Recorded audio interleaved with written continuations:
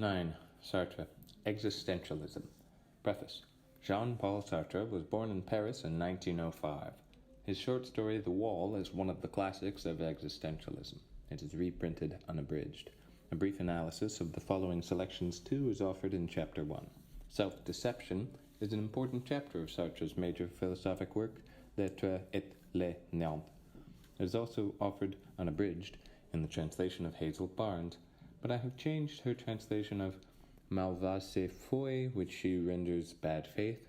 Self-deception seems much more accurate to me, and this is also how Philip Marais has translated the same phrase in the final selection. The price I have had to pay for this change, and I think it was amply worth it, is that the contrast between self-deception and good faith is a bit less neat, and that the title of Section 3, The Faith of Self-Deception, no longer sounds like a play on words. That may be just as well, for Sartre's thought here does not at all depend on the words. He himself is, of course, quite aware of this, and soon speaks of belief, croyance, instead of faith, foi. In view of the many paradoxes he offers, it may be well to call attention to this passage toward the end of Section 2. There is a sincerity which bears on the past and which does not concern us here. Here, our concern is only with the sincerity which aims at itself in present imminence. The portrait of the anti-Semite represents a slightly abridged version of the first part of Réflexions sur la question juive. Existentialism is a humanism, is Maret's translation of Sartre's famous lecture, L'existentialisme est un humanisme, 1946, unabridged. It has been published in England as Existentialism and Humanism, in the United States as Existentialism, and in Germany with the title First der Existentialismus, ein Humanismus. It has been widely mistaken for the definitive statement of existentialism, but is a brilliant lecture which bears the stamp of the moment. According to Genesis and Kierkegaard, it was not an angel that commanded Abraham to sacrifice his son. More important, Jaspers is not a professed Catholic, and the definition of existentialism and many of the arguments invite criticism. Plainly, this is not the alpha and omega of existentialism, but it is eminently thought-provoking, and you can almost hear Sartre talk. 1. The wall. They pushed us into a big white room, and I began to blink because the light hurt my eyes. Then I saw a table and 4 men behind the table, civilians, looking over the papers. They had bunched another group of prisoners in the back, and we had to cross the whole room to join them. There were several I knew, and some others who must have been foreigners. The 2 in front of me were blonde, with round skulls. They looked alike. I supposed they were French. The smaller one kept hitching up his pants. Nerves. It lasted about 3 hours. I was dizzy, and my head was empty. But the room was well heated, and I found that pleasant enough. For the past 24 hours we hadn't stopped shivering. The guards brought the prisoners up to the table, one after the other. The 4 men asked each one his name and occupation. Most of the time they didn't go any further, or they would simply ask a question here and there. Did you have anything to do with the sabotage of munitions? Or, where were you the morning of the 9th, and what were you doing? They didn't listen to the answers, or at least didn't seem to. They were quiet for a moment, and then, looking straight in front of them, began to write. They asked Tom if it were true he was in the International Brigade. Tom couldn't tell them otherwise because of the papers they found in his coat. They didn't ask Juan anything, but they wrote for a long time after he told them his name. My brother Jose is the Antichrist, Juan said. You know he isn't here anymore. I don't belong to any party. I never had anything to do with politics. They didn't answer. Juan went on. I haven't done anything. I don't want to pay for somebody else. His lips trembled. A guard shut him up and took him away. It was my turn. Your name is Pablo Ibieta? Yes. The man looked at the papers and asked me, Where's Ramon Gris? I don't know. You hid him in your house from the 6th to the 19th? No. They wrote for a minute, and then the guards took me out. In the corridor, Tom and Juan were waiting between two guards. We started walking. Tom asked one of the guards, So? So what? The guard said. Was that the cross-examination or the sentence? Sentence, the guard said. What are they going to do with us? The guard answered dryly, Sentence will be read in your cell. As a matter of fact, our cell was one of the hospital cellars. It was terrifically cold there because of the drafts. We shivered all night, and it wasn't much better during the day. I had spent the previous 5 days in a cell in a monastery, a sort of hole in the wall that must have dated from the Middle Ages, since there were a lot of prisoners and not much room. They locked us up anywhere. I didn't miss my cell. I hadn't suffered too much from the cold, but I was alone. After a long time it gets irritating. In the cellar I had company. Juan hardly ever spoke. He was afraid, and he was too young to have anything to say. But Tom was a good talker, and he knew Spanish well. There was a bench in the cellar and 4 mats. When they took us back, we sat and waited in silence. After a long moment, Tom said, We're screwed. I think so too, I said, but I don't think they'll do anything to the kid. They don't have a thing against him, said Tom. He's the brother of a militiaman, and that's all. I looked at Juan. He didn't seem to hear. Tom went on. You know what they do in Saragossa? They lay the men down on the road and run them over with trucks. A Moroccan deserter told us that. They said it was to save ammunition. It doesn't save gas, I said. I was annoyed at Tom. He shouldn't have said that. Then there's officers walking along the road, he went on. Supervising it all, they stick their hands in their pockets and smoke cigarettes. You think they finish off the guys? Hell no. They let them scream, sometimes for an hour. The Moroccan said he damned near puked the first time.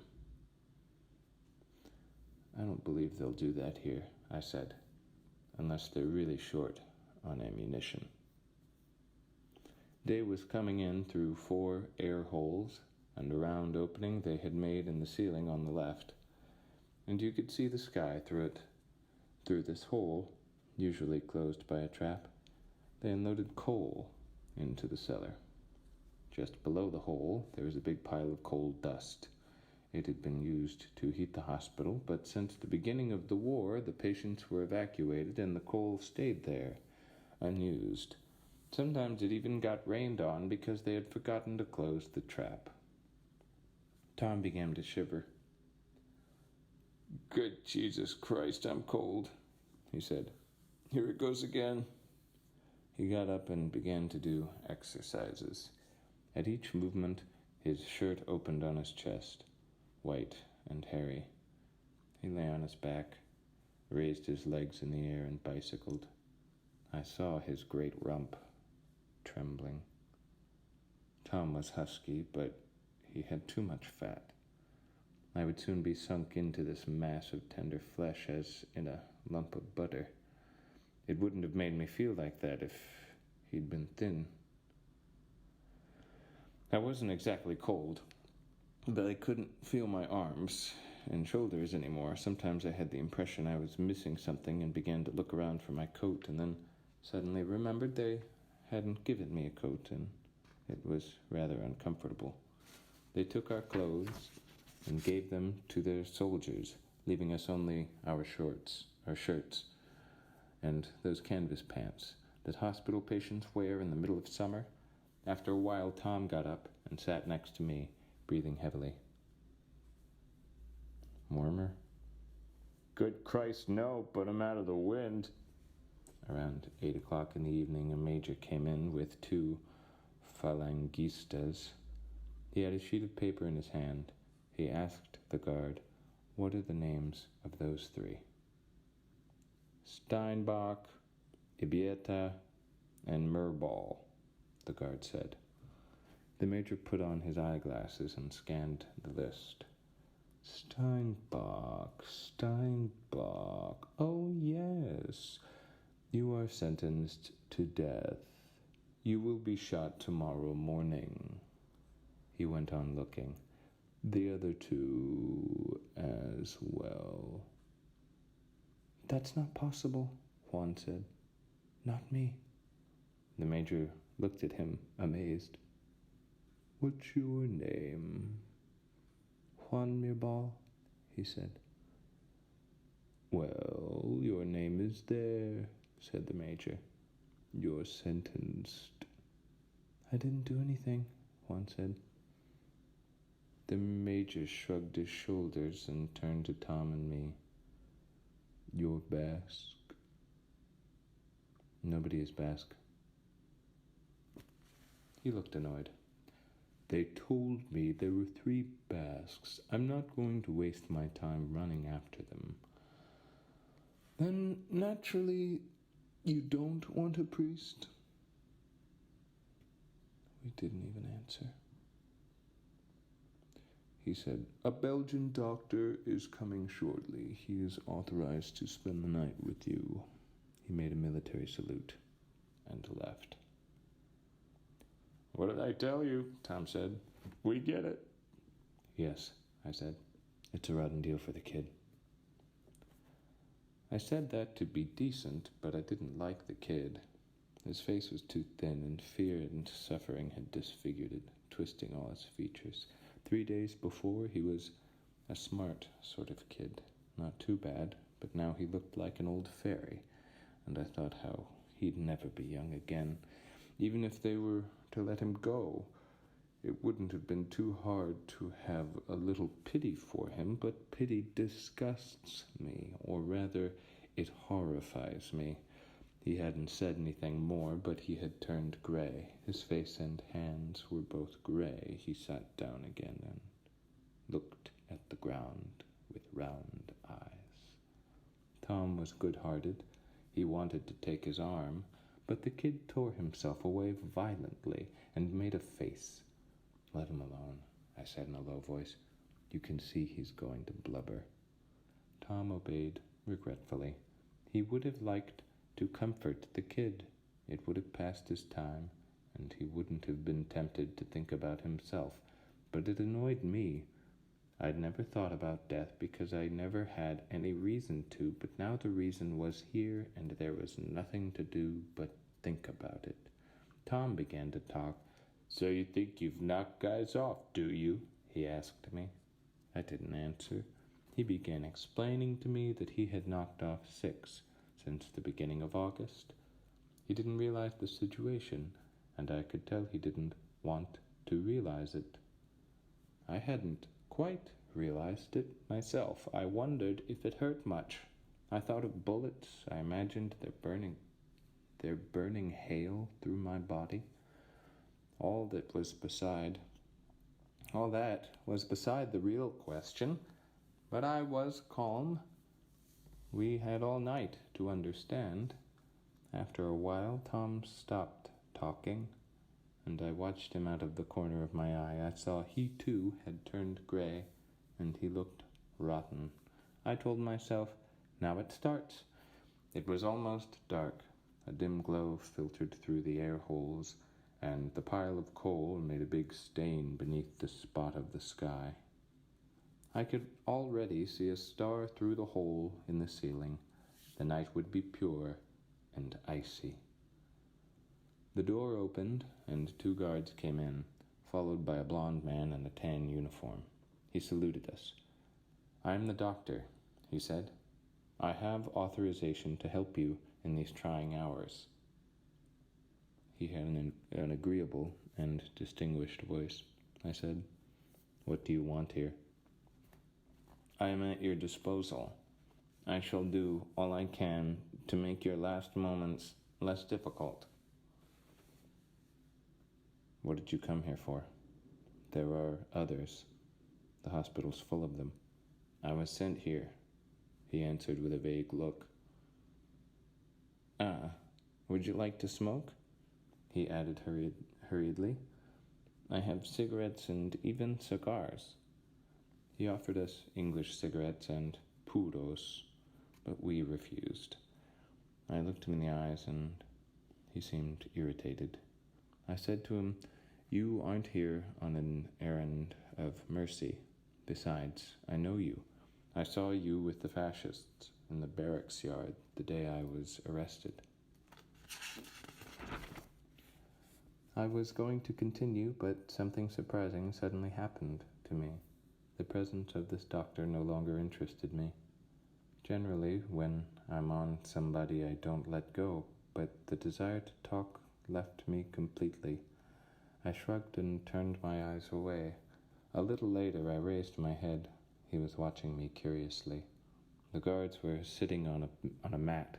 Pedro, the tall, thin one, was twiddling his thumbs. The other shook his head from time to time to keep from falling asleep. "Do you want a light?" Pedro suddenly asked the doctor. The other nodded yes. I think he was about as smart as a log, but he surely wasn't bad. Looking in his cold blue eyes, it seemed to me that his only sin was a lack of imagination. Pedro went out and came back with an oil lamp, which he set on the corner of the bench. It gave a bad light, but it was better than nothing. They had left us in the dark the night before. For a long time I watched the circle of light the lamp made on the ceiling. I was fascinated. Then suddenly I woke up. The circle of light disappeared, and I felt myself crushed under an enormous weight. It was not the thought of death or fear. It was nameless. My cheeks burned, and my head ached.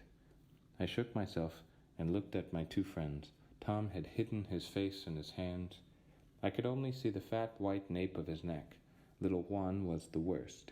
His mouth was open, and his nostrils trembled. The doctor went to him and put his hand on his shoulder to comfort him, but his eyes stayed cold. Then I saw the Belgian's hand drop stealthily along Juan's arm, down to the wrist. Juan paid no attention. The Belgian took his wrist between 3 fingers, distractedly, the same time drawing back a little and turning his back to me. But I leaned backward and saw him take a watch from his pocket and look at it for a moment, never letting go of the wrist.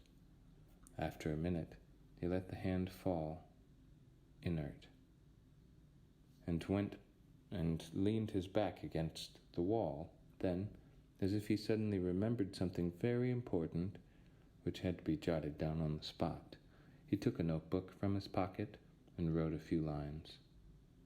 Bastard, I thought angrily. Let him come and take my pulse. I'll shove my fist in his rotten face. He didn't come, but I felt him watching me. I raised my head and returned his look. Impersonally, he said to me, "Doesn't it seem cold to you here?" He looked cold. He was blue. "I'm not cold," I told him. He never took his hard eyes off me. Suddenly I understood, and my hands went to my face. I was drenched in sweat. In this cellar, in the midst of winter, in the midst of drafts, I was sweating. I ran my hands through my hair, gummed together with perspiration. At the same time, I saw my shirt was damp and sticking to my skin. I had been dripping for an hour and hadn't felt it, but that swine of a Belgian hadn't missed a thing. He had seen the drops rolling down my cheeks and thought, this is the manifestation of an almost pathological state of terror. And he had felt normal and proud of being alive because he was cold. I wanted to stand up and smash his face, but no sooner had I made the slightest gesture than my rage and shame were wiped out. I fell back on the bench with indifference. I satisfied myself by rubbing my neck with my handkerchief, because now I felt the sweat dropping from my hair onto my neck, and it was unpleasant. I soon gave up rubbing. It was useless. My handkerchief was already soaked, and I was still sweating. My buttocks were sweating too, and my damp trousers were glued to the bench. Suddenly Juan spoke. "You're a doctor?" "Yes," the Belgian said. "Does it hurt very long?" "Huh? When?" "Oh, no," the Belgian said paternally. "Not at all. It's over quickly." He acted as though he were calming a cash customer. "But they told me, sometimes they have to fire twice." "Sometimes," the Belgian said, nodding. "It may happen that the first volley reaches no vital organs." "Then they have to reload their rifles and aim all over again?" He thought for a moment, and then added hoarsely, "That takes time." He had a terrible fear of suffering. It was all he thought about. It was his age. I never thought much about it, and it wasn't fear of suffering that made me sweat. I got up and walked to the pile of coal dust. Tom jumped up and threw me a hateful look. I had annoyed him because my shoes squeaked. I wondered if my face looked as frightened as his. I saw he was sweating too. The sky was superb. No light filtered into the dark corner, and I had only to raise my head to see the Big Dipper, but it wasn't like it had been. The night before I could see a great piece of sky from my monastery cell, and each hour of the day brought me a different memory. Morning, when the sky was a hard light blue, I thought of beaches on the Atlantic. At noon I saw the sun, and I remembered a bar in Seville where I drank manzanilla and ate olives and anchovies. Afternoons I was in the shade, and I thought of the deep shadow which spreads over half a bull ring, leaving the other half shimmering in sunlight. It was really hard to see the whole world reflected in the sky like that. But now I could watch the sky as much as I pleased. It no longer evoked anything in me. I liked that better. I came back and sat near Tom. A long moment passed. Tom began speaking in a low voice. He had to talk. Without that, he wouldn't have been able to recognize himself in his own mind. I thought he was talking to me, but he wasn't looking at me. He was undoubtedly afraid to see me as I was, gray and sweating.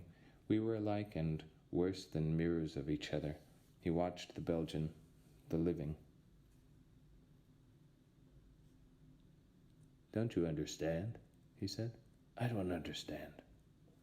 I began to speak in a low voice, too. I watched the Belgian. "Why? What's the matter?"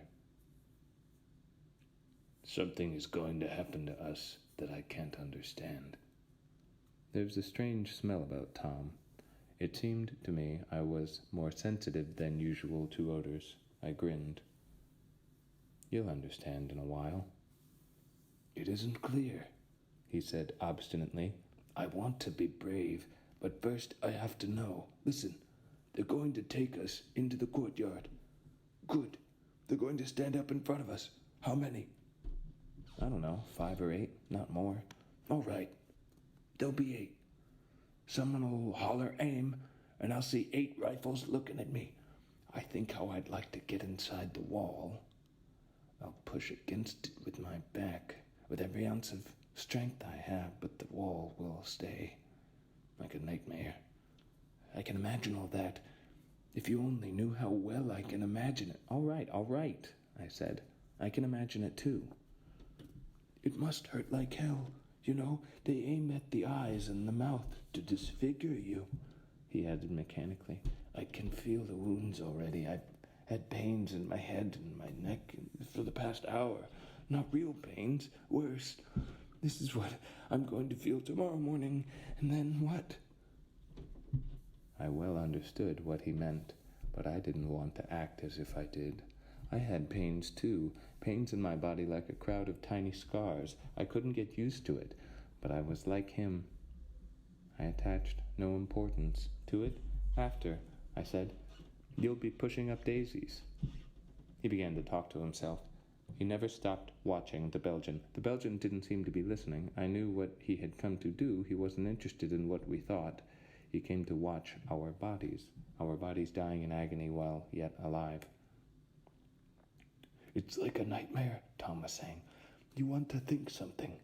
You always have the impression that it's all right, that you're going to understand, and then it escapes you and fades away.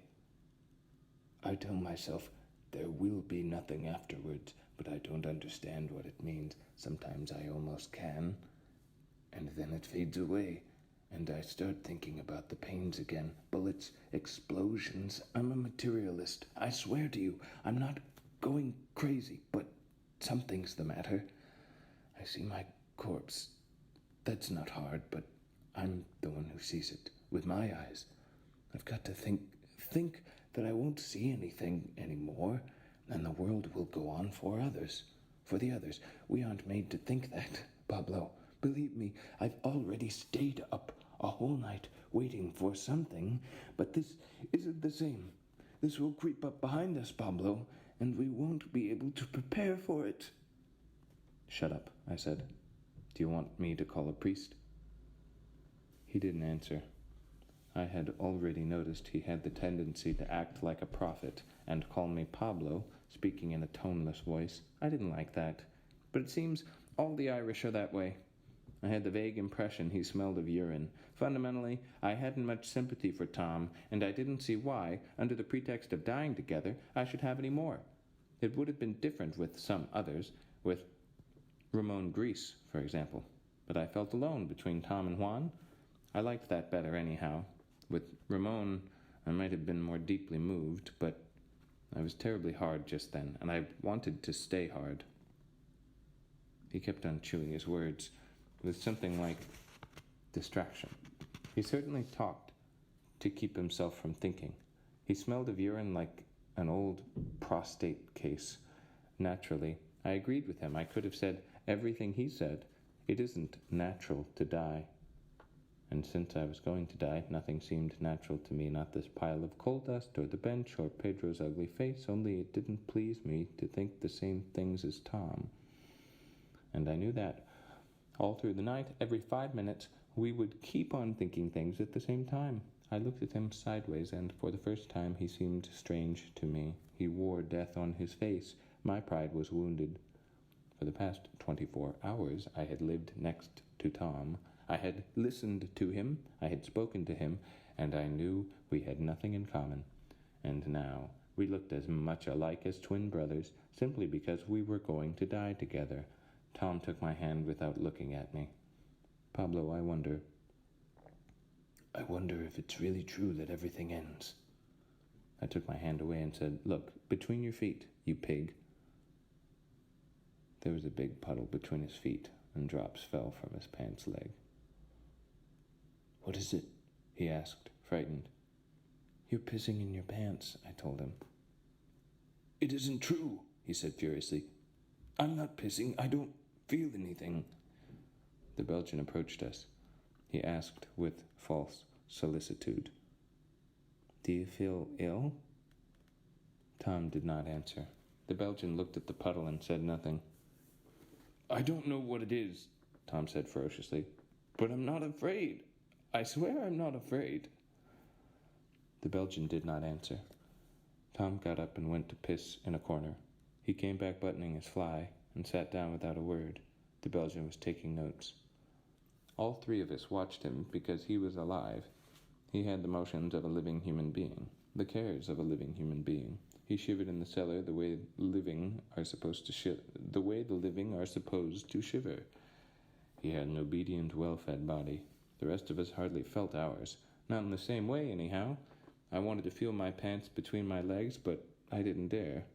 I watched the Belgian, balancing on his legs, master of his muscles, someone who could think about tomorrow. There we were, 3 bloodless shadows. We watched him, and we sucked his life like vampires. Finally, he went over to little Juan. Did he want to feel his neck for some professional motive, or was he obeying an impulse of charity? If he was acting by charity, it was the only time during the whole night. He caressed Juan's head and neck. The kid let himself be handled, his eyes never leaving him. Then suddenly he seized the hand and looked at it strangely. He held the Belgian's hand between his own 2 hands, and there was nothing pleasant about them. 2 grey pincers gripping this fat and reddish hand. I suspected what was going to happen, and Tom must have suspected it too, but the Belgian didn't see a thing. He smiled paternally. After a moment, the kid brought the fat red hand to his mouth and tried to bite it. The Belgian pulled away quickly and stumbled back against the wall. For a second, he looked at us with horror. He must have suddenly understood that we were not men like him. I began to laugh, and one of the guards jumped up. The other was asleep. His wide-open eyes were blank. I felt relaxed and overexcited at the same time. I didn't want to think any more about what would happen at dawn, at death. It made no sense. I only found words or emptiness. But as soon as I tried to think of anything else, I saw rifle barrels pointed at me. Perhaps I lived through my execution 20 times. Once I even thought it was for good. I must have slept a minute. They were dragging me to the wall, and I was struggling. I was asking for mercy. I woke up with a start and looked at the Belgian. I was afraid I might have cried out in my sleep, but he was stroking his mustache. He hadn't noticed anything. If I had wanted to, I think I could have slept a while. I had been awake for 48 hours. I was at the end of my rope, but I didn't want to lose 2 hours of life. They would come to wake me up at dawn. I would follow them, stupefied with sleep, and I would have croaked without so much as an oof. I didn't want that. I didn't want to die like an animal. I wanted to understand. Then I was afraid of having nightmares. I got up, walked back and forth, and, to change my ideas, I began to think about my past life. A crowd of memories came back to me, pell-mell. There were good and bad ones, or at least I called them that before. There were faces and incidents. I saw the face of a little novellero who was gored in Valencia during the feria, the face of one of my uncles, the face of Ramon Gris. I remembered my whole life, how I was out of work for 3 months in 1926, how I almost starved to death. I remembered a night I spent on a bench in Granada. I hadn't eaten for 3 days. I was angry. I didn't want to die. That made me smile. How madly I ran after happiness, after women, after liberty. Why? I wanted to free Spain. I admired Pi y Margall. I joined the Antichrist. I joined the anarchist movement. I spoke in public meetings. I took everything as seriously as if I were immortal. At that moment I felt that I had my whole life in front of me, and I thought it's a damned lie. It was worth nothing because it was finished. I wondered how I'd been able to walk, to laugh with the girls. I wouldn't have moved so much as my little finger if I had only imagined I would die like this. My life was in front of me, shut, closed, like a bag, and yet everything inside of it was unfinished. For an instant I tried to judge it. I wanted to tell myself this is a beautiful life, but I couldn't pass judgment on it. It was only a sketch. I had spent my time counterfeiting eternity. I had understood nothing. I missed nothing. There were so many things I could have missed. The taste of manzanilla, or the baths I took in summer in a little creek near Cadiz. But death had disenchanted everything. The Belgian suddenly had a bright idea. My friends, he told us, I will undertake if the military administration will allow it to send a message for you, a souvenir to those who love you. Tom mumbled, I don't have anybody. I said nothing. Tom waited an instant, then looked at me with curiosity. You don't have anything to say, Concha? No. I hated this tender complicity. It was my own fault. I had talked about Concha the night before. I should have controlled myself. I was with her for a year last night. I would have given an arm to see her again for 5 minutes. That's why I talked about her. It was stronger than I was. Now I had no more desire to see her. I had nothing more to say to her. I would not even have wanted to hold her in my arms. My body filled me with horror because it was gray and sweating, and I wasn't sure that her body didn't fill me with horror. Concha would cry when she found out I was dead. She would have no taste for life for months afterward. But I was still the one who was going to die. I thought of her soft, beautiful eyes. When she looked at me, something passed from her to me. But I knew it was over. If she looked at me now, the look would stay in her eyes. It wouldn't reach me. I was alone. Tom was alone too, but not in the same way. Sitting cross-legged, he had begun to stare at the bench with a sort of smile. He looked amazed. He put out his hand and touched the wood cautiously, as if he were afraid of breaking something, then drew back his hand quickly and shuddered. If I had been Tom, I wouldn't have amused myself by touching the bench. This was some more Irish nonsense, but I too found that objects had a funny look. They were more obliterated, less dense than usual. It was enough for me to look at the bench, the lamp, the pile of coal dust, to feel that I was going to die. Naturally, I couldn't think clearly about my death, but I saw it everywhere on things, in the way things fell back and kept their distance, discreetly, as people who speak quietly at the bedside of a dying man. It was his death which Tom had just touched on the bench. In the state I was in, if someone had come and told me I could go home quietly, that they would leave me my life whole, it would have left me cold. Several hours or several years of waiting is all the same when you have lost the illusion of being eternal. I clung to nothing. In a way, I was calm, but it was a horrible calm because of my body. My body I saw with its eyes, I heard with its ears, but it was no longer me. It sweated and trembled by itself, and I didn't recognize it any more. I had to touch it and look at it to find out what was happening, as if it were the body of someone else. At times I could still feel it.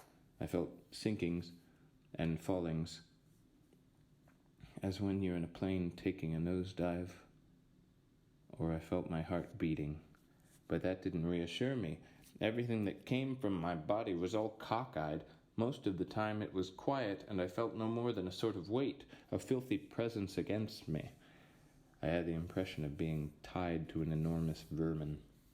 Once I felt my pants and felt they were damp.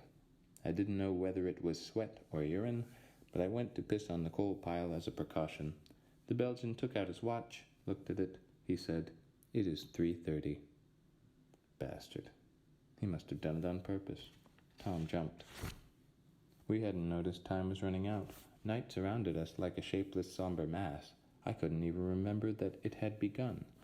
Little Juan began to cry. He wrung his hands, pleaded, "I don't want to die. I don't want to die." He ran across the whole cellar, waving his arms in the air, and then fell sobbing on one of the mats. Tom watched him with mournful eyes, without the slightest desire to console him. Because it wasn't worth the trouble. The kid made more noise than we did, but he was less touched. He was like a sick man who defends himself against his illness by fever. It's much more serious when there isn't any fever. He wept. I could clearly see he was pitying himself. He wasn't thinking about death. For 1 second, one single second, I wanted to weep myself, to weep with pity for myself. But the opposite happened. I glanced at the kid. I saw his thin, sobbing shoulders, and I felt inhuman. I could pity neither the others nor myself. I said to myself, I want to die cleanly. Tom had gotten up. He placed himself just under the round opening and began to watch for daylight. I was determined to die cleanly, and I only thought of that. But ever since the doctor told us the time, I felt time flowing away, drop by drop. It was still dark when I heard Tom's voice. "Do you hear them?" Men were marching in the courtyard. "Yes." "What the hell are they doing? They can't shoot in the dark." After a while we heard no more. Then I said to Tom, "It's day." Pedro got up, yawning, and came to blow out the lamp. He said to his buddy, "Cold as hell." The cellar was all gray. We heard shots in the distance. "It's starting," I told Tom. "They must do it in the court in the rear." Tom asked the doctor for a cigarette. I didn't want one. I didn't want cigarettes or alcohol. From that moment on, they didn't stop firing. "Do you realize what's happening?" Tom said. He wanted to add something, but kept quiet, watching the door. The door opened, and a lieutenant came in with 4 soldiers. Tom dropped his cigarette. "Steinbach?" Tom didn't answer. Pedro pointed him out. "Juan mi barrel? Mirabel?" On the mat.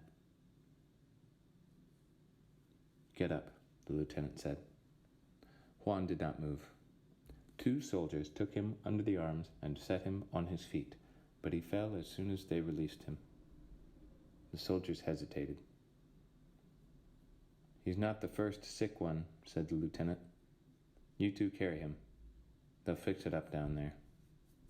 He turned to Tom. "Let's go." Tom went out between 2 soldiers. 2 others followed, carrying the kid by the armpits. He hadn't fainted. His eyes were wide open, and tears ran down his cheeks. When I wanted to go out, the lieutenant stopped me. "You Ibieta?" "Yes." "You wait here. They'll come for you later." They left. The Belgian and the 2 jailers left too. I was alone. I did not understand what was happening to me, but I would have liked it better if they had gotten it over with right away. I heard shots at almost regular intervals. I shook with each one of them. I wanted to scream and tear out my hair, but I gritted my teeth and pushed my hands in my pockets because I wanted to stay clean. After an hour, they came to get me and led me to the first floor, to a small room that smelt of cigars and where the heat was stifling. There were 2 officers sitting smoking in the armchairs, papers on their knees. "You're Ibieta?" "Yes." "Where is Ramon Grease?" "I don't know." The one questioning me was short and fat. His eyes were hard behind his glasses. He said to me, "Come here." I went to him. He got up and took my arms, staring at me with a look that should have pushed me into the earth. At the same time, he pinched my biceps with all his might. It wasn't to hurt me. It was only a game. He wanted to dominate me. He also thought he had to blow his stinking breath square in my face. We stayed for a moment like that, and I almost felt like laughing. It takes a lot to intimidate a man who is going to die. It didn't work. He pushed me back violently and sat down again. He said, It's his life against yours. You can have yours if you tell us where he is." These men, dolled up with their riding crops and boots, were still going to die. A little later than I, but not too much. They busied themselves looking for names in their crumpled papers. They ran after other men to imprison or suppress them. They had opinions on the future of Spain and on other subjects. Their little activities seemed shocking and burlesqued to me. I couldn't put myself in their place. I thought they were insane. The little man was still looking at me, whipping his boots with the riding crop. All his gestures were calculated to give him the look of a live and ferocious beast. "So, you understand?" I don't know where Greece is, I answered. I thought he was in Madrid. The other officer raised his pale hand indolently. This indolence was also calculated. I saw through all their little schemes, and I was stupefied to find there were men who amused themselves this way, that way. You have a quarter of an hour to think it over, he said slowly. Take him to the laundry. Bring him back in 15 minutes. If he still refuses, he will be executed on the spot. They knew what they were doing. I had passed the night in waiting. Then they had made me wait an hour in the cellar while they shot Tom and Juan. And now they were locking me up in the laundry. They must have prepared their game the night before. They told themselves that nerves eventually wear out, and they hoped to get me that way. They were badly mistaken. In the laundry I sat on a stool because I felt very weak, and I began to think, but not about their proposition. Of course I knew where Greece was. He was hiding with his cousins, 4 kilometers from the city. I also knew that I would not reveal this hiding place, his hiding place, unless they tortured me, but they didn't seem to be thinking about that. All that was perfectly regulated, definite, and in no way interested me, only I would have liked to have understood the reasons for my conduct. I would rather die than give up Greece. Why? I didn't like Ramon Greece any more. My friendship for him had died a little while before dawn at the same time as my love for Concha, at the same time as my desire to live. Undoubtedly, I thought highly of him. He was tough, but it was not for this reason that I consented to die in his place. His life had no more value than mine. No life had value. They were going to slap a man against a wall and shoot at him till he died. Whether it was I or Greece or somebody else made no difference. I knew he was more useful than I to the cause of Spain, but I thought to hell with Spain and anarchy. Nothing was important. Yet I was there. I could save my skin and give up Greece, and I refused to do it. I found that somehow comic. It was obstinacy.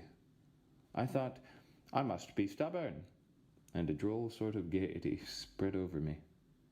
They came for me and brought me back to the 2 officers. A rat ran out from under my feet, and that amused me. I turned to one of the Falangistas and said, "Did you see the rat?" He didn't answer. He was very sober. He took himself seriously. I wanted to laugh, but I held myself back because I was afraid that once I got started I wouldn't be able to stop. The Falangista had a mustache. I said to him again, "You ought to shave your mustache, idiot." I thought it funny that he would let the hairs of his living being invade his face. He kicked me without great conviction, and I kept quiet. "Well," said the fat officer, "have you thought about it?" I looked at him with curiosity, as insects of a very rare species. I told them, "I know where he is. He is hidden in the cemetery, in a vault, or in the gravedigger's shack." It was a farce. I wanted to see them stand up, buckle their belts, and give orders busily. They jumped to their feet. "Let's go, Moles. Get 15 men from Lieutenant Lopez." "You," the fat man said, "I'll let you off if you're telling the truth, but it'll cost you plenty if you're making monkeys out of us." They left in a great clatter, and I waited peacefully under the guard of Falangistas. From time to time I smiled, thinking about the spectacle they would make. I felt stunned and malicious. I imagined them lifting up tombstones, opening doors of the vaults one by one. I represented the situation to myself as if I had been someone else, this prisoner obstinately playing the hero, these grim Falangistas with their mustaches and their men in uniform running among the graves. It was irresistibly funny. After half an hour, the little fat man came back alone. I thought he had come to give the orders to execute me. The others must have stayed in the cemetery. The officer looked at me. He didn't look at all sheepish. "Take him to the big courtyard with the others," he said. "After the military operations, a regular court will decide what happens to him." "Then they're not going to shoot me?" "Not now, anyway. What happens afterwards? is none of my business. I still didn't understand. I asked, but why? He shrugged his shoulders without answering, and the soldiers took me away. In the big courtyard, there were about 100 prisoners, women, children, and a few old men. I began walking around the central grass plot. I was stupefied. At noon, they let us eat in the mess hall. 2 or 3 people questioned me. I must have known them, but I didn't answer. I didn't even know where I was. Around evening, they pushed about 10 new prisoners into the court. I recognized Garcia, the baker. He said, "What damned luck you have. I didn't think I'd see you alive."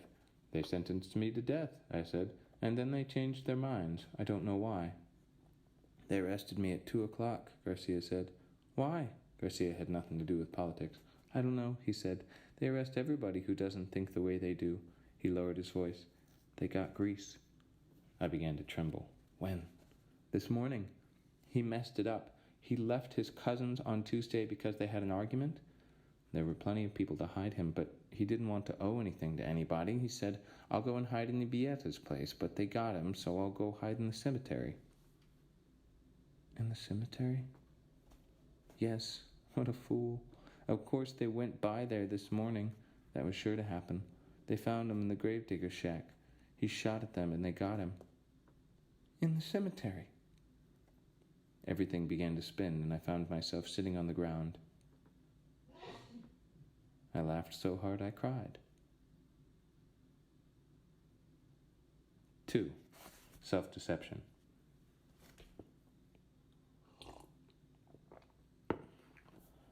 Roman numeral 1, self-deception and falsehood. The human being is not only the being by whom negatives are disclosed in the world. He is also the one who can take negative attitudes with respect to himself. In our introduction, we defined consciousness as a being, the nature of which is to question its own being, that being implying a being other than itself. But now that we have examined the meaning of the question, we can at present also write the formula thus: consciousness is a being, the nature of which is to be conscious of the nothingness of its being. In a prohibition or a veto, for example, the human being denies a future transcendence. But this negation is not verifiable. My consciousness is not restricted to considering a negatite. A negatite? No way. Negatite. It constitutes itself in its own substance as the annihilation of a possibility which another human reality projects as its possibility. For that reason, it must arise in the world as a naught. It is as a naught that the slave first apprehends the master, or that the prisoner who is trying to escape sees the guard who is watching him.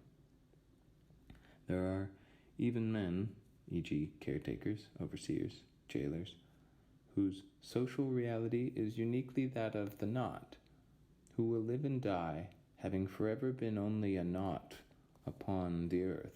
Others, so as to make the naught a part of their very subjectivity, establish their human personality as a perpetual negation.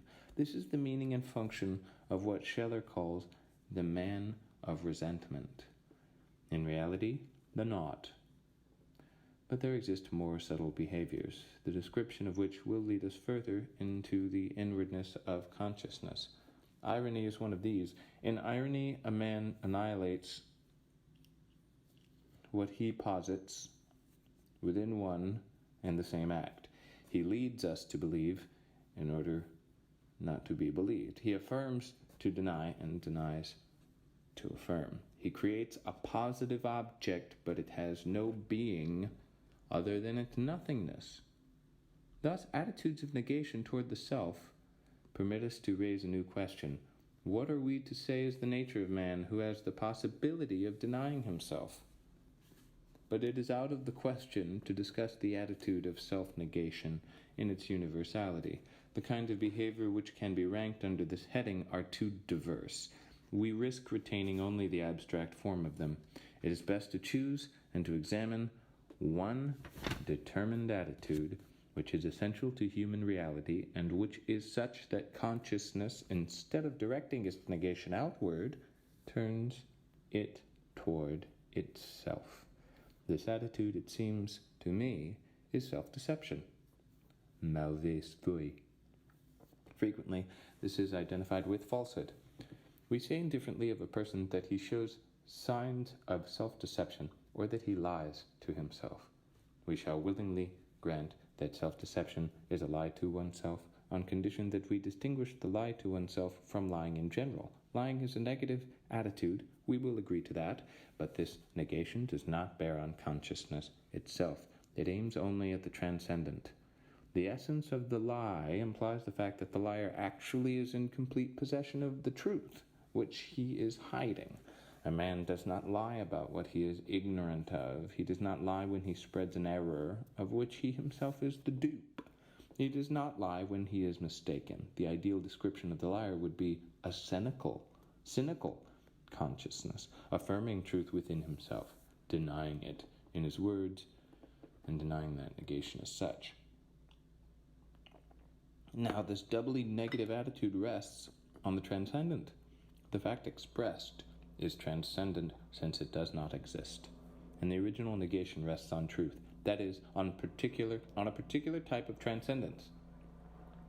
As for the inner negation, which I effect correlatively with the affirmation for myself of the truth, this rests on words, that is, on an event in the world. Furthermore, the inner disposition of the liar is positive. It could be the object of an affirmative judgment. The liar intends to deceive, and he does not seek to hide this intention from himself, nor to disguise the translucency of consciousness. On the contrary, he has recourse to it when there is a question of deciding secondary behavior. It explicitly exercises a regulatory control over all attitudes. As for his flaunted intention of telling the truth, I'd never want to deceive you. This is true, I swear it. All this, of course, is the object of an inner negation. But also, it is not recognized by the liar as his intention. It is played, imitated. It is the intention of the character which he plays in the eyes of his questioner. But this character, precisely because he does not exist, is a transcendent. Thus, the lie does not put into play the inner structure of present consciousness.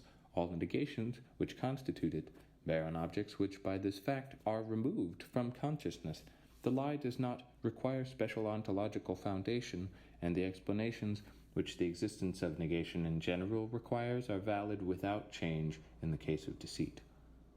Of course, we have described the ideal life. Doubtless it happens often enough that the liar is more or less the victim of his lie, that he half persuades himself of it. But these common popular forms of the lie are also degenerate aspects of it. They represent intermediaries between falsehood and self-deception. The lie is a behavior of transcendence. The lie is also a normal phenomenon of what Heidegger calls Mitsein. It presupposes my existence, the existence of the other, my existence for the other, and the existence of the other for me. Thus, there is no difficulty in holding that the liar must make the project of the lie in entire clarity, and that he must possess a complete comprehension of the lie and of the truth which he is altering. It is sufficient that an opaqueness of principle hide his intentions from the other. It is sufficient that the other can take the lie for truth. But the lie consciousness affirms that it exists. By the lie, consciousness affirms that it exists by nature as hidden from the other. It utilizes for its own profit the ontological duality of myself and myself in the eyes of others. Myself and myself in the eyes of others. The situation cannot be the same for self-deception if this, as we have said, is indeed a lie to oneself. To be sure, the one who practices self-deception is hiding a displeasing truth or presenting as truth a pleasing untruth. Self-deception then has in appearance the structure of falsehood. Only what it changes Only what changes everything is the fact that in self-deception it is from myself that I am hiding the truth. Thus the duality of the deceiver and the deceived does not exist here. Self-deception, on the contrary, implies in essence the unity of a single consciousness. This does not mean that it cannot be conditioned by the meet sign like all other phenomena of human reality, but the meet sign can call forth self-deception only by presenting itself as a situation which self-deception permits surpassing. Self-deception does not come from outside to human reality. One does not undergo his self-deception. One is not infected with it. It is not a state, but consciousness affects itself with self-deception. There must be an original intention and a project of self-deception. This project implies a comprehension of self-deception as such, and a pre-reflective apprehension of consciousness as affecting itself with self-deception. It follows first that the one to whom the lie is told and the one who lies are one and the same person, which means that I must know in my capacity as deceiver the truth which is hidden from me in my capacity as the one deceived. Better yet, I must know the truth very exactly in order to conceal it more carefully, and this not at two different moments, which at a pinch would allow us to re-establish a semblance of duality, but in the unitary structure of a single project. How, then, can the lie subsist if the duality which conditions it is suppressed? To this difficulty is added another, which is derived from the total translucency of consciousness. That which affects itself with self-deception must be conscious of its self-deception. Since the beginning of consciousness is consciousness of being, it appears then that I must be in good faith, at least to the extent that I am conscious of my self-deception. But then this whole psychic system is annihilated. We must agree, in fact, that if I deliberately and cynically attempt to lie to myself, I fail completely in this undertaking. The lie falls back and collapses under my regard. It is ruined from behind by the very consciousness of lying to myself, which pitilessly constitutes itself well within my project as its very condition. We have here an evanescent phenomenon which exists only in and through its own differentiation. To be sure, these phenomena are frequent, and we shall see that there is in fact an evanescence in self-deception. It is evident that it vacillates continually between good faith and cynicism, even though the existence of self-deception is very precarious, and though it belongs to the kind of psychic structures which we might call metastable, it presents nonetheless an autonomous and durable form. It can even be the normal aspect of life for a great number of people. A person can live in self-deception, which does not mean that he does not have abrupt awakenings to cynicism or good faith, but which implies a constant and particular style of life. Our embarrassment then appears extreme, since we can neither reject nor comprehend self-deception. To escape from these difficulties, people gladly have recourse to the unconscious. In the psychoanalytical interpretation, for example, they use the hypothesis of a censor, conceived as a line of demarcation with the customs, passport division, currency control, etc., to re-establish the duality of the deceiver and the deceived. Here, instinct, or if you prefer, original drives and complexes of drives constituted by our individual history make up reality. It is neither true nor false, since it does not exist for itself.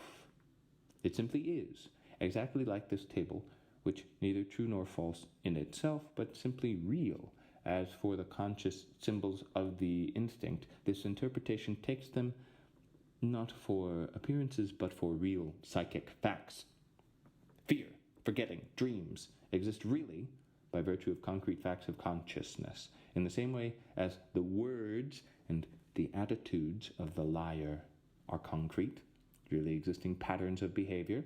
The subject has the same relation to these phenomena as the deceived to the behavior of the deceiver. He establishes them in their reality and must interpret them. There is a truth in the activities of the deceiver. If the deceived could reattach them to the situation where the deceiver establishes himself and to his project of the lie, they would become integral parts of truth by virtue of the behavior of the lying. Similarly, there is a truth in the symbolic acts. It is what the psychoanalyst discovers when he reattaches them to the historical situation of the patient, to the unconscious complexes which they express, to the blocking of the censor. Thus, the subject deceives himself about the meaning of his conduct. He apprehends it in its concrete existence, but not in its truth, for lack of being able to derive it from an original situation and from a psychic constitution which remain alien to him. By the distinction between the id and the ego, Freud has cut the psychic whole in two. I am the ego, but I am not the id. I hold no privileged position in relation to my unconscious psyche. I am my own psychic phenomena insofar as I establish them in their conscious reality. For example, I am the impulse to steal this or that book from this bookstall. I am an integral part of the impulse. I bring it to light, and I determine myself hand in hand with it to commit the theft. But I am not those psychic facts, insofar as I receive them passively and am obliged to resort to hypotheses about their origin and their true meaning, just as the scholar makes conjectures about the nature and essence of an external phenomenon.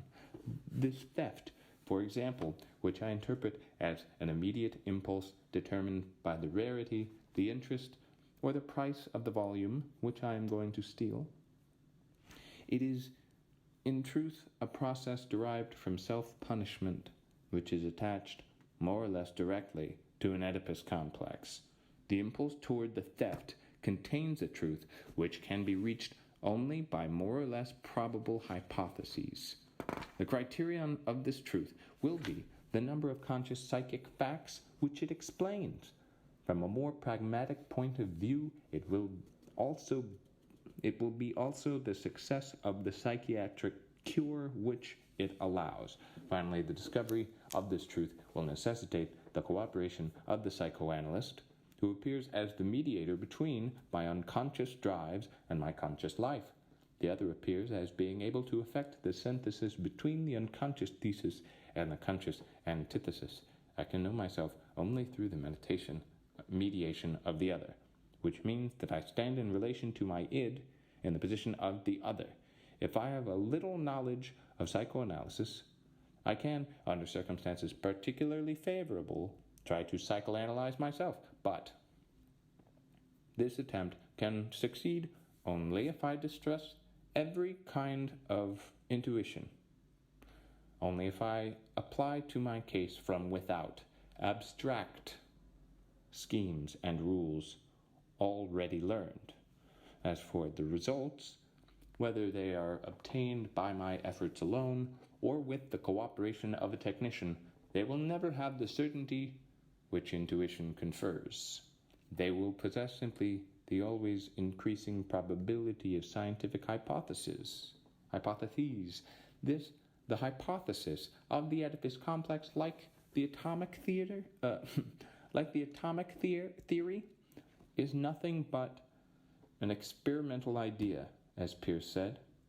It is not to be distinguished from the totality of experiences which it allows to be realized, and the result which it enables us to foresee. Thus, psychoanalysis substitutes for the notion of self-deception the idea of a lie without a liar. It allows me to understand how it is possible for me to be lied to without lying to myself, since it places me in the same relation to myself that the other has in respect to me. It replaces the duality of the deceiver and the deceived, the essential condition of the lie, by that of the id and the ego. It introduces into my subjectivity the deepest intersubjective structure of the meat sign. Can this explanation satisfy us? Considered more closely, the psychoanalytic theory is not as simple as it first appears. It is not accurate to hold that the id is presented as a thing in relation to the hypothesis of the psychoanalyst, for a thing is indifferent to the conjectures which we make concerning it, while the id, on the contrary, is sensitive to them when we approach the truth. Freud, in fact, reports resistance when at the end of the first period the doctor is approaching the truth. This resistance is objective behavior apprehended from without. The patient shows defiance, refuses to speak, gives fantastic accounts of his dreams, sometimes even takes himself completely away from the psychoanalytic cure. It is a fair question to ask what part of himself can thus resist. It cannot be the ego envisaged as a psychic totality of the facts of consciousness. This could not suspect that the psychiatrist is approaching the end, since its relation to the meaning of its own reactions is exactly like that of the psychiatrist himself. At the very most, it is possible for the ego to appreciate objectively the degree of probability in the hypotheses set forth, as a witness of the psychoanalysis might be able to do according to the number of subjective facts which they explain. Furthermore, this probability would appear to the ego to border on certainty, which he could not take offense at, since most of the time it is he who, by a conscious decision, is in pursuit of the psychoanalytic therapy. Are we to say that the patient is disturbed by the daily revelations which the psychoanalyst makes to him, and that he seeks to remove himself, at the same time pretending in his own eyes to wish to continue the cure? In this case, it is no longer possible to resort to the unconscious to explain self-deception. It is there in full consciousness, with all its contradictions. But this resistance, for him, it is secret and deep. It comes from afar. It has its roots in the very thing which the psychoanalyst is trying to make clear. Furthermore, it is equally impossible to explain the resistance as emanating from the complex which the psychoanalyst wishes to bring to light. The complex, as such, is rather the collaborator of the psychoanalyst, since it aims at expressing itself in clear consciousness, since it plays tricks on the censor and seeks to elude it. The only level on which we can locate the refusal of the subject is that of the censor. It alone can comprehend the questions or the revelations of the psychoanalyst as approaching more or less near to the real drives which it strives to repress. It alone, because it alone knows what it is repressing. If we reject the language and the materialistic mythology of psychoanalysis, we perceive that the censor, in order to apply its activity with discernment, must know what it is repressing. In fact, if we abandon all the metaphors representing the repression as the impact of blind forces, we are compelled to admit that the censor must choose, and in order to choose, must be aware of so doing. How could it happen otherwise that the censor allows lawful sexual impulses to pass through, that it permits needs, hunger, thirst, sleep, to be expressed in clear consciousness? And how are we to explain that it can relax its surveillance, that it can even be deceived by the disguises of the instinct? But it is not sufficient that it discern the condemned drives. It must also apprehend them as to be repressed, which implies in it, at the very least, an awareness of its activity. In a word, how could the censor discern the impulses needing to be repressed without being conscious of discerning them? How can we conceive of a knowledge which is ignorant of itself? To know is to know that one knows, said Elaine. Let us say, rather, all knowing is consciousness of knowing. Thus, the resistance of the patient implies on the level of the censor an awareness of the thing repressed as such, comprehension of the end toward which the questions of the psychoanalyst are leading, and an active synthetic connection by which it compares the truth of the repressed complex to the psychoanalytic hypothesis which aims at it. These various operations in their turn imply that the censor is conscious of itself. But what type of self-consciousness can the censor have? It must be the consciousness of being conscious of the drive to be repressed but precisely in order not to be conscious of it. What does this mean, if not that the censor is in self-deception? Psychoanalysis has not gained anything for us, since, in order to overcome self-deception, it has established between the unconscious and consciousness an autonomous consciousness in self-deception. The effort to establish a veritable duality, and even a trinity, es, ich, über ich, expressing themselves through the censor, has resulted in a merely verbal terminology. The very essence of the reflexive idea of hiding something from oneself implies the unity of one and the same psychic mechanism, and consequently a double activity in the heart of unity, tending on the one hand to maintain and locate the thing to be concealed, and on the other hand to repress and disguise it. Each of the two aspects of this activity is complementary to the other. That is, it implies the other in its being. By separating consciousness from the unconscious by means of the censor, psychoanalysis has not succeeded in dissociating the two phases of the act, since the libido is a blind conatus toward conscious expression, and since the conscious phenomenon is a passive, faked result. Psychoanalysis has merely localized this double activity of repulsion and attraction on the level of the censor. Furthermore, the problem still remains of accounting for the unity of the total phenomenon, the repression of the drive which disguises itself and passes in symbolic form, to establish comprehensible connections among its different phases. How can the repressed drive disguise itself if it does not include 1. the consciousness of being repressed, 2. the consciousness of having been pushed back because it is what it is, 3. a project of disguise? No mechanistic theory of condensation or of transference can explain these modifications by which the drive itself is affected, for the description of the process of disguise implies a veiled appeal to finality. And similarly, how are we to account for the pleasure or the anguish which accompanies the symbolic and conscious satisfaction of the drive, if consciousness does not include, beyond the censor, an obscure comprehension of the end to be attained as simultaneously desired and forbidden? By rejecting the conscious unity of the psyche, Freud is obliged to imply everywhere a magic unity linking distant phenomena across obstacles, just as sympathetic magic unites the spellbound person and the wax image fashioned in his likeness. The unconscious drive, Trieb, through magic, is endowed with the character repressed or condemned, which completely pervades it, colors it, and magically provokes its symbolism. Similarly, the conscious phenomenon is entirely colored by its symbolic meaning, although it cannot apprehend this meaning by itself in clear consciousness. Aside from its inferiority in principle, the explanation by magic does not avoid the coexistence, on the level of the unconscious, on that of the censor, and on that of the consciousness, of two contradictory, complementary structures which reciprocally imply and destroy each other.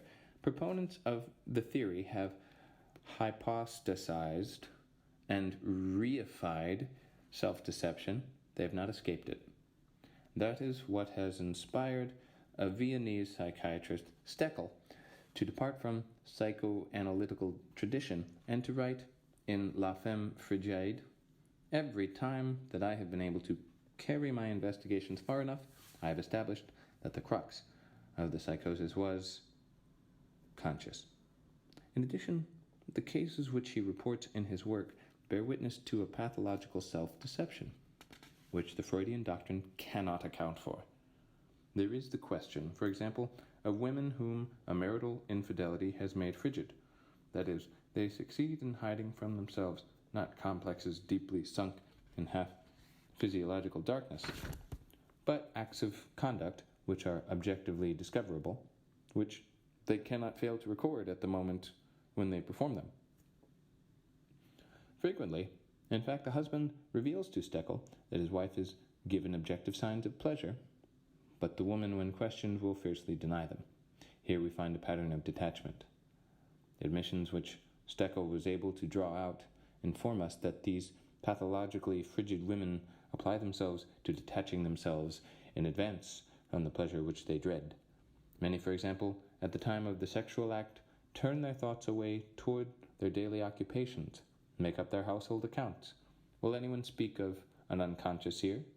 Yet, if the frigid woman thus detaches her consciousness from the pleasure which she experiences, it is by no means cynically, and in full agreement with herself. It is in order to prove to herself that she is frigid.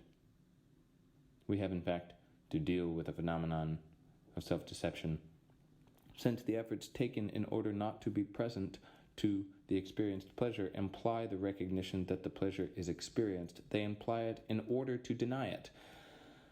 But we are no longer on the ground of psychoanalysis. Thus, on the one hand, the explanation by means of the unconscious, due to the fact that it breaks the psychic unity, cannot account for the facts which at first sight it appeared to explain. And on the other hand, there exists an infinity of types of behavior in self-deception which explicitly reject this kind of explanation, because their essence implies that they can appear only in the translucency of consciousness.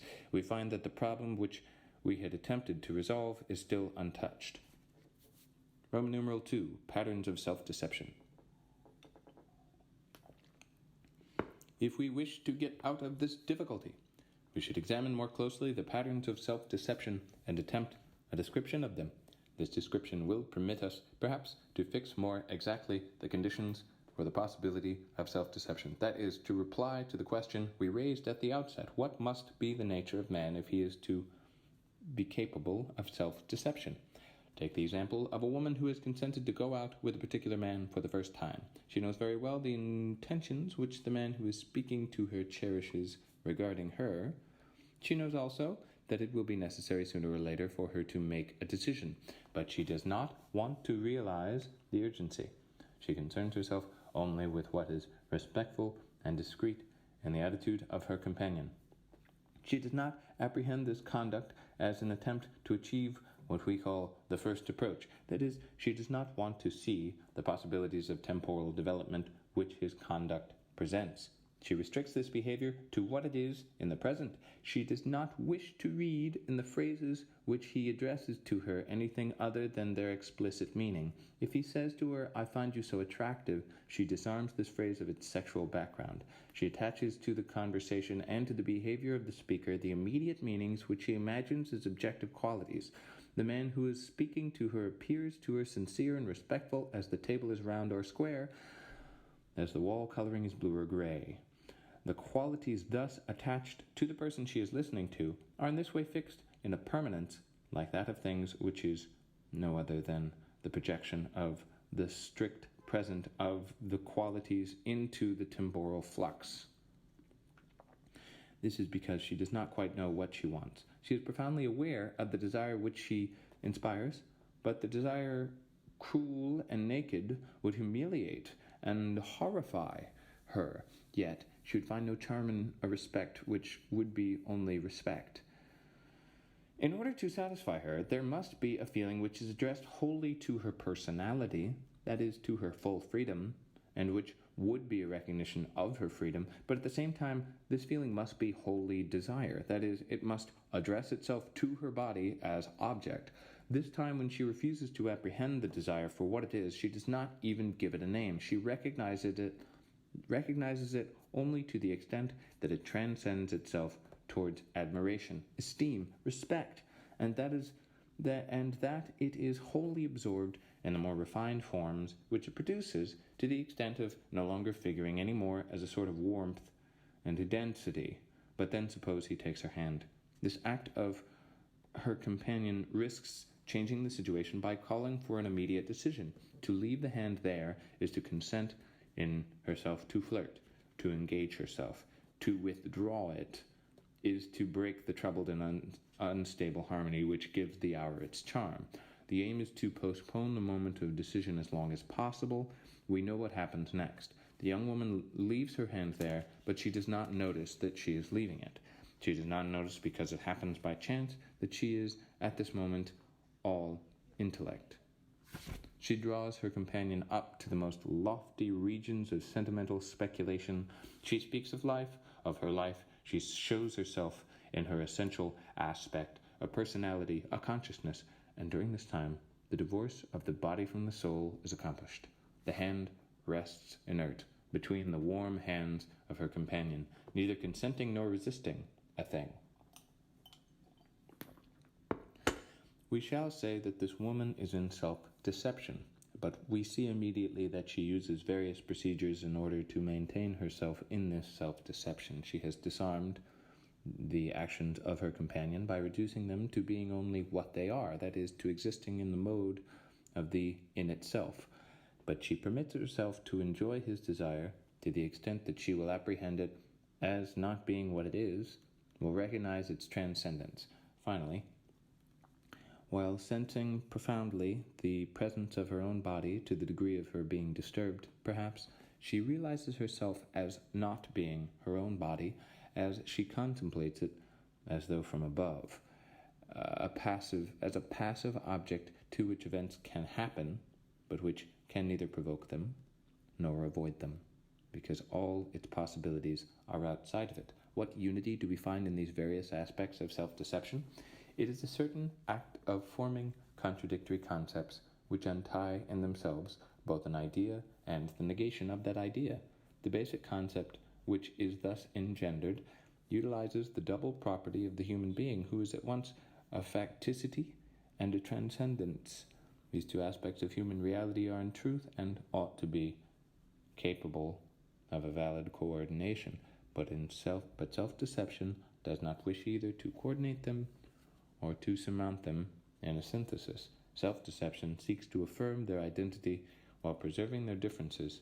It must affirm facticity as being transcendence, and transcendence as being facticity, in such a way that in the instant when a person apprehends the one, he can find himself abruptly faced with the other. We can find the prototype of formulae of bad faith in certain famous expressions which have been rightly conceived to produce their whole effect in a spirit of self-deception. Take, for example, the title of a work by Jacques Chardon, Love is Much More Than Love. We see here how unity is established between present love in its facticity, the contact of two skins, sensuality, egoism, Proust's mechanism of jealousy, Adler's battle of the sexes, etc., and love as transcendence. Morioc's river fire, the longing for the infinite, Plato's eros, Lawrence's deep cosmic intuition, etc. Here we leave facticity to find ourselves suddenly beyond the present and the factual condition of man, beyond the psychological, and the heart of metaphysics. On the other hand, the title of a play by Sartre, I Am Too Great for Myself, which also presents characters in self-deception, throws us first into full transcendence in order to suddenly imprison us within the narrow limits of our factual essence. We will discover this structure again in the famous phrase, "He has become what he was," or, in its no less famous opposite, "Eternity at last changes each man into himself." It is well understood that these various formulae have only the appearance of self-deception. They have been conceived in this paradoxical form explicitly to shock the mind and discountenance it by an enigma. But it is precisely this appearance which is of concern to us. What counts here is that the formulae do not constitute new, solidly structured ideas. On the contrary, they are formed so as to remain in perpetual disintegration, and so that one may slide at any time from naturalistic present to transcendence, and vice versa. We can see the use which self-deception can make of these judgments, which all aim at establishing that I am not what I am. If I were not what I am, I could, for example, seriously consider an adverse criticism which someone makes of me, question myself scrupulously, and perhaps be compelled to recognize the truth in it. But thanks to transcendence, I am not subject to all that I am. I do not even have to discuss the justice of the reproach. As Suzanne says to Figaro, to prove that I am right would be to recognize that I can be wrong. I am on a plane where no reproach can touch me, since what I really am is my transcendence. I flee from myself. I escape myself. I leave my tattered garment in the hands of the fault finder. But the ambiguity necessary for self-deception comes from the fact that I affirm here that I am my transcendence in the mode of being of a thing. It is only thus, in fact, that I can feel that I escape all reproaches. It is in the sense that our young woman purifies the desire of anything humiliating by being willing to consider it only as pure transcendence, which she avoids even naming. But inversely, I am too great for myself, while showing our transcendence changed into facticity, is the source of an infinity of excuses for our failures or our weaknesses. Similarly, the young coquette maintains transcendence to the extent that the respect, the esteem manifested by the actions of her admirer are already on the plane of the transcendent. But she arrests this transcendence, she glues it down with all the facticity of the present. Respect is nothing other than respect.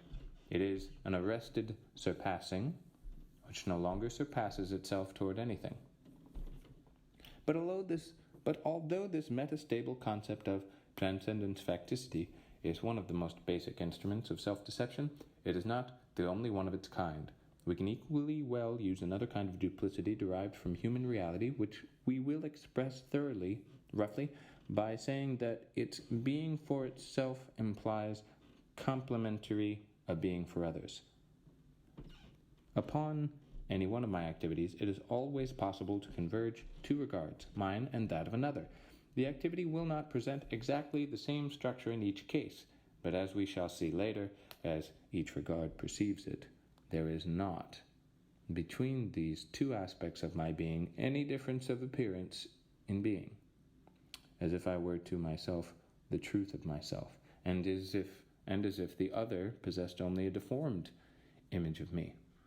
The equal dignity of being, possessed by my being for another and by my being for myself, permits a perpetually disintegrating synthesis and a perpetual game of evasion from the for itself to the for others, and from the for others to the for itself. We have seen also the use which our young lady made of our being in the midst of the world, that is, of our inert presence as a passive object among other objects, in order to relieve herself suddenly from the functions of her being in the world, that is, from the being which causes there to exist a world by projecting itself beyond the world toward its own possibilities. Let us note finally the confusing syntheses which play on the annihilating ambiguity of these temporal ecstasies, affirming at once that I am what I have been, the man who deliberately arrests himself at one period in life and refuses to take into consideration the later changes, and that I am not what I have been, the man who in the face of reproaches or rancor dissociates himself from his past by insisting on his freedom and on his perpetual recreation. In all these concepts, which have only a transitive role in the reasoning and which are eliminated from conclusion, like hypochondriacs in the calculations of physicians, we find again the same structure. We have to deal with human reality as a being which is what it is not, and which is not what it is. But what exactly is necessary in order for these concepts of disintegration to be able to receive even a pretense of existence, in order for them to be able to appear for an instance to consciousness, even in a process of evanescence? A quick examination to the idea of sincerity, the antithesis of a self-deception, will be very instructive in this connection. Actually, sincerity presents itself as a demand, and consequently is not a state. Now, what is the ideal to be attained in this case? It is necessary that man be for himself only what he is. But is this not precisely the definition of the in itself or if you prefer the principle of identity, to posit it as an ideal, the being of things is this not to assert by the same stroke that this being does not belong to human reality, and that the principle of identity, far from being a universal axiom, universally applied, is only a synthetic principle enjoying a merely regional universality. Thus, in order that the concepts of self-deception can put us under illusion at least for an instant, in order that the candor of pure hearts, cf. Guide, Kessel, can have validity for human reality as an ideal, the principle of identity must not represent a constitutive principle of human reality. And human reality must not be necessarily what it is, but must be able to be what it is not. What does this mean? If man is what he is, self-deception is forever impossible, and candor ceases to be his ideal and becomes instead his being. But is man what he is? And more generally, how can he be what he is when he exists as consciousness of being? If candor or sincerity is a universal value, it is evident that the maxim, "one must be what one is," does not serve uniquely as a regulating principle for judgments and concepts by which I express what I am. It posits not merely an ideal of knowing, but an ideal of being. It proposes for us an absolute equivalence of being with itself as a prototype of being. In this sense, it is necessary that we make ourselves what we are. But what are we, then, if we have the constant obligation to make ourselves what we are? If our mode of being is having the obligation to be what we are? Let us consider this waiter in the cafe.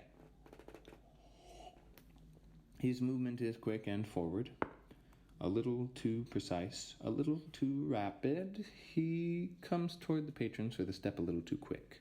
He bends forward a little too eagerly. His voice, his eyes express an interest a little too solicitous for the order of the customer. Finally, there he returns, trying to imitate in his walk the inflexible stiffness of some kind of automaton,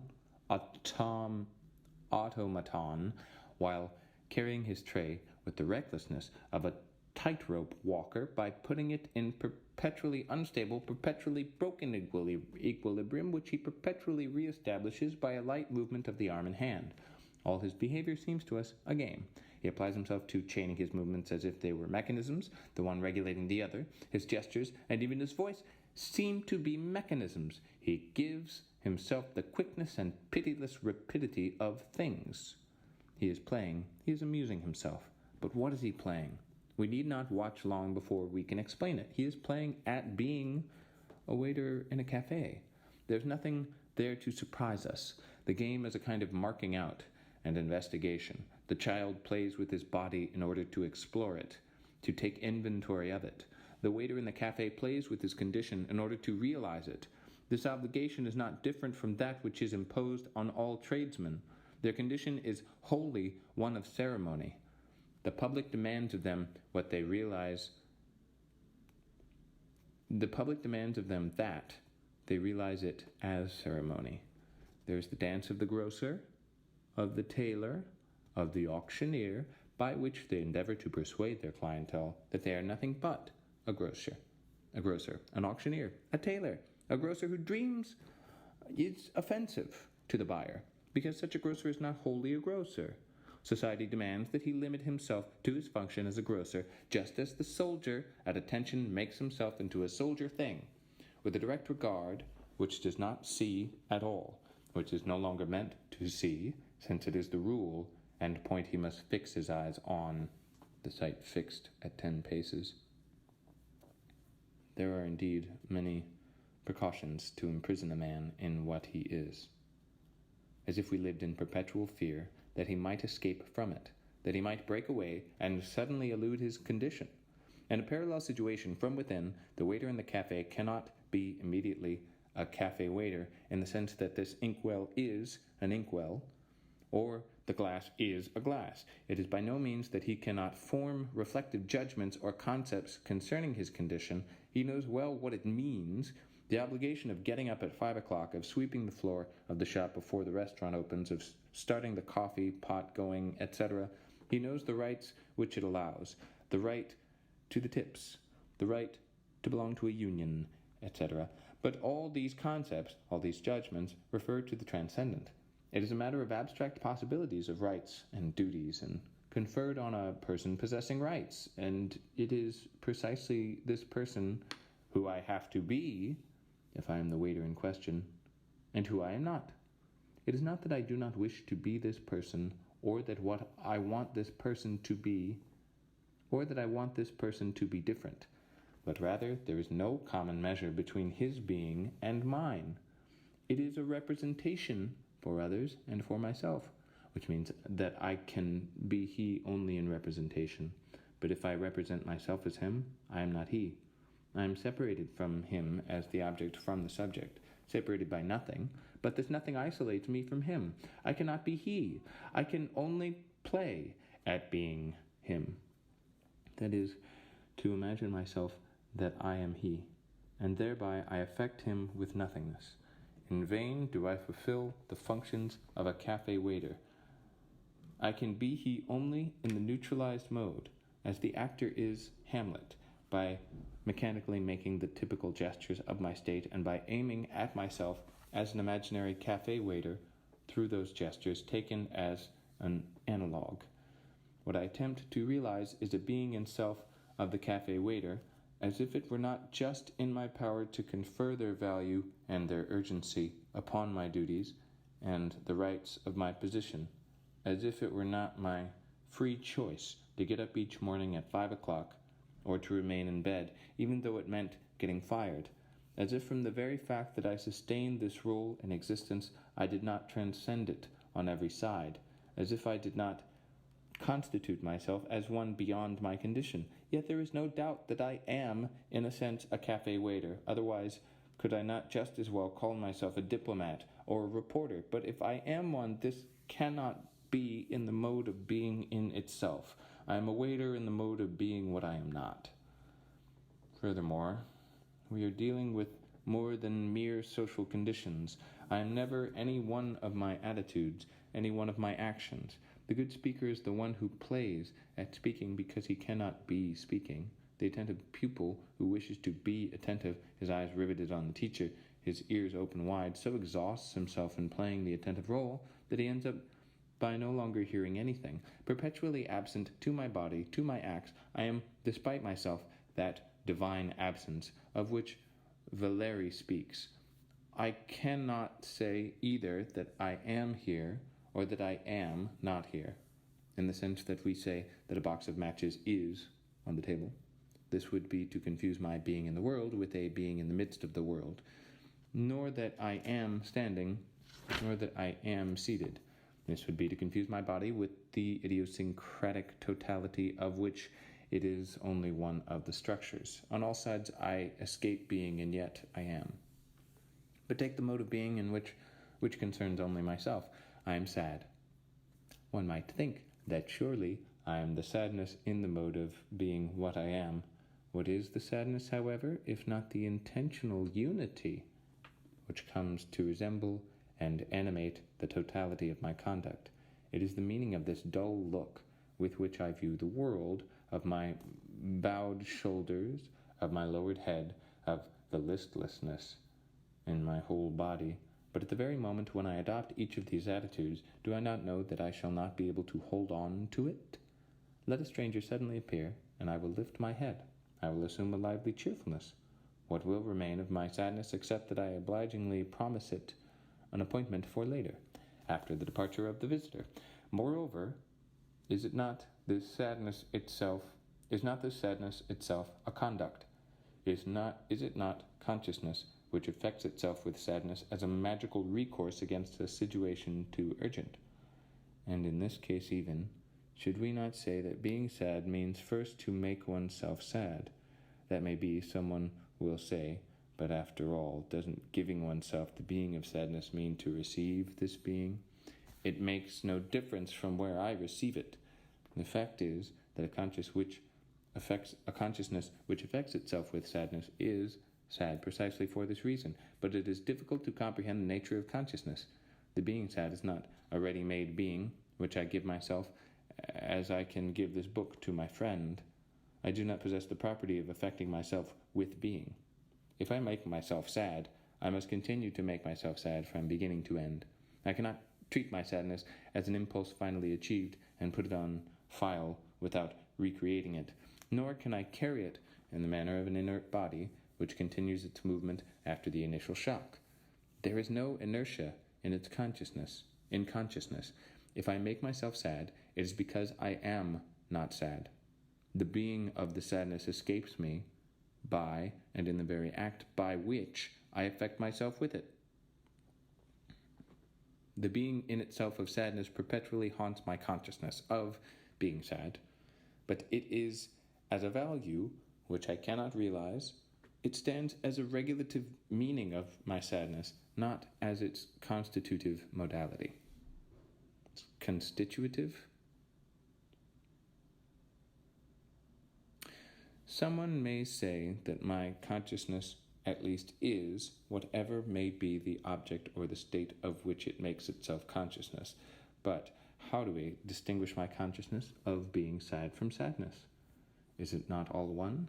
Is it true in a way that my consciousness is, if one means by this that for another it is a part of the totality of being on which judgments can be brought to bear?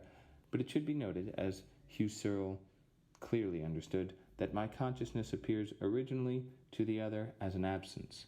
It is the object always present as the meaning of all my attitudes and all my conduct, and always absent, for it gives itself to the intuition of another as a perpetual question, still better, as a perpetual freedom.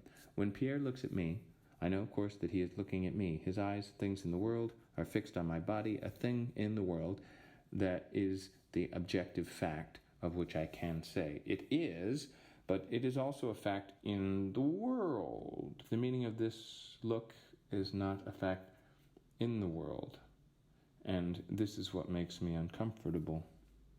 Although I make smiles, promises, threats, nothing can get hold of the approbation, the free judgment which I seek. I know that it is always beyond.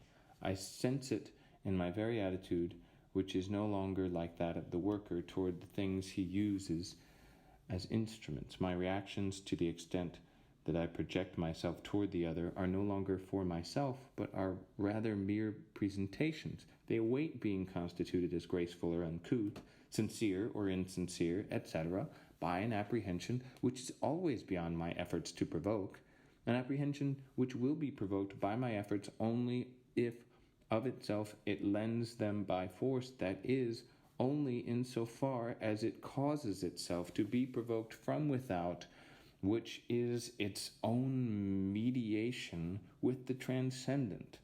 Thus the objective fact of being in itself of the consciousness of another is posited in order to disappear in negativity and in freedom. Consciousness of another is as not being. Is being, its being in itself of now and of here is not to be. To be conscious of another means to be conscious of what one is not.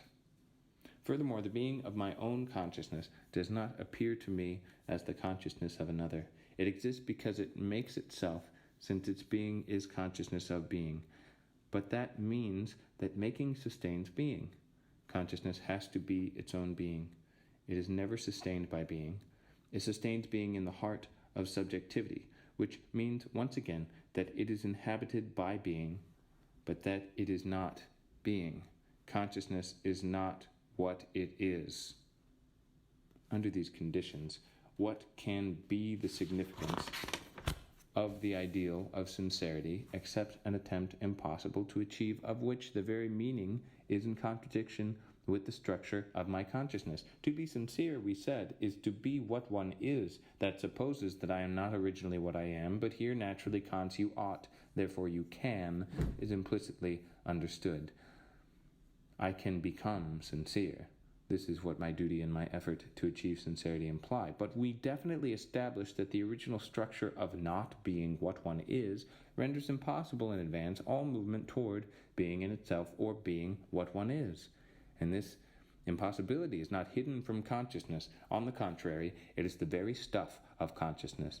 It is the embarrassing constraint which we constantly experience. It is our very incapacity to recognize ourselves, to constitute ourselves as being what we are.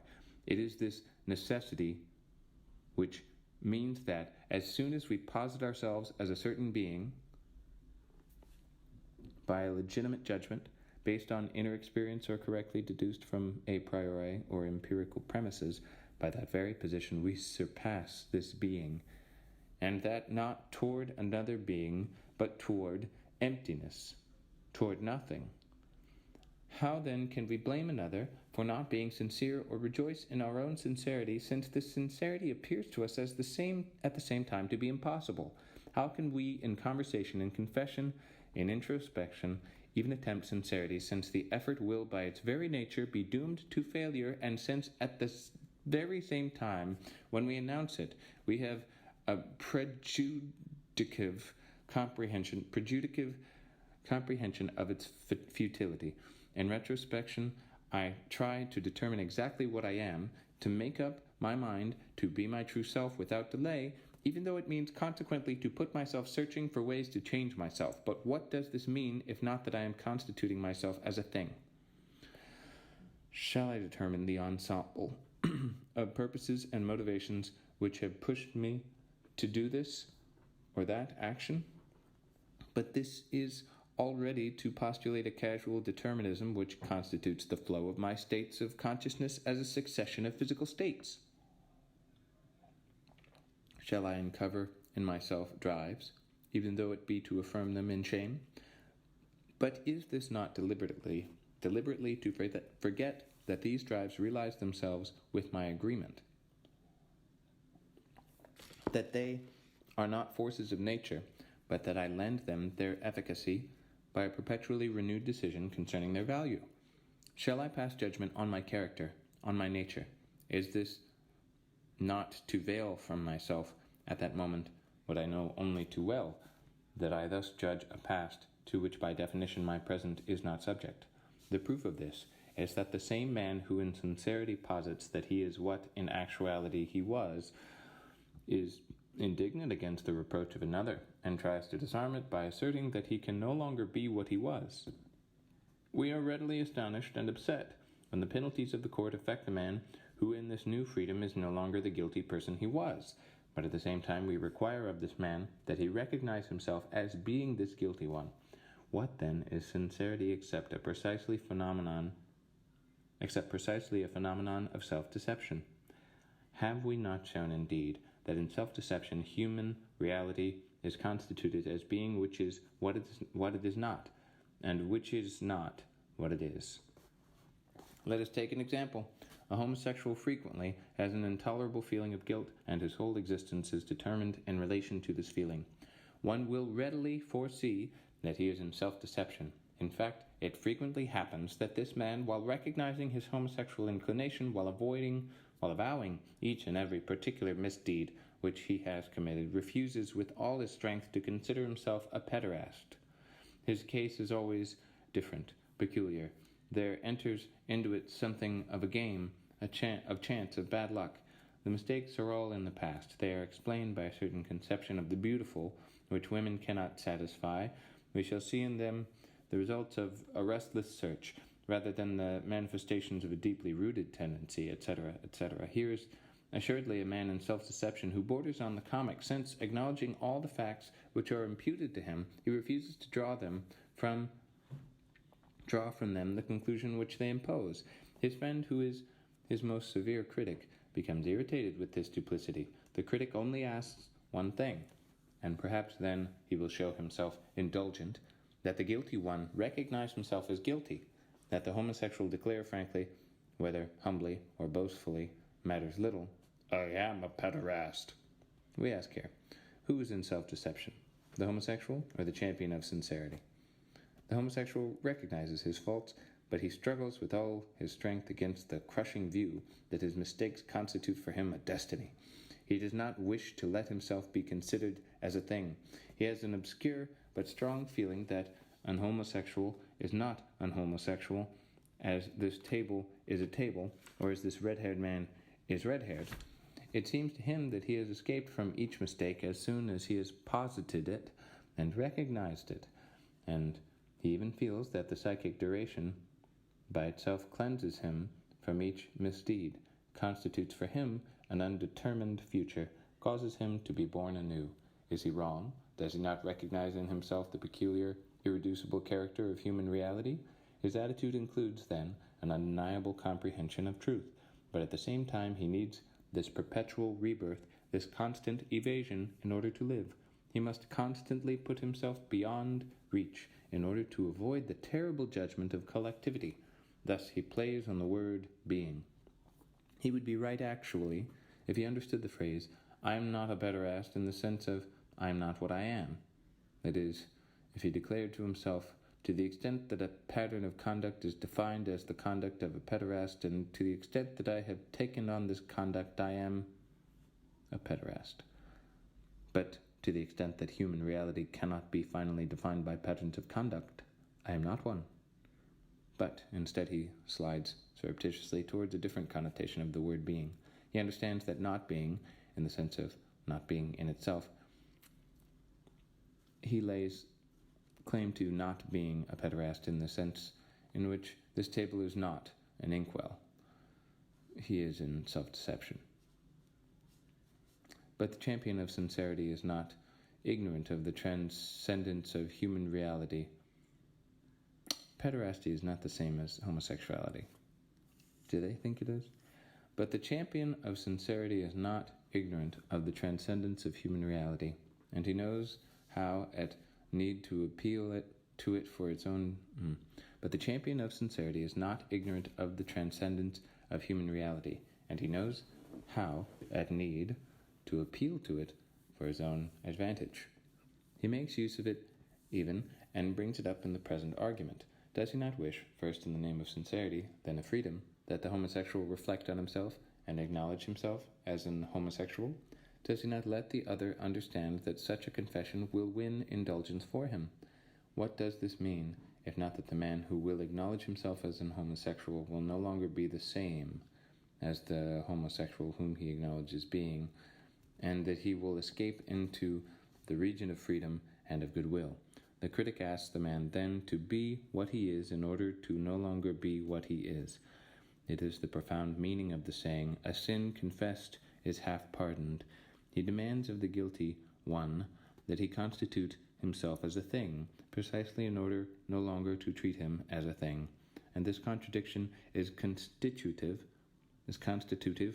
of the demand of sincerity. Who cannot see how offensive to the other and how reassuring for me is a statement such as, "He's just a pederast," which removes a disturbing freedom from a trait, and which aims at henceforth constituting all the acts of the other as consequences following strictly from his essence. That is actually what the critic is demanding of the victim, that he constitute himself as a thing, that he should entrust his freedom to his friend as a fief, in order that the friend should return it to him subsequently, like a suzerain to his vassal. The champion of sincerity is self-deceived to the degree that in order to reassure himself, he pretends to judge, to the extent that he demands that freedom constitute itself as a thing. That freedom as freedom constitute itself as a thing. We have here only one episode in that battle to the death of consciousness, which Hegel calls the relation of the master and the slave. A person appeals to another and demands that in the name of his nature as consciousness, he should radically destroy himself as consciousness. But while making this appeal, he leads the other to hope for a rebirth beyond this destruction. Very well, someone will say, but our man is abusing sincerity, playing one side against the other. We should not look for sincerity in the relations of the meat sign, but rather where it is pure, and the relations of a person with himself. But who cannot see that objective sincerity is constituted in the same way? Who cannot see that the sincere man constitutes himself as a thing in order to escape the condition of a thing by the same act of sincerity? The man who confesses that he is evil has exchanged his disturbing freedom for evil for an inanimate character of evil. He is evil. He clings to himself. He is what he is, but by the same stroke he escapes from that thing, since it is he who contemplates it, since it depends on him to maintain it under his glance, or to let it collapse in an infinity of particular acts. He derives a merit from his sincerity, and the deserving man is not the evil man, as he is evil, but as he is beyond his evilness. At the same time, the evil is disarmed, since it is nothing, save on the plane of determinism, and since, in confessing it, I posit my freedom in respect to it. My future is virgin. Everything is allowed to me. Thus, the essential structure of sincerity does not differ from that of self-deception, since the sincere man constitutes himself as what he is in order not to be it. This explains the truth recognized by all, that one can fall into self-deception through being sincere. As Valéry pointed out, this is the case with Stendhal. Total, constant sincerity, as a constant effort to adhere to oneself, is by nature a constant effort to dissociate oneself from oneself. A person frees himself from himself by the very act by which he makes himself an object for himself. To draw up a perpetual inventory of what one is means constantly to re-deny oneself and to take refuge in a sphere where one is no longer anything but a pure free regard. The goal of self-deception, as we said, is to put oneself out of reach. It is an escape. Now we see that we must use the same terms to define sincerity. What does this mean? In the final analysis, the goal of sincerity and the goal of self-deception are not so different. To be sure, there is a sincerity which bears on the past and which does not concern us here. I am sincere if I confess having had this pleasure or that intention. We shall see that if this sincerity is possible, it is because, in his lapse in the past, the being of man is constituted as being in itself. But here our concern is only with the sincerity which aims itself in present imminence. What is its goal? To bring me to confess myself what I am, in order that I may finally coincide with my being. In a word, to cause myself to be in the mode of in itself, what I am in the mode of not being what I am. Its assumption is that fundamentally I am already in the mode of the in-self, what I have to be. Thus we find at the base of sincerity a continual game of mirror and reflection, a perpetual passage from the being which is what it is, to the being which is not what it is, and inversely from the being which is not what it is, to the being which is what it is. And what is the goal of self-deception? To cause me to be what I am, in the mode of not being what one is, or not to be what I am in the mode of being what one is. We find here the same playing with mirrors. In fact, in order for me to have an intention of sincerity, I must, at the outset, simultaneously be and not be what I am. Sincerity does not assign to me a mode of being or a particular quality, but in relation to that quality it aims at making me pass from one mode of being to another mode of being. This second mode of being, the ideal of sincerity, I am prevented by nature from attaining. And at the very moment when I struggle to attain it, I have a vague prejudicative comprehension that I shall not attain it. But all the same, in order for me to be able to conceive an intention in self-deception, I must have such a nature that within my being I escape from my being. If I were sad or cowardly in the way in which this inkwell is an inkwell, the possibility of self-deception could not even be conceived. Not only should I be unable to escape from my being, I could not even imagine that I could escape from it. But if self-deception is possible by virtue of a simple project, it is because, so far as my being is concerned, there is no difference between being and not being if I am cut off from my project. Self-deception is possible only because sincerity is conscious of missing its goal inevitably, due to its very nature. I can try to apprehend myself as not being cowardly when I am so, only on condition that the being cowardly is itself in question at the very moment when it exists, on condition that it is itself one question, that at the very moment when I wish to apprehend it, it escapes me on all sides and annihilates itself. The condition under which I can attempt an effort in self-deception is that in one sense I attempt an effort in self-deception. No. The condition under which I can attempt an effort in self-deception is that in one sense I am not this coward which I do not wish to be. But if I were not cowardly in the simple mode of not being what one is not, I would be in good faith by declaring that I am not cowardly. Thus this inapprehensible coward is evanescent. In order for me not to be cowardly, I must in some way also be cowardly. That does not mean that I must be a little cowardly, in the sense that a little signifies to a certain degree cowardly, and not cowardly to a certain degree. No, I must at once be, and not be, totally, and in all respects, a coward. Thus, in this case, self-deception requires that I should not be what I am. That is, that there be an imponderable difference separating being from non-being in the mode of being of human reality. But self-deception is not restricted to denying the qualities which I possess, to not seeing the being which I am. It attempts also to constitute myself as being what I am not. It apprehends me positively as courageous when I am not so, and that is possible, once again, only if I am what I am not.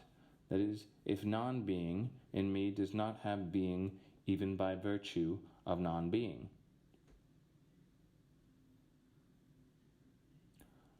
Of course, necessarily I am not courageous, otherwise self-deception would not be self-deception.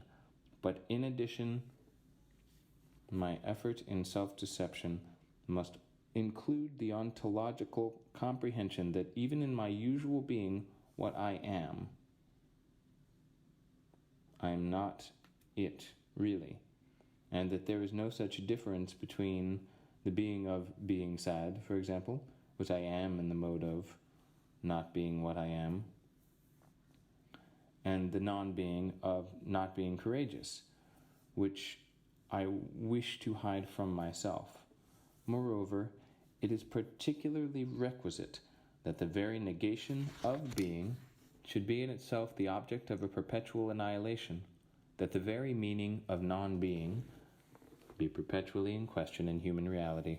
If I were not courageous in the way in which this inkwell is not a table, that is, if I were isolated in my cowardice, propped firmly against it, incapable of putting it in relation to its opposite, if I were not capable of determining myself as cowardly, that is, to deny courage to myself and thereby to escape my cowardice in the very moment that I posit it, if it were not on principle impossible for me to coincide with my not being courageous as well as with my being courageous, then any project of self-deception would be prohibited me. Thus, in order for self-deception to be possible, sincerity itself must be in self-deception.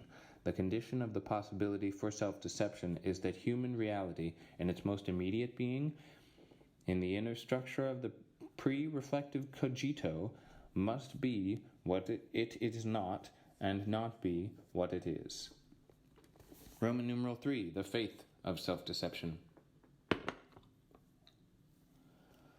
We have indicated for the moment only those conditions which render self-deception conceivable, the structures of being which permit us to form concepts of self-deception. We cannot restrict ourselves to these considerations. We have not yet distinguished self-deception from falsehood. The two-faced concepts which we have described would, without a doubt, be utilized by a liar to discountenance his questioner, although their two-faced quality being established on the being of man and not on some empirical circumstance can and ought to be evident to all. The true problem of self-deception stems evidently from the fact that self-deception is faith.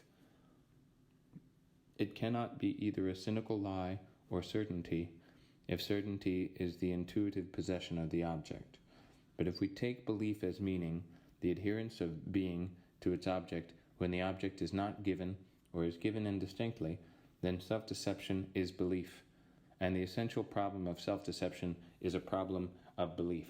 How can we believe by self-deception in the concepts which we forge expressly to persuade ourselves? We must note, in fact, that the project of self-deception must be itself in self-deception. I am not only in self-deception at the end of my effort, when I have constructed my two-faced concepts, and when I have persuaded myself. In truth, I have not persuaded myself. To the extent that I could be so persuaded, I have always been so.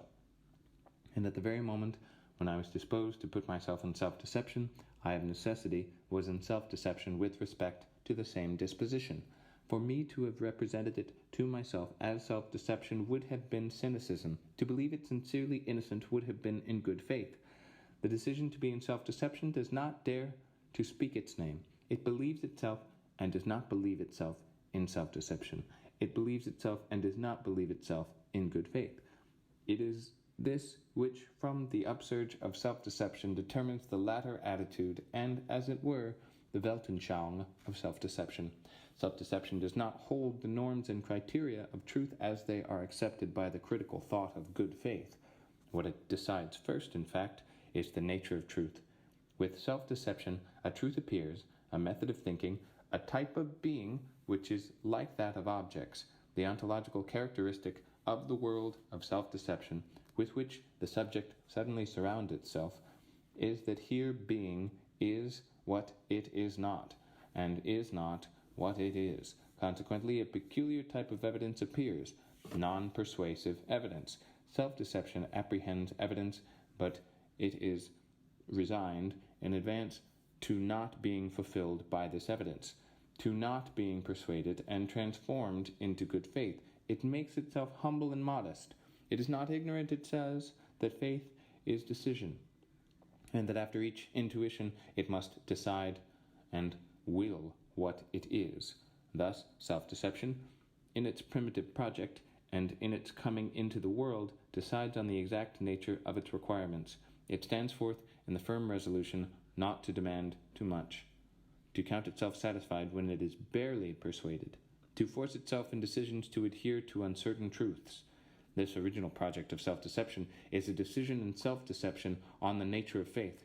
Let us understand clearly that there is no question of faith. There is no question of a reflective, voluntary decision, but of a spontaneous determination of our being.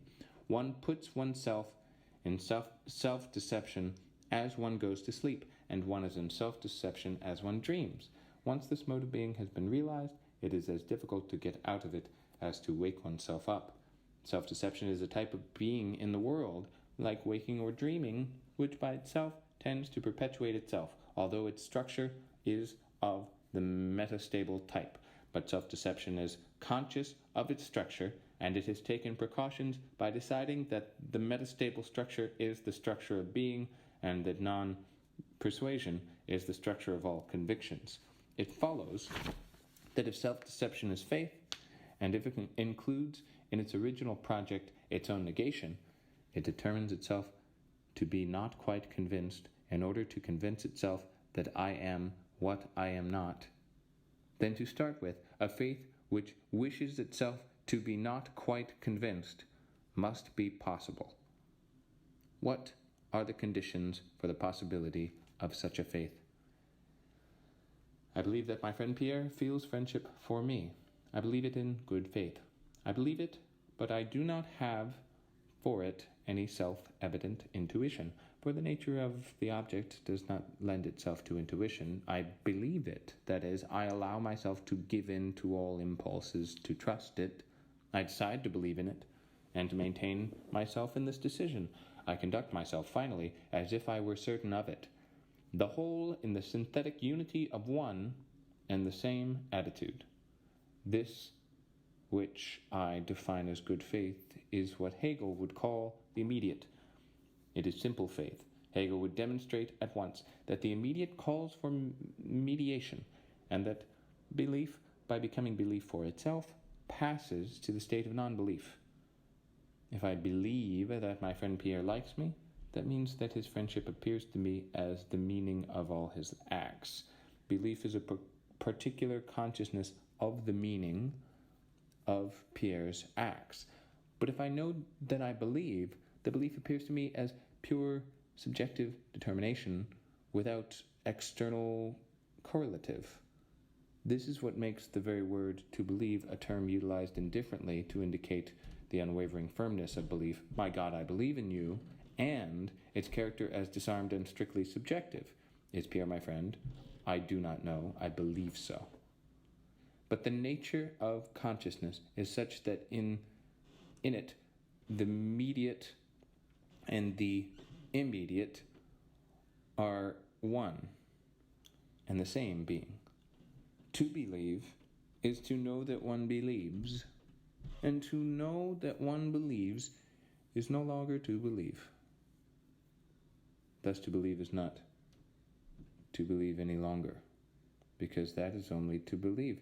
This, in the unity of one and the same non-thetic consciousness of self. To be sure, we have here forced the description of the phenomenon by designating it with the word to know.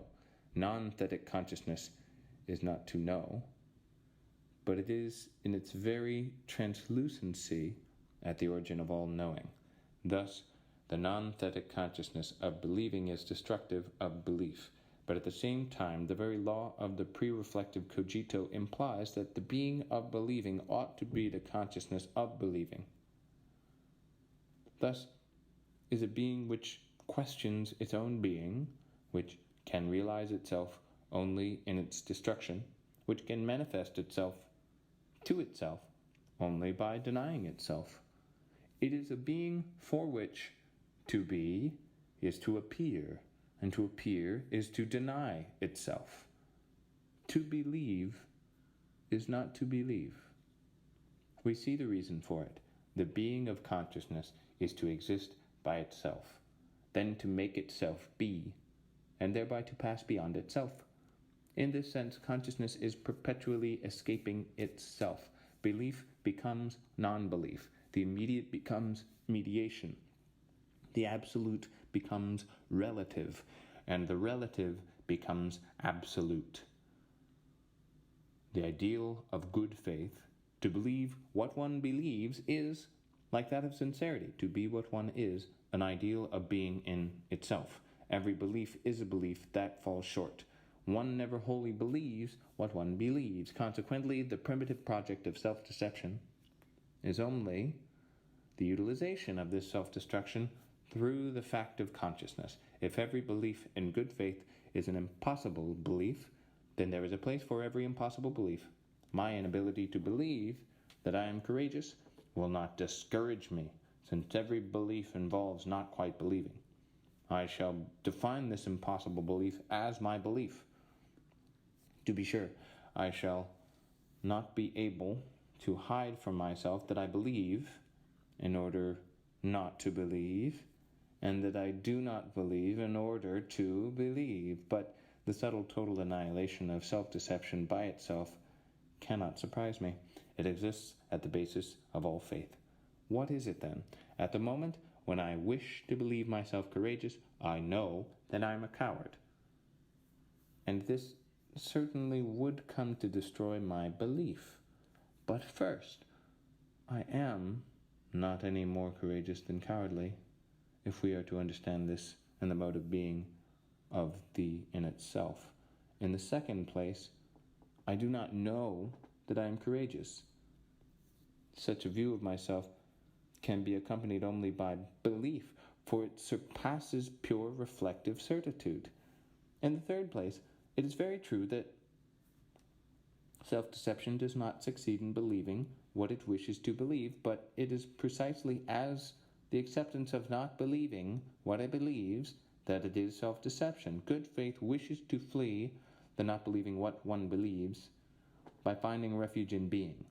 Self-deception flees being by taking refuge in not believing what one believes. It has disarmed all beliefs in advance, those which it would like to take hold of, and by the same stroke the others, those which it wishes to flee. In willing this self-destruction of belief, from which science escapes by searching for evidence, it ruins the beliefs which are opposed to it, which reveal themselves as being only belief.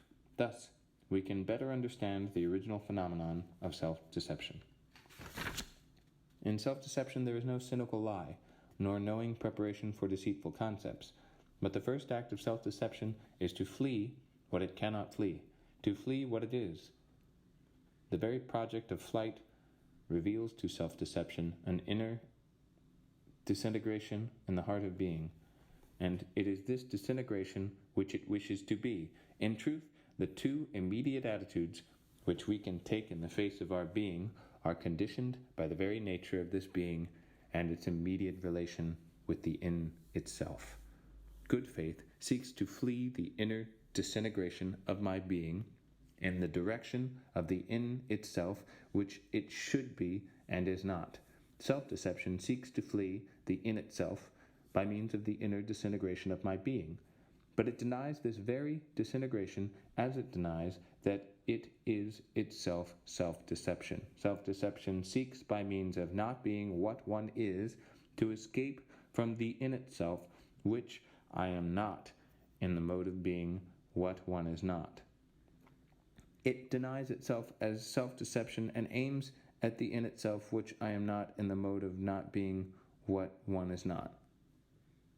If self-deception is possible, it is because it is an immediate, permanent threat to every project of the human being. It is because consciousness conceals in its being a permanent risk of self-deception. The origin of this risk is that the nature of consciousness simultaneously is to be what it is not and not to be what it is. In the light of these remarks, we can now approach the ontological study of consciousness, not as the totality of human being, but as the instantaneous nucleus of this being. 3. Portrait of the anti-Semite. If a man attributes all or part of his own, or the country's misfortunes, to the presence of Jewish elements in the French community, if he proposes remedying his state of affairs by depriving the Jews of some of their rights, or by expelling or exterminating them, he is then said to hold anti-Semitic opinions. This word opinion gives us food for thought. It is the word which the mistress of the house uses to end a discussion that is becoming too embittered. It suggests that all judgments are of equal value, thus reassuming and giving an inoffensive cast to thoughts by assimilating them to tastes. There are all kinds of tastes in nature. All opinions are permissible. Tastes, ideas, opinions must not be discussed. In the name of democratic institutions, in the name of freedom of opinion, the anti-Semite claims the right to preach his anti-Jewish crusade everywhere. At the same time, used as we are since the revolution to seeing each object in an analytical spirit, that is, as if it were a whole, which can be divided into its component parts, we look at people and characters as if they were mosaics, every stone of which coexists with the others, without this coexistence affecting its inherent nature. Thus, an anti-Semitic opinion appears like a molecule which can combine with any other set of molecules without changing itself. A man can be a good father and a good husband, a zealous citizen, cultured, philanthropic, and an anti-Semite at the same time. He may like to go fishing, and he may like the pleasures of love. He may be tolerant about religion, full of generous ideas about the condition of the natives of Central Africa, and still despise the Jews. If he does not like them, people say, it is because his experience has taught him that they are bad, because statistics have taught him that they are dangerous, because certain historical factors have influenced his judgment. Thus, this opinion seems to be the result of external causes, and those who want to study it will neglect the anti-Semite himself, and make much of the percentage of Jews mobilized in 1914, of the percentage of Jews who are bankers, industrialists, doctors, lawyers, of the history of the Jews in France. They will succeed in laying before us a strictly objective situation, determining a certain current of likewise objective opinion, which they will call anti-Semitism, a chart of which they can draw up, or the variations of which they can establish from 1870 to 1944. In this way, anti-Semitism seems to be both a subjective taste which combines with other tastes to form the person, and an impersonal and social phenomenon which can be expressed by means of statistics and averages conditioned by economic, historical, and political constants. I do not say that these two concepts are necessarily contradictory. I say that they are dangerous and false. I might, strictly speaking, admit that one might have an opinion about the government's wine-growing policy. That is, one might decide, for this or that reason, to approve or condemn the free importation of wines from Algeria. But I refuse to call an opinion a doctrine, which is expressly directed toward particular persons, and which tends to suppress their rights or to exterminate them. The Jew, whom the anti-Semite wants to reach, is not a schematic being, defined only by his function as in administrative law, or by his position, or his acts as in the legal code. He is a Jew, son of a Jew, recognizable by his physical traits, by the color of his hair, by his clothing perhaps, and they say by his character. Anti-Semitism is not in the category of thoughts protected by the right to freedom of opinion. Moreover, it is much more than an idea. It is first and foremost a passion. Doubtless, it can present itself in the form of a theoretical proposition. The moderate anti-Semite is a polite person who gently remarks, I don't detest Jews. I simply prefer, for such and such a reason, that they play a lesser part in the activity of the nation. But a moment later, if you have won his confidence, he will add the following with more abandon. You see, there must be something about the Jews. Physically, they are irritating to me. This argument, which I have heard 100 times, is worth examining. First of all, it is the result of using logic dictated by passion. For can you imagine someone saying seriously, there must be something about tomatoes because I can't bear them? Moreover, it shows that anti-Semitism, even in its most moderate and evolved forms, remains a syncretic totality, which is expressed by statements that appear reasonable, but which can lead to corporeal modifications. Some men suddenly become impotent if they find out that the woman to whom they are making love is a Jewess. Some people feel disgust for the Jew, just as some others feel disgust for the Chinaman or the Negro. Thus, this revulsion is not based on something physical, since you could very well love a Jewess if you didn't know what race she belonged to, but it reaches the body through the mind. It is an involvement of the mind so deep, so complete, that it extends to the psychological as in cases of hysteria. This involvement is not provoked by experience. I have questioned 100 people about the reasons for their anti-Semitism. Most of them limit themselves to enumerating the faults which are traditionally attributed to the Jew. I hate them because they are selfish, intriguing, hard to get rid of, oily, tactless, etc. But at least you do go with some Jews? Indeed not, a painter said to me. I'm hostile to Jews because, with their critical habit of mind, they encourage our servants to become undisciplined. Here are some more precise experiences. A young actor without talent asserted that the Jews kept him from having a career in the theater by always giving him servile jobs. A young woman said to me, I've had terrible rows with furriers. They've robbed me. They've burned the furs I entrusted to them. Well, they were all Jews. But why did she choose to hate Jews rather than furriers? Why Jews or furriers rather than such and such a Jew or such and such a furrier? Because she had a predisposition to anti-Semitism. A few classmates, a classmate of mine at the Lycée told me that Jews irritated him because of the 1,000 injustices which Bejewed social organizations committed in their favor. A Jew got a scholarship the year I missed it, and you're not going to try to make me believe that the fellow whose father came from Krakow or Lemberg understood one of Rousseau's poems or one of Virgil's eclogues better than I. But he admitted, the next moment, that he disdained the scholarship, that it was all a muddle, and that he hadn't prepared for the competition. Thus, he had two systems of interpretation to explain his failure, like an insane man, who in his delirium pretends to be the king of Hungary, but when suddenly put to the test admits that he is a shoemaker. His thinking moves on two planes without the least difficulty. Better still, he will succeed in justifying his past laziness by saying that it would have been too silly to prepare for an examination in which Jews are passed in preference to good Frenchmen. Moreover, he was 27th on the final list. There were 26 before him, 12 of whom were accepted and 14 were not.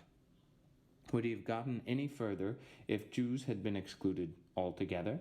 And even if he had been the first of those who were not accepted, even if by eliminating one of the successful candidates he could have had his chance to be accepted, my classmate had to adopt in advance a certain idea of the Jew, of his nature, of his social role.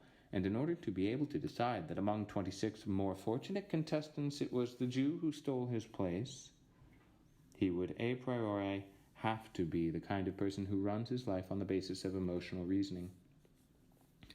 It becomes obvious that no external factor can induce anti-Semitism in the anti-Semite. It is an attitude totally and freely self-chosen, a global attitude which is adopted not only in regard to Jews, but in regard to men in general, to history and society. It is a passion and at the same time a concept of the world.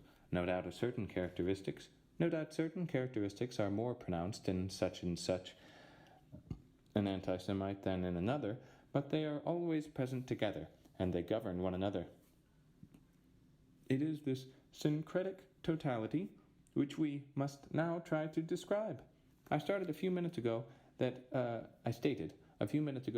anti-Semitism presents itself as a passion. Everyone has understood that it is a question of hate or anger, but ordinarily hate and anger are provoked. I hate the person who has made me suffer, the person who scorns or insults me. We have just seen that the anti-Semitic passion is not of such a nature. It precedes the facts which should arouse it. It seeks them out to feed upon.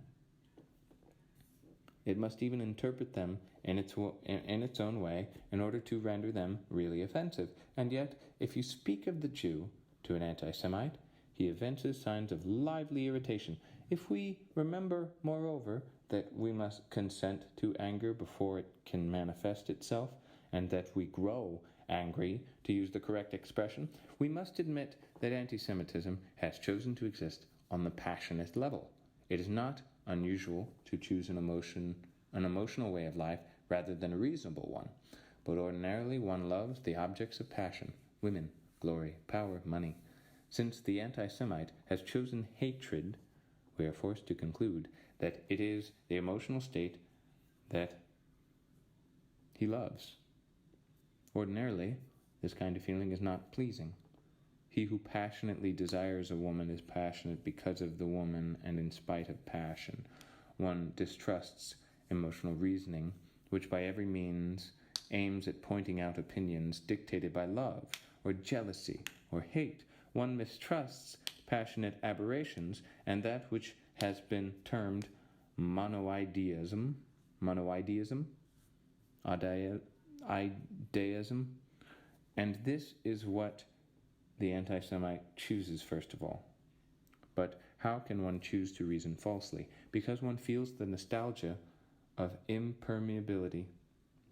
The rational man seeks the truth gropingly. He knows that his reasoning is only probable, that other considerations will arise to make it doubtful. He never knows too well where he's going. He is open. He may even appear hesitant, but there are people who are attracted by the durability of stone. They want to be massive and impenetrable. They do not want change. Where would a change lead them? This is an original fear of oneself and a fear of truth. And what frightens them is not the content of truth which they do not even suspect, but the very form of the true, that thing of indefinite approximation. It is as if their very existence were perpetually in suspension. They want to exist all at once and right away. They do not want acquired opinions. They want them to be innate.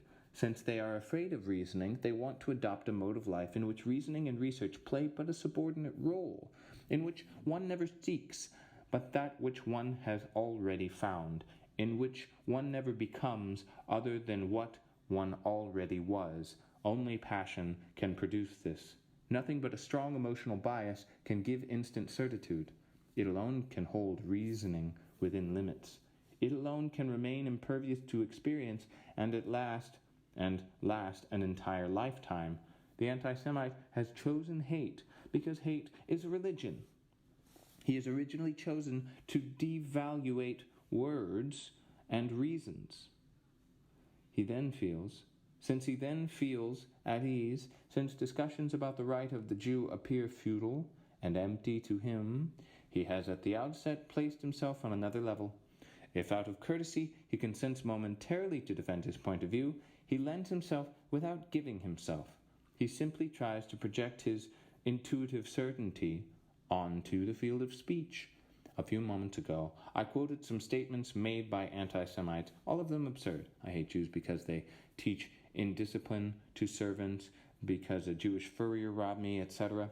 Do not think that anti-Semites are completely unaware of the absurdity of these answers. They know that their statements are empty and contestable, but it amuses them to make such statements. It is their adversary whose duty it is to choose his words seriously, because he believes in words. They have a right to play. They even like to play with speech because, by putting forth ridiculous reasons, they discredit the seriousness of their interlocutor. They are enchanted with their unfairness because for them it is not a question of persuading by good argument, but of intimidating or disorienting. If you insist too much, they close up. They point out with one superb word that the time to argue is past. Not that they are afraid of being convinced. Their only fear is that they will look ridiculous, or that their embarrassment will make a bad impression on a third party, whom they want to get on their side. Thus, if the anti-Semite is impervious, as everyone has been, able to observe, to reason and experience, it is not because his conviction is so strong, but rather his conviction is strong because he has chosen to be impervious. He has also chosen to be terrifying. One is afraid to irritate him. No one but he knows to what extremes his wayward passions will lead him, for this passion has not been provoked from the outside. He holds it well in hand. He lets himself go as much as he wants, sometimes relaxing the reins, sometimes tightening them. He is not afraid of himself, but he reads a disquieting pleasure in others' eyes as he makes his statements. His actions conform to this picture. This external model relieves him of the necessity of seeking his personality within himself. He has chosen to be all outside, never to examine his conscience, never to be anything but the very fear he strikes in others. He is running away from the intimate awareness that he has of himself, even more than from reason. He is running away from the intimate awareness that he has of himself, even more than from reason. But you will say, what if he were only that way in regard to Jews? If he conducted himself sensibly in regard to all other matters? I answer that this is impossible. Here is a fishmonger who in 1942, irritated by the competition of two Jewish fishmongers who made a secret of their race, picked up a pen one day and denounced them. I was assured that in other respects he was kind and jovial, the best son in the world, but I don't believe it. A man who finds it natural to denounce men cannot have our concept of the humane. He does not even see those whom he aids in the same light as we do. His generosity, his kindness, are not like our kindness, our generosity. One cannot localize passion. The anti-Semite willingly admits that the Jew is intelligent and hard-working. He will even admit that he is inferior to him in this respect. This concession costs him little. He has put these qualities, as it were, in parentheses. Or rather, they draw their merit from the man who possesses them. The more virtues a Jew has, the more dangerous he is. As for the anti-Semite, he has no illusions about what he is. He considers himself an average man, modestly average, and in the last analysis, a mediocre person. There is no example of an anti-Semite claiming individual superiority over the Jews, but do not believe for a second that this mediocrity is a cause for shame. On the contrary, he is well satisfied with it. I might even say he has chosen it. This man is afraid of any kind of solitude, that of the genius as well as that of the murderer. He is the man of the mob. No matter how short he is, he still takes the precaution of stooping for fear of standing out from the herd and of finding himself face to face with himself. If he has become an anti-Semite, it is because one cannot be an anti-Semitic alone. This sentence, "I hate the Jews," is a sentence which is said in chorus. By saying it, one connects oneself with a tradition and a community, that of the mediocre man. It is also well to recall that by consenting to mediocrity, one is not necessarily humble, nor even modest. It is just the opposite. There is a passionate pride in being mediocre, and anti-Semitism is an attempt to make mediocrity as such a virtue, to create an elite of the mediocre. For the anti-Semite, intelligence is Jewish. He can therefore disdain it in all tranquility, like all other Jewish virtues. These are all ersatz qualities which the Jews use to replace the well-balanced mediocrity which they will always lack. The true Frenchman, rooted in his province, in his country, carried along by a tradition of 20 centuries, having the advantage of ancestral wisdom, guided by proved customs, does not need intelligence. The basis of his virtue is the assimilation of the qualities which the work of 100 generations has lent to objects which surround him, i.e., property. But it goes without saying that this refers to hereditary property, and not to that which one buys for oneself. The anti-Semite misunderstands the principle of the diverse forms of modern property, money, stocks, etc. These are abstractions, things of reason, which ally themselves to the abstract intelligence of the Jew. A stock belongs to no one, since it can belong to everyone, and then it is a sign of wealth, not a concrete piece of property. The anti-Semite can conceive of but one type of primitive and land-owning appropriation based on a veritable magical connection with possession, in which the object possessed and its possessor are linked by a mystical participation. He is the poet of landholding. It transfigures the owner, endowing him with a particular and concrete sensitivity. Of course, this sensitivity is not addressed to the eternal verities, to universal values. The universal is Jewish, since it has to do with the intelligence. What this subtle sense will seize upon is just what the intelligence cannot discern. In other words, the principle of anti-Semitism is that concrete possession of a particular object magically conveys its meaning. Maros affirmed this. A Jew will always be incapable of understanding the following line of Racine. Dans l'orient dessert, qu'elle devint mon ennui. And why can I, mediocre I, understand what the most shrewd, the most cultivated intelligence cannot seize? Because I own Racine. Racine is my language and my soil. Perhaps the Jew speaks a purer French than I. Perhaps he knows the grammar and syntax better than I. Perhaps he is even a writer. It doesn't matter. He has only spoken this language for 20 years, and I have spoken it for 2,000 years. The correctness of his style is abstract, acquired. The mistakes in French are in conformance with the greatness of the language. Here we recognize the reasoning which bars used against scholarship students. Why be surprised? Aren't these Jews scholarship students? I've done nothing to deserve my superiority, and I also cannot lose rank. It is bestowed once and for all. It is a thing. We begin to understand that anti-Semitism is not simply an opinion about the Jews, and that it involves the entire personality of the anti-Semite. We are not done with him yet, for he does not limit himself to furnishing moral and political directives. He is a process of thought and a worldview all in himself. One would in fact be unable to affirm what he affirms without implicitly referring to certain intellectual principles. The Jew, he says, is entirely bad and entirely Jewish. His virtues, if any, become vices simply because they are his virtues. Simply because they are his virtues. The work that comes from his hands necessarily bears his stigma, and if he builds a bridge, this bridge is bad, because it is Jewish from the first span to the last. The same act committed by a Jew and by a Christian is by no means identical in the two cases. The Jew renders execrable everything he touches.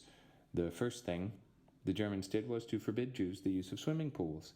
It seemed to them that if the body of a Jew plunged into this water, it would be utterly tainted.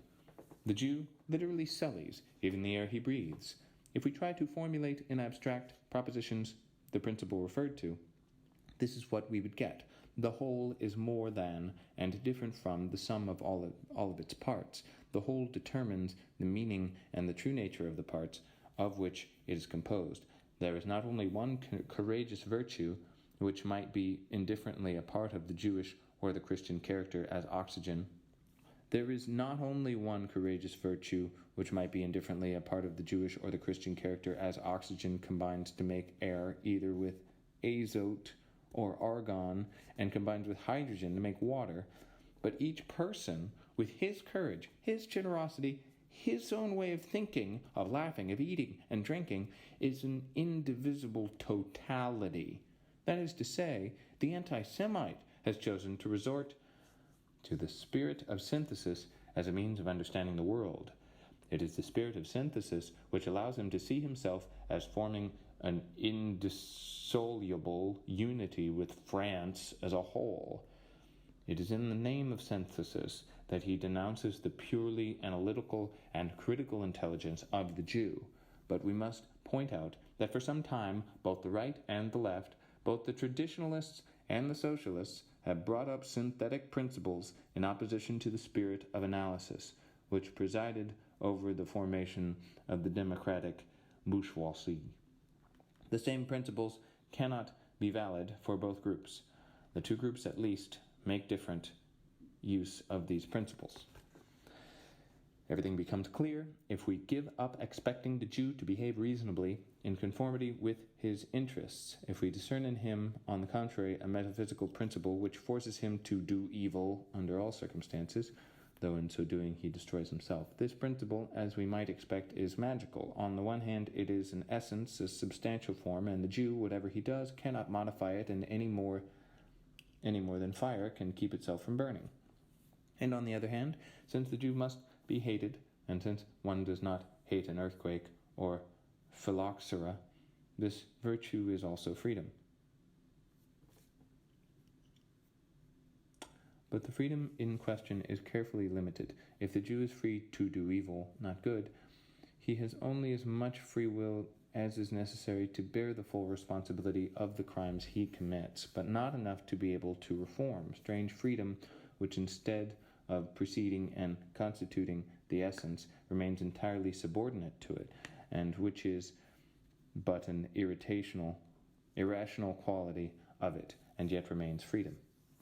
There is but one creature, to my knowledge, as totally free and wedded to evil, and that is the spirit of evil, Satan himself.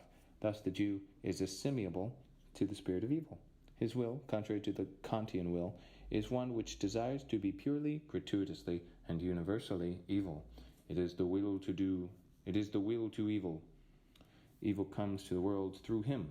All that is bad in society, crises, wars, famines, upheavals, and revolts, is directly or indirectly imputable to the Jew.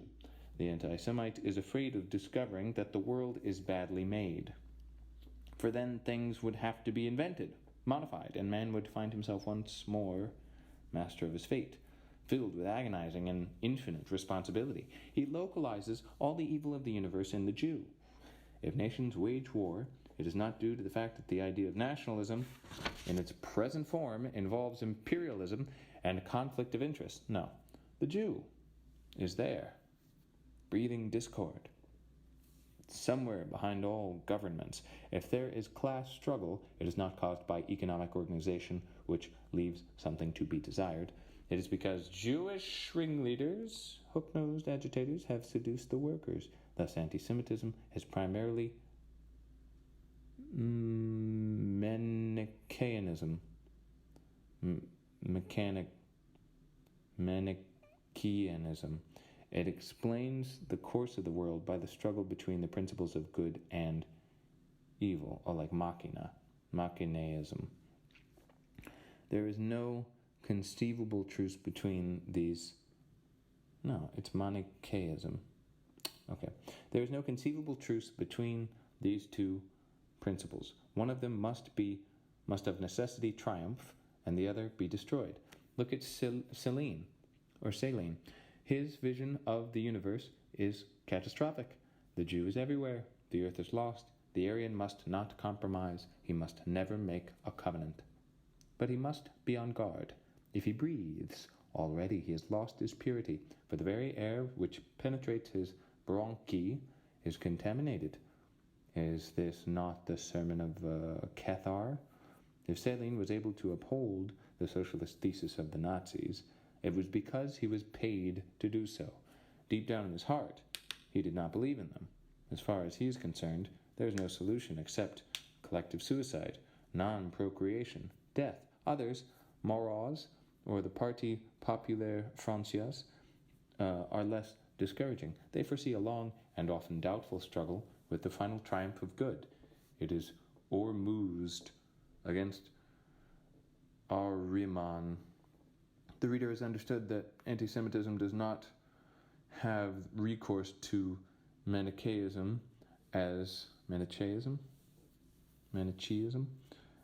to a secondary principle of explanation, but it is the original choice of Manichaeism which explains and conditions anti-Semitism. Therefore, we must ask ourselves what this original choice can mean for a man of today. Let us compare for a moment the revolutionary idea of the class struggle with anti-Semitic Manichaeism. In the eyes of the Marxist, class struggle is in no sense the struggle between good and evil. It is a conflict of interests between human groups. The revolutionary adopts the proletariat's point of view, firstly, because it is his class, and secondly, because it is oppressed, because it is far the largest class, and its fate consequently tends to become fused with that of humanity, and lastly, because the consequences of his victory will necessarily involve the suppression of classes. The aim of the revolutionary is to change the organization of society, and in order to do this, he must of necessity destroy the old regime. But this is not enough. First and foremost, a new order must be set up. If, assuming the impossible, the privileged class consented to cooperate with the socialist scheme, and if one had manifest proof of its goodwill, there would be no valid reason to reject its cooperation, and if it remains highly improbable that the privileged class would willingly offer its assistance to the socialists, it is because its very position as a privileged class prevents it from doing so, and not because of any internal demon which would force it in spite of itself to do evil. In any case, if fractions of this class detach themselves from it and become part of the oppressed class, they will be judged by their actions, not by their class. They will be judged by their actions, not by their essence. "To hell with your eternal essence," Politzer once said to me. The very contrary is the case with the anti-Semitic Manichaean. His emphasis is on destruction. It is not a question of a conflict of interests, but of the damage that an evil power causes to society.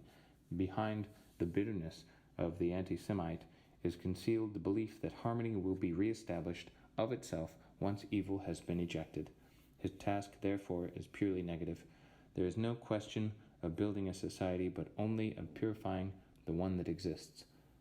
Like the good knight, the anti-Semite is sacred, but the Jew is also sacred in his own way, sacred like the untouchables, like taboo natives. Thus, the battle is waged on a religious level, and the end of a struggle can only be an act of sacred destruction. The advantages of this position are multiple. First of all, it favors sluggishness of the mind. We have seen that the anti-Semite understands nothing concerning modern society, and he would be incapable of inventing a constructive plan. His action cannot be put on the technical level. It remains basically emotional. He prefers an explosion of rage analogous to the running amok of the Malayans. His intellectual activity limits itself to interpretation. In historical events, he seeks the sign of the presence of an evil power, whence these puerile and complicated inventions which render him comparable to the real paranoiac. The anti-Semite, moreover, canalizes revolutionary thrusts toward destruction of certain men, not institutions. An anti-Semitic mob would consider that it had done enough if it had massacred a few Jews and burned a few synagogues. It therefore represents a safety valve for the ruling classes which encourage it. But above all, this naive dualism is eminently reassuring to the anti-Semite himself. If it is only a matter of getting rid of evil, it means that good is already assumed. There is no reason to seek it in anguish, to invent it, to debate it patiently when one has found it, to prove it in action, to verify its consequences, and finally to saddle oneself with the responsibilities of the moral choice thus made. It is not by chance that the great anti-Semitic uprisings hide a kind of optimism. The anti-Semite has decided about evil so as not to have to decide about the good. The more absorbed I become in combating evil, the less I am tempted to question the good. When he has fulfilled his mission as the sacred destroyer, the lost paradise will rebuild itself. For the time being, the anti-Semite is absorbed by so many duties that he has no time to think about it. He is forever on the verge. He fights, and each of his outbursts of indignation is a pretext which distracts him from the anguished search for the good. But there is more to it, and at this point we approach the domain of psychoanalysis. Manichaeism masks a profound attraction to evil. For the anti-Semite, evil is his lot, his job. Others will come later who will be concerned with good, if need be.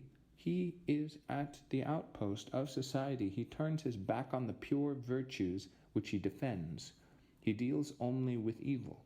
His duty is to unmask it, to denounce it, to establish its dimensions. Thus, we see that he is solely worried about amassing anecdotes which reveal the lewdness of the Jew, his cupidity, his ruses, and his betrayals.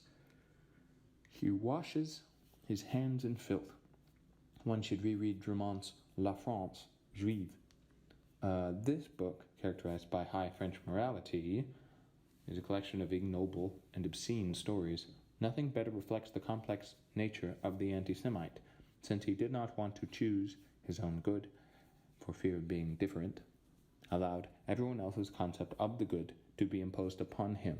His ethics are never based on the intuition of values or on what Plato calls love. It manifests itself only by the strictest taboos, by the severest and most gratuitous imperatives. But the thing he contemplates constantly, the thing he understands intuitively and has a taste for, is evil. He can thus minutely examine, to the point of obsession, the description of obscene or criminal acts which trouble him and which satisfy his perverse leanings. But since at the same time he attributes them to these infamous Jews, whom he treats with disdain, he can seek gratification without compromising himself. In Berlin, I knew a Protestant whose sexual desire took the form of indignation. The sight of women in bathing suits infuriated him. He welcomed this rage, spending his time in swimming pools. The anti-Semite does the same thing. One of the components of his hatred is a deep sexual attraction to Jews. First of all, it is curiosity fascinated by evil. But above all, I believe it is connected with sadism. We understand nothing about anti-Semitism if we do not recall that the Jew, the object of such loathing, is perfectly innocent. I might even say inoffensive. The anti-Semite is also careful to tell us about the secret Jewish organizations of terrifying clandestine Freemasonry, but if he meets a Jew face to face, he is most of the time a weak individual who, ill-prepared for violence, does not even succeed in defending himself. The anti-Semite is not aware of this individual weakness of the Jew, which makes him the helpless victim of pogroms. In fact, this situation delights him. Hatred of the Jew is not comparable to the hatred which the Italians felt for the Austrians in 1830, or to that which the French felt for the Germans in 1942.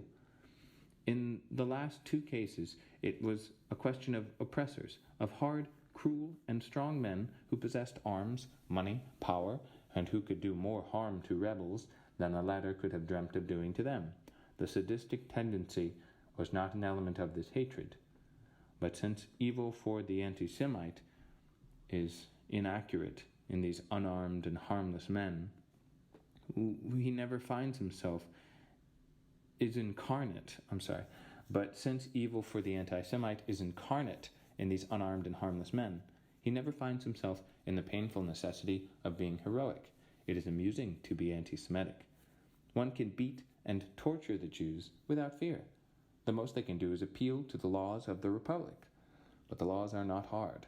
The sadistic attraction to the Jew, which one of these sworn enemies of Israel surround himself with...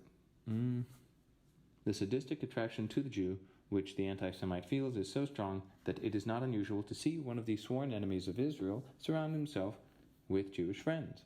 Of course, he calls them exceptional Jews, he says. They aren't like the others.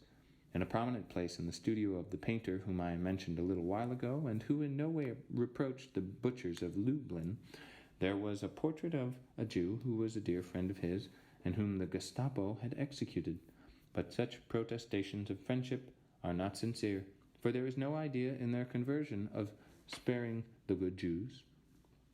And there is no idea in their conversation of sparing the good Jews, and while recognizing some virtues in those they know, they do not admit the fact that their interlocutors might also have met some who were equally good. In fact, it pleases them to protect these few people by a kind of inversion of their sadism. They like to keep before their eyes the living picture of these people whom they despise. Anti-Semitic women often feel a mixture of repugnance and sexual attraction for Jews. One whom I knew had intimate relations with a Polish Jew. She sometimes got in the bed with him and let him caress her breasts and shoulders, but nothing more. She got enormous pleasure from the fact that he was respectful and submissive, and also from the fact that she divined his violently frustrated and humiliated desire. She afterwards had normal sexual relations with other men. In the words, a beautiful Jewess, there's a specific sexual connotation, very different from that which is understood in the words a beautiful Romanian, a beautiful Greek woman, or a beautiful American. The phrase a beautiful Jewess has a kind of flavor of rape and massacre. The beautiful Jewess is the woman whom the Tsar's Cossacks drag by the hair through the streets of a flaming village. And the special works devoted to descriptions of flagellation give Jewesses a place of honor. But we do not have to search through esoteric literature. From Rebecca in Ivanhoe down to the Jewess in Gilles, not to leave out those of Ponson du Terrail, Jewesses have a well-defined function in the most serious novels. Frequently raped or beaten, they sometimes succeed in escaping dishonor by death. But that is as it should be.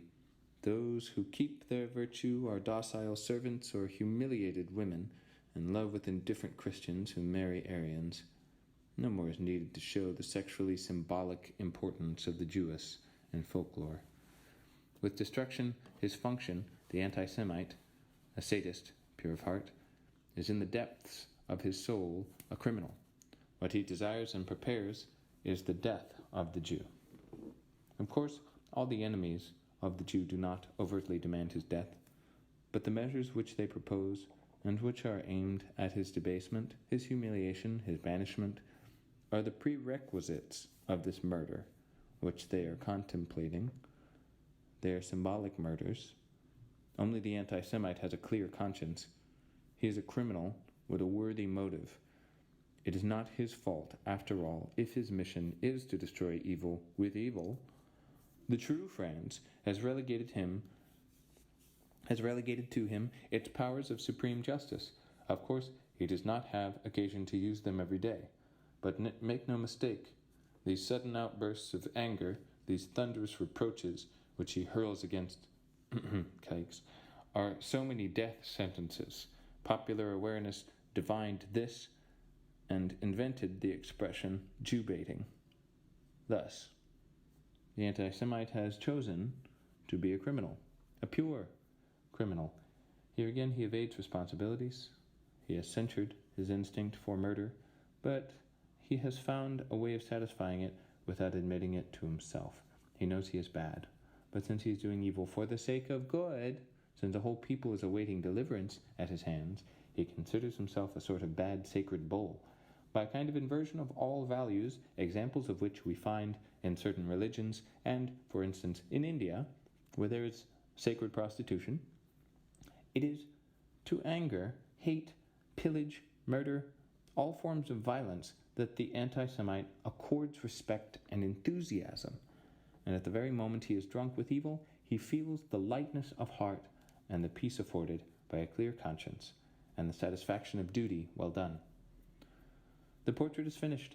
If many people who willingly admit to hating the Jews do not recognize themselves, it is because they do not detest the Jews. They do not love them either.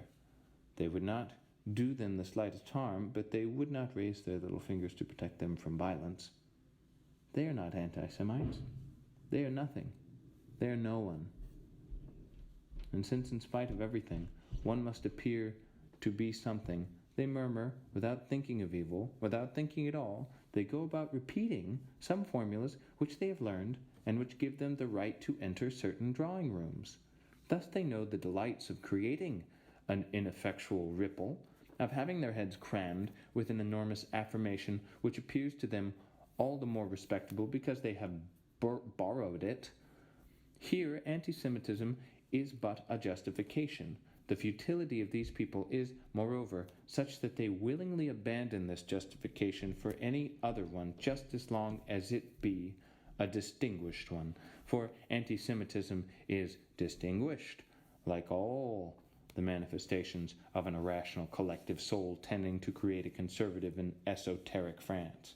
It seems to all these featherbrains that by repeating at will that the Jew injures the country, they are performing one of those initiation rites which allows them to feel themselves a part of the centers of warmth and social energy. In this sense, anti-Semitism has retained something of the human sacrifice. It presents, too, a serious advantage for those people who recognize their profound instability and who are weary of it. It allows them to assume the appearance of passion and, as is the rule since the advent of Romanticism, to confuse passion with personality. These second-hand anti-Semites take on, without much cost to themselves, an aggressive personality. One of my friends often cites the example of an old cousin who came to dine with his family and about whom they said, with a certain air, "Jules cannot abide the English." My friend cannot remember ever hearing anything else about Cousin Jules, but that was enough. There was a tacit agreement between Jules and his family. They ostensibly avoided talking about the English in front of him, and this precaution gave him a semblance of existence in the eyes of his relatives, and at the same time gave them an agreeable feeling of taking part in a sacred ceremony.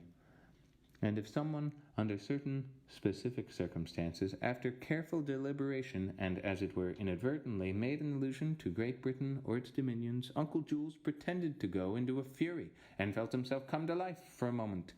Everyone was happy. Many people are anti-Semites in the same way as Uncle Jules was an Anglophobe. And, of course, they have not the faintest idea what their attitude really implies. Simple reflections, reeds bent in the wind, They would certainly never have invented anti-Semitism if conscious anti-Semitism had not already existed. But they are the ones who, in all indifference, ensure the survival of anti-Semitism and carry it forward through the generations. We can now understand him. He is a man who is afraid. Not of the Jews, of course, but of himself, of his conscience, his freedom, of his instincts, of his responsibilities, of solitude, of change, of society and the world, of everything except the Jews. He is a coward who does not want to admit his cowardice to himself, a murderer who represses and censures his penchant for murder without being able to restrain it, and who nevertheless does not dare to kill except in effigy or in the anonymity of a mob, a malcontent who dares not revolt for fear of the consequences of his rebellion, but adhering to anti-Semitism, he is not only adopting an opinion, he is choosing himself as a person. He is choosing the permanence and the impenetrability of rock, the total irresponsibility of the warrior who obeys his leaders, and he has no leader. He chooses to acquire nothing, to deserve nothing, but that everything be given him as his birthright. And he is not noble. He chooses finally that good be ready-made, not in question, out of reach. He dare not look at it for fear of being forced to contest it and seek another form of it. The Jew is only a pretext. Elsewhere it will be the Negro, the yellow race. The Jew's existence simply allows the anti-Semite to nip his anxieties in the bud by persuading himself that his place has always been cut out in the world, that it was waiting for him, and that by virtue of tradition he has the right to occupy it. Anti-Semitism, in a word, is fear of man's fate. The anti-Semite is the man who wants to be pitiless stone, furious torrent, devastating lightning, in short, everything but a man. 4. Existentialism is a humanism. My purpose here is to offer a defense of existentialism against several reproaches that have been laid against it. First, it has been reproached as an invitation to people to dwell in quietism of despair, for if every way to a solution is barred, one would have to regard any action in this world as entirely ineffective, and one would arrive finally at a contemplative philosophy. For moreover, since contemplation is a luxury, this would be only another bourgeois philosophy. This is especially the reproach made by the communists. From another quarter, we are reproached for having underlined all that is ignominious in the human situation, for depicting what is mean, sordid, or base, to the neglect of certain things that possess charm and beauty and belong to the brighter side of human nature. For example, according to the Catholic critic, Mademoiselle Mercier, we forget how an infant smiles. Both from this side and from the other, we are also reproached for leaving out of account the solidarity of mankind and considering man in isolation. And this, say the communists, is because we base our doctrine upon pure subjectivity, upon the Cartesian I think, which is the moment in which solitary man attains to himself, a position from which it is impossible to regain solidarity with other men who exist outside of the self. The ego cannot reach them through the cogito. From the Christian side, we are reproached as people who deny the reality and seriousness of human affairs. For since we ignore the commandments of God and all values prescribed as eternal, nothing remains but what is strictly voluntary. Everyone can do what he likes and will be incapable, from such a point of view, of condemning either the point of view or the action of anyone else. It is to these various reproaches that I shall endeavor to reply today. That is why I have entitled this brief exposition, Existentialism is a Humanism. Many may be surprised at the mention of humanism in this connection, but we shall try to see in what sense we understand it. In any case, we can begin by saying that existentialism, in our sense of the word, is a doctrine that does render human life possible, a doctrine also which affirms that every truth and every action imply both an environment and a human subjectivity. The essential charge laid against us is, of course, that of over-emphasis upon the evil side of human life. I have lately been told of a lady who, whenever she lets slip a vulgar expression in a moment of nervousness, excuses herself by exclaiming, "I believe I am becoming an existentialist." So it appears that ugliness is being identified with existentialism. That is why some people say we are naturalistic, and if we are, it is strange to see how much we scandalize and horrify them, for no one seems to be much frightened or humiliated nowadays by what is properly called naturalism. Those who can quite well keep down a novel by Zola, such as La Terre, are sickened as soon as they read an existentialist novel. Those who appeal to the wisdom of the people, which is a sad wisdom, find ours sadder still, and yet what could be more disillusioned than such sayings as, charity begins at home, or promote a rogue and he'll sue you for damage, knock him down and he'll do you homage.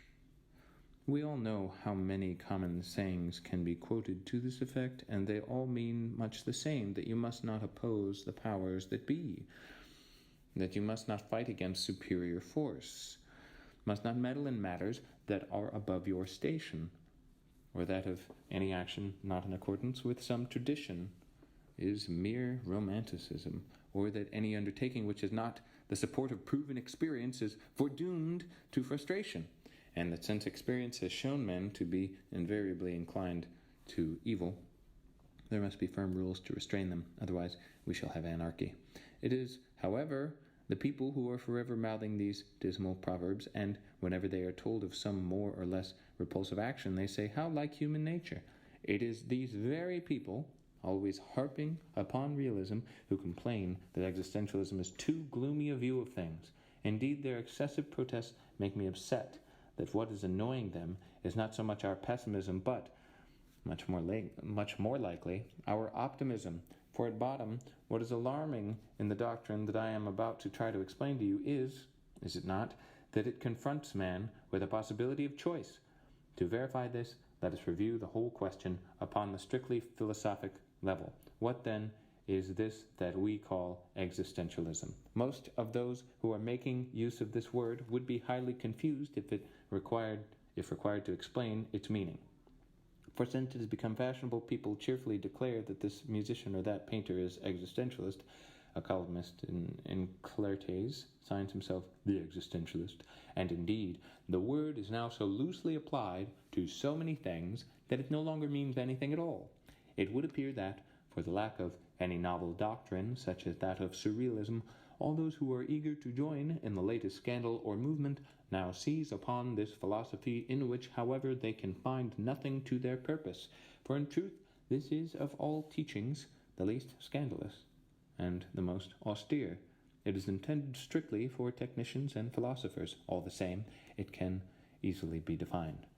The question is only complicated because there are two kinds of existentialists. There are, on the one hand, the Christians, amongst whom I shall name Jaspers and Gabriel Marcel, both professed Catholics, and on the other, the existential atheists, amongst whom we must place Heidegger as well as the French existentialists and myself.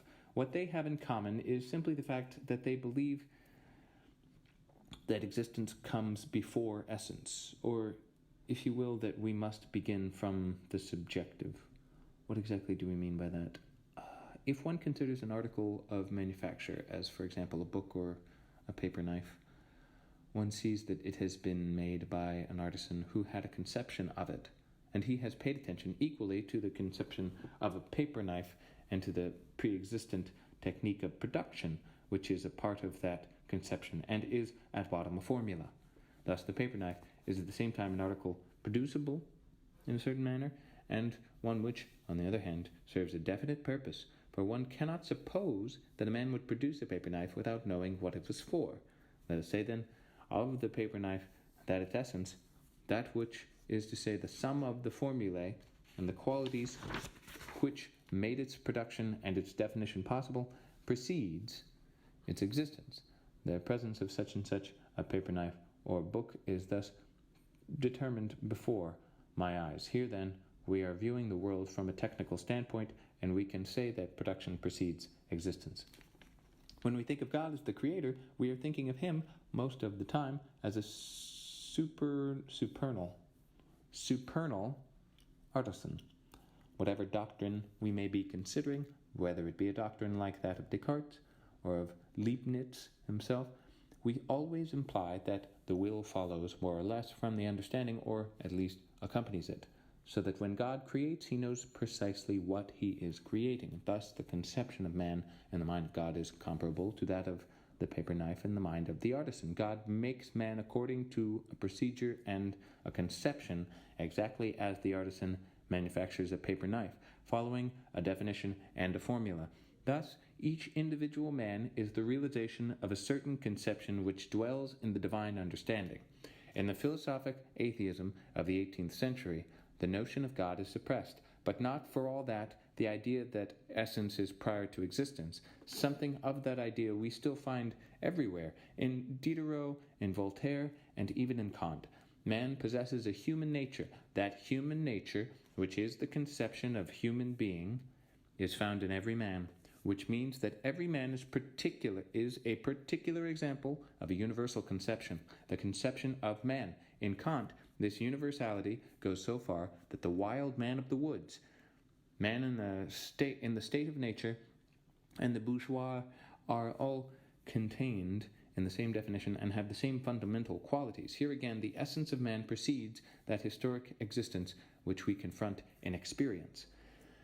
Atheistic existentialism, of which I am a representative, declares with greater consistency that if God does not exist, there is at least one being whose existence comes before its essence, a being which exists before it can be defined by any conception of it. That being is man, or as Heidegger has it, the human reality.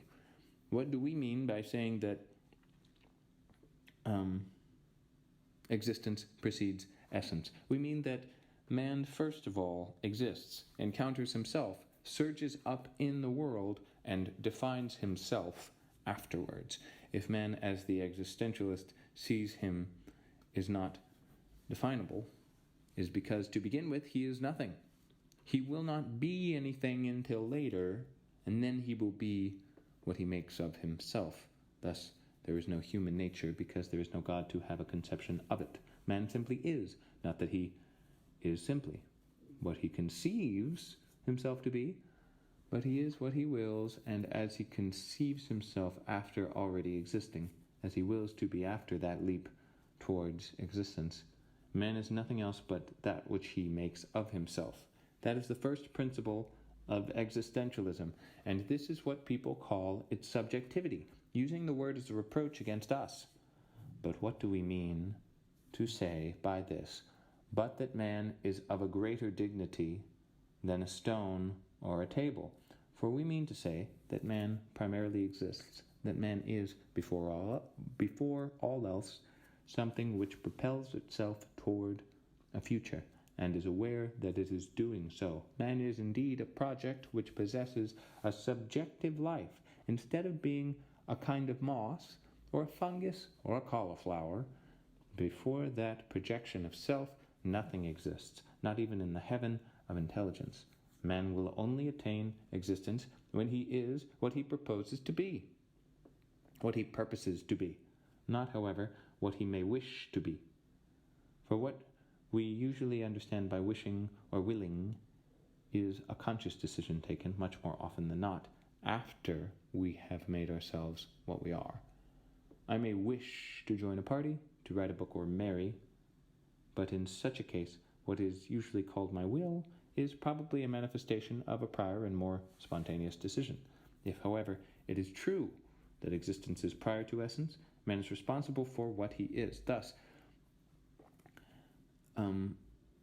the first effect of existentialism is that it puts every man in possession of himself as he is, and places the entire responsibility for his existence squarely upon his own shoulders. And when we say that man is responsible for himself, we do not mean that he is responsible only for his individuality, but that he is responsible for all men. The word subjectivism is to be understood in two senses, and our adversaries play upon only one of them. Subjectivism means, on the one hand, the freedom of the individual subject, and, on the other, that man cannot pass beyond human subjectivity. It is the latter which is the deeper meaning of existentialism. When we say that man chooses himself, we do mean that every one of us must choose himself, but by that we also mean that in choosing for himself, he chooses for all men, for in effect of all the actions a man may take in order to create himself as he wills to be, there is not one which is not creative, at the same time of an image of man such as he believes he ought to be.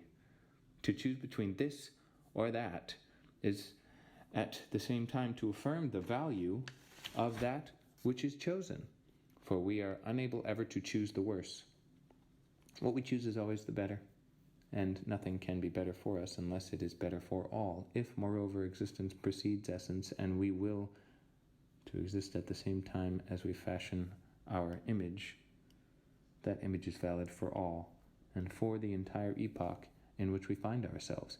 Our responsibility is thus much greater than we had supposed, for it concerns mankind as a whole. If I am a worker, for instance, I may choose to join a Christian rather than a communist trade union, and if, by that membership, I choose to signify that resignation is, after all, the attitude that best becomes a man, that man's kingdom is not upon this earth, I do not commit myself alone to that view. Resignation is my will for everyone, and my action is, in consequence, a commitment on behalf of all mankind. Or, if, to take a more personal case, I decide to marry and to have children, even though this decision proceeds simply from my situation, from my passion or my desire, I am thereby committing not only myself, but humanity as a whole to the practice of monogamy. I am thus responsible for myself and for all men, and I am creating a certain image of man as I would have him to be. In fashioning myself, I fashion man. This may enable us to understand what is meant by such terms, perhaps a little grandiloquent, as anguish, abandonment, and despair. As you will soon see, it is very simple. First, what do we mean by anguish? The existentialist frankly states that man is in anguish. His meaning is as follows. When a man commits himself to anything, fully realizing that he is not only choosing what he will be, but is thereby at the same time a legislator deciding for the whole of mankind, in such a moment a man cannot escape from the sense of complete and profound responsibility. There are many, indeed, who show no such anxiety, but we affirm that they are merely disguising their anguish or are in flight from it. Certainly, many people think that in what they are doing, they commit no one but themselves to anything, and if you ask them what would happen if everyone did so, they shrug their shoulders and reply, everyone does not do so. But in truth, one ought always to ask oneself what would happen if everyone did as one is doing. Nor can one escape from that disturbing thought except by a kind of self-deception. The man who lies in self-excuse by saying, everyone will not do it, must be ill at ease in his conscience. For the act of lying implies the universal value which it denies. By its very disguise, his anguish reveals itself. This is the anguish that Kierkegaard called the anguish of Abraham. You know the story. An angel commanded Abraham to sacrifice his son, and obedience was obligatory if it really was an angel who had appeared and said, Thou, Abraham, shalt sacrifice thy son. But anyone in such a case would wonder, first, whether it was indeed an angel, and secondly, whether I am really Abraham. Where are the proofs? A certain mad woman who suffered from hallucinations said that people were telephoning to her and giving her orders. The doctor asked, But who is it that speaks to you? She replied, He says it is God. And what, indeed, could prove to her that it was God? If an angel appears to me, what is the proof that it is an angel? Or, if I hear voices, who can prove that they proceed from heaven and not from hell, or from my own subconsciousness, or some pathological condition? Who can prove that they are really addressed to me? Who then can prove that I am the proper person to impose, by my own choice, my conception of man among mankind? I shall never find any proof whatever. There will be no sign to convince me of it. If a voice speaks to me, it is still no sign. It is still I myself who must decide whether the voice is or is not that of an angel. If I regard a certain course of action as good, it is only I who choose to say that it is good and not bad. There is nothing to show that I am Abraham. Nevertheless, I also am obliged at every instant to perform actions which are examples. Everything happens to every man as though the whole human race had its eyes fixed upon what he is doing and regulated its conduct accordingly. So every man ought to say, am I really a man who has the right to act in such a manner that humanity regulates itself by what I do? If a man does not say that, he is dissembling his anguish. Clearly, the anguish with which we are concerned here is not one that could lead to quietism or inaction. It is anguish pure and simple, of the kind well known to all those who have borne responsibilities. When, for instance, a military leader takes upon himself the responsibility for an attack and sends a number of men to their death, he chooses to do it, and at bottom he alone chooses. No doubt he acts under a higher command, but its orders, which are more general, require interpretation by him, and upon that interpretation depends the life of 10, 14, or 20 men. In making the decision, he cannot but feel a certain anguish. All leaders know that anguish. It does not prevent their acting. On the contrary, it is the very condition of their action. For the action presupposes that there is a plurality of possibilities, and in choosing one of these, they realize that it has value only because it is chosen. Now, it is anguish of that kind which existentialism describes, and moreover, as we shall see, makes explicit through direct responsibility towards other men who are concerned. Far from being a screen which could separate us from action, it is a condition of action itself. And when we speak of abandonment, a favorite word of Heidegger, we only mean to say that God does not exist, and that it is necessary to draw the consequences of his absence right to the end. The existentialist is strongly opposed to a certain type of secular motorism. The existentialist is strongly opposed to a certain type of secular moralism which seeks to suppress God at the least possible expense. Towards 1880, when the French professors endeavored to formulate a secular morality, they said something like this: God is a useless and costly hypothesis, so we will do without it. However, if we are to have morality, a society, and a law-abiding world, it is essential that certain values should be taken seriously. They must have an a priori existence ascribed to them. It must be considered obligatory a priori to be honest, not to lie, not to beat one's wife, to bring up children, and so forth. And so we are going to do a little work on this subject, which will enable us to show that these values exist all the same, inscribed in an intelligible heaven, although, of course, there is no God. In other words, and this is, I believe, the purport of all that we in France call radicalism, nothing will be changed if God does not exist. We shall rediscover the same norms of honesty, progress, and humanity, and we shall have disposed of God as an out-of-date hypothesis which will die away quietly of itself. The existentialist, on the contrary, finds it extremely embarrassing that God does not exist, for there disappears with him all possibility of finding values in an intelligible heaven. There can no longer be any good a priori, since there is no infinite and perfect consciousness to think it. It is nowhere written that the good exists, that one must be honest, or must not lie, since we are now upon the plane where there are only men. Dostoevsky once wrote, "If God did not exist, everything would be permitted." And that, for existentialism, is the starting point.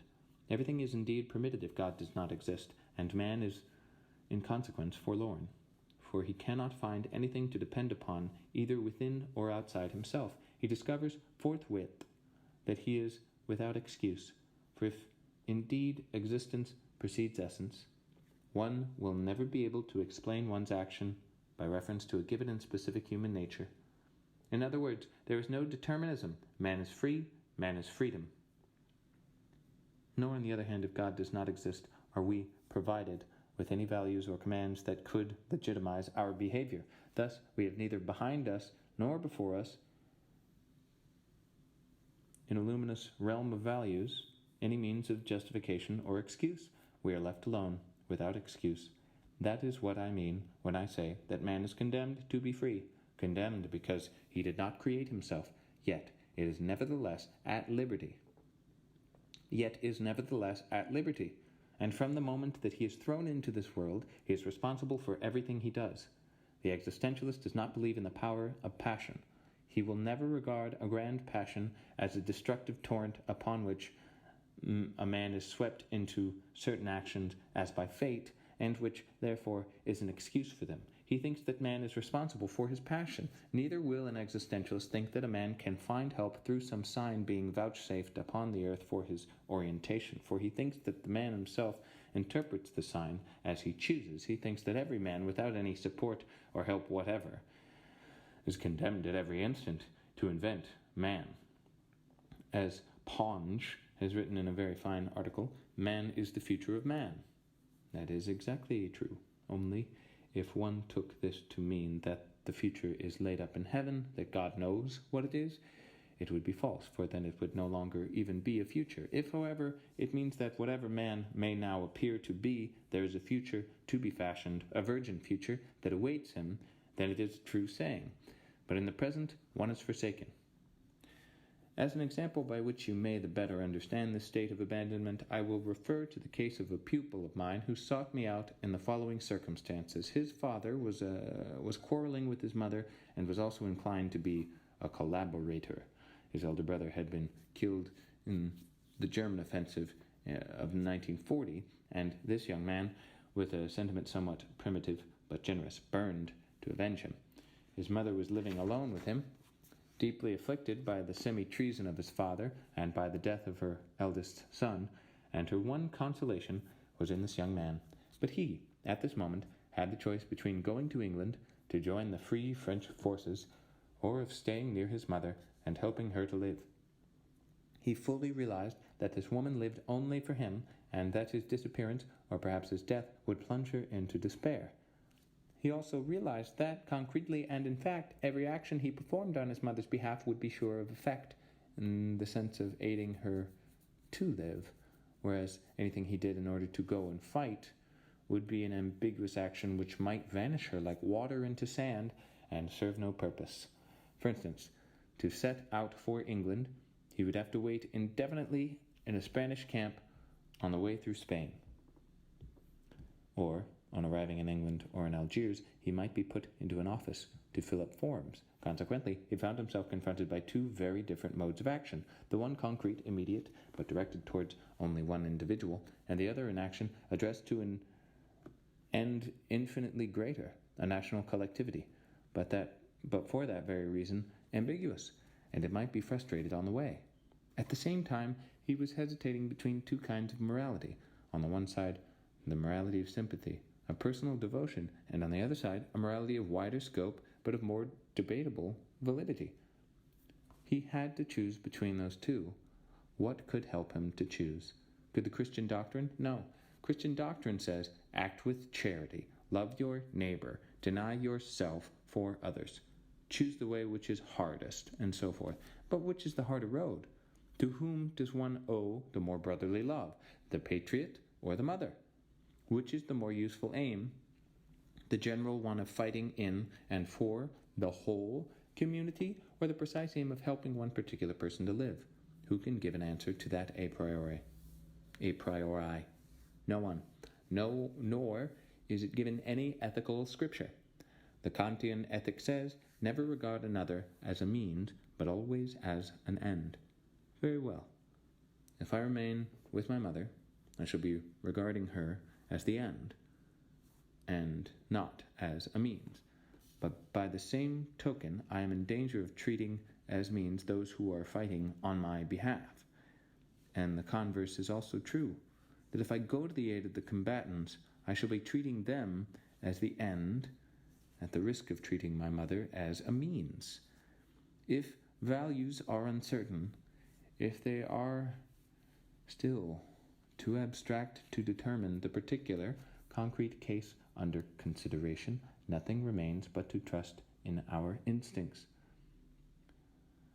That is what this young man tried to do, and when I saw him, he said, in the end, it is feeling that counts. The direction in which it is really pushing me is the one I ought to choose. If I feel that I love my mother enough to sacrifice everything else for her, my will to be avenged, all my longings for action and adventure, then I stay with her. If, on the contrary, I feel that my love for her is not enough, I go. But how does one estimate the strength of a feeling? The value of his feeling for his mother was determined precisely by the fact that he was standing by her. I may say that I love a certain friend enough to sacrifice such or such a sum of money for him, but I cannot prove that unless I have done it. I may say I love my mother enough to remain with her if actually I have remained with her. I can only estimate the strength of this affection if I have performed an action by which it is defined and ratified. But if I then appeal to this affection to justify my action, I find myself drawn into a vicious circle. Moreover, as guide, as very well said, a sentiment which is play-acting and one which is vital are two things that are hardly distinguishable one from another. To decide that I love my mother by staying beside her, and to play a comedy, the upshot of which is that I do so, these are nearly the same thing. In other words, feeling is formed by the deeds that one does. Therefore, I cannot consult it as a guide to action. And that is to say that I can neither seek within myself for an authentic impulse to action, nor can I expect from some ethic formulae that will enable me to act. You may say that the youth did, at least, go to a professor to ask for advice, but if you seek counsel from a priest, for example, you have selected that priest, and at bottom you already knew, more or less, what he would advise. In other words, to choose an advisor is nevertheless to commit oneself by that choice. If you are a Christian, you will say, consult a priest. But there are collaborationists, priests who are resistors, and priests who wait for the tide to turn. Which will you choose? Had this young man chosen a priest of the resistance, or one of the collaboration, he would have decided beforehand the kind of advice he was to receive. Similarly, in coming to me, he knew what advice I should give him, and I had but one reply to make. You are free, therefore choose. That is to say, invent. No rule of general morality can show you what you ought to do. No signs are vouchsafed in this world. The Catholics will reply, oh, but they are. Very well. Still, it is I myself, in every case, who have to interpret the signs. While I was imprisoned, I made the acquaintance of a somewhat remarkable man, a Jesuit, who had become a member of that order in the following manner. In his life he had suffered a succession of rather severe setbacks. His father had died when he was a child, leaving him in poverty, and he had been awarded a free scholarship in a religious institution where he had been made continually to feel that he was accepted for charity's sake, and in consequence he had been denied several of those distinctions and honors which gratify children. Later, about the age of 18, he came to a grief in a sentimental affair, and finally, at 22, this was a trifle in itself, but it was the last drop that overflowed his cup, he failed in his military examination. This young man, then, could regard himself as a total failure. It was a sign, but a sign of what? He might have taken refuge in bitterness or despair, but he took it, very cleverly for him, as a sign that he was not intended for secular successes, and that only the attainments of religion, those of sanctity and of faith, were accessible to him. He interpreted his record as a message from God, and became a member of the order. Who can doubt but that this decision as to the meaning of the sign was his, and his alone? One could have drawn quite different conclusions from such a series of reverses, as, for example, that he had better become a carpenter or a revolutionary. For the decipherment of the sign, however, he bears the entire responsibility. That is what abandonment implies, that we ourselves decide our being. And with this abandonment goes anguish. As for despair, the meaning of this expression is extremely simple. It merely means that we limit ourselves to a reliance upon that which is within our wills, or within the sum of the probabilities which render our action feasible. Whenever one wills anything, there are always these elements of probability. If I am counting upon a visit from a friend, who may be coming by train or by tram, I presuppose that the train will arrive at the appointed time, or that the tram will not be derailed. I remain in the realm of possibilities, but one does not rely upon any possibilities beyond those that are strictly concerned in one's action. Beyond the point at which the possibilities under consideration cease to affect my action, I ought to disinterest myself, for there is no God, and no prevenient design, which can adapt the world and all its possibilities to my will. When Descartes said, "Conquer yourself rather than the world," what he meant was, at bottom, the same, that we should act without hope. Marxists, to whom I have said this, have answered, "Your action is limited, obviously, by your death, but you can rely upon the help of others. That is, you can count both upon what the others are doing to help you elsewhere, as in China and in Russia, and upon what they will do later, after your death, to take up your action and carry it forward to its final accomplishment, which will be the revolution. Moreover, you must rely upon this. Not to do so is immoral. To this I rejoin first, that I shall always count upon my comrades in arms in the struggle, insofar as they are committed, as I am, to a definite common cause. And in the unity of a party or a group which I can more or less control, that is, in which I am enrolled as a militant and whose movements at every moment are known to me, in that respect, to reply upon the unity and the will of the party is exactly like my reckoning that the train will run to time or that the tram will not be derailed. But I cannot count upon men whom I do not know. I cannot base my confidence upon human goodness or upon man's interest in the good of society, seeing that man is free and that there is no human nature which I can take as foundational. I do not know where the Russian Revolution will lead. I can admire it and take it as an example insofar as it is evident today that the proletariat plays a part in Russia which it has attained in no other nation. But I cannot affirm that this will necessarily lead to the triumph of the proletariat. I must confine myself to what I can see, nor can I be sure that comrades in arms will take up my work after my death and carry it to the maximum perfection, seeing that those men are free agents and will freely decide tomorrow what man is then to be. Tomorrow, after my death, some men may decide to establish fascism, and the others may be so cowardly or so slack as to let them do so. If so, fascism will then be the truth of man, and so much the worse for us. In reality, things will be such as men have decided they shall be. Does that mean that I should abandon myself to quietism? No. First I ought to commit myself, and then act my commitment, according to the time-honored formula that one need not hope in order to undertake one's work. Nor does this mean that I should not belong to a party, but only that I should be without illusion, and that I should do what I can. For instance, if I ask myself, will the social ideal, as such, ever become a reality? I cannot tell. I only know that whatever may be in my power to make it so, I shall do. Beyond that, I can count upon nothing. Quietism is the attitude of people who say, let others do what I cannot do. The doctrine I am presenting before you is precisely the opposite of this, since it declares that there is no reality except in action. It goes further indeed, and adds, man is nothing else but what he proposes. He exists only insofar as he realizes himself. He is therefore nothing else but the sum of his actions, nothing else but what his life is.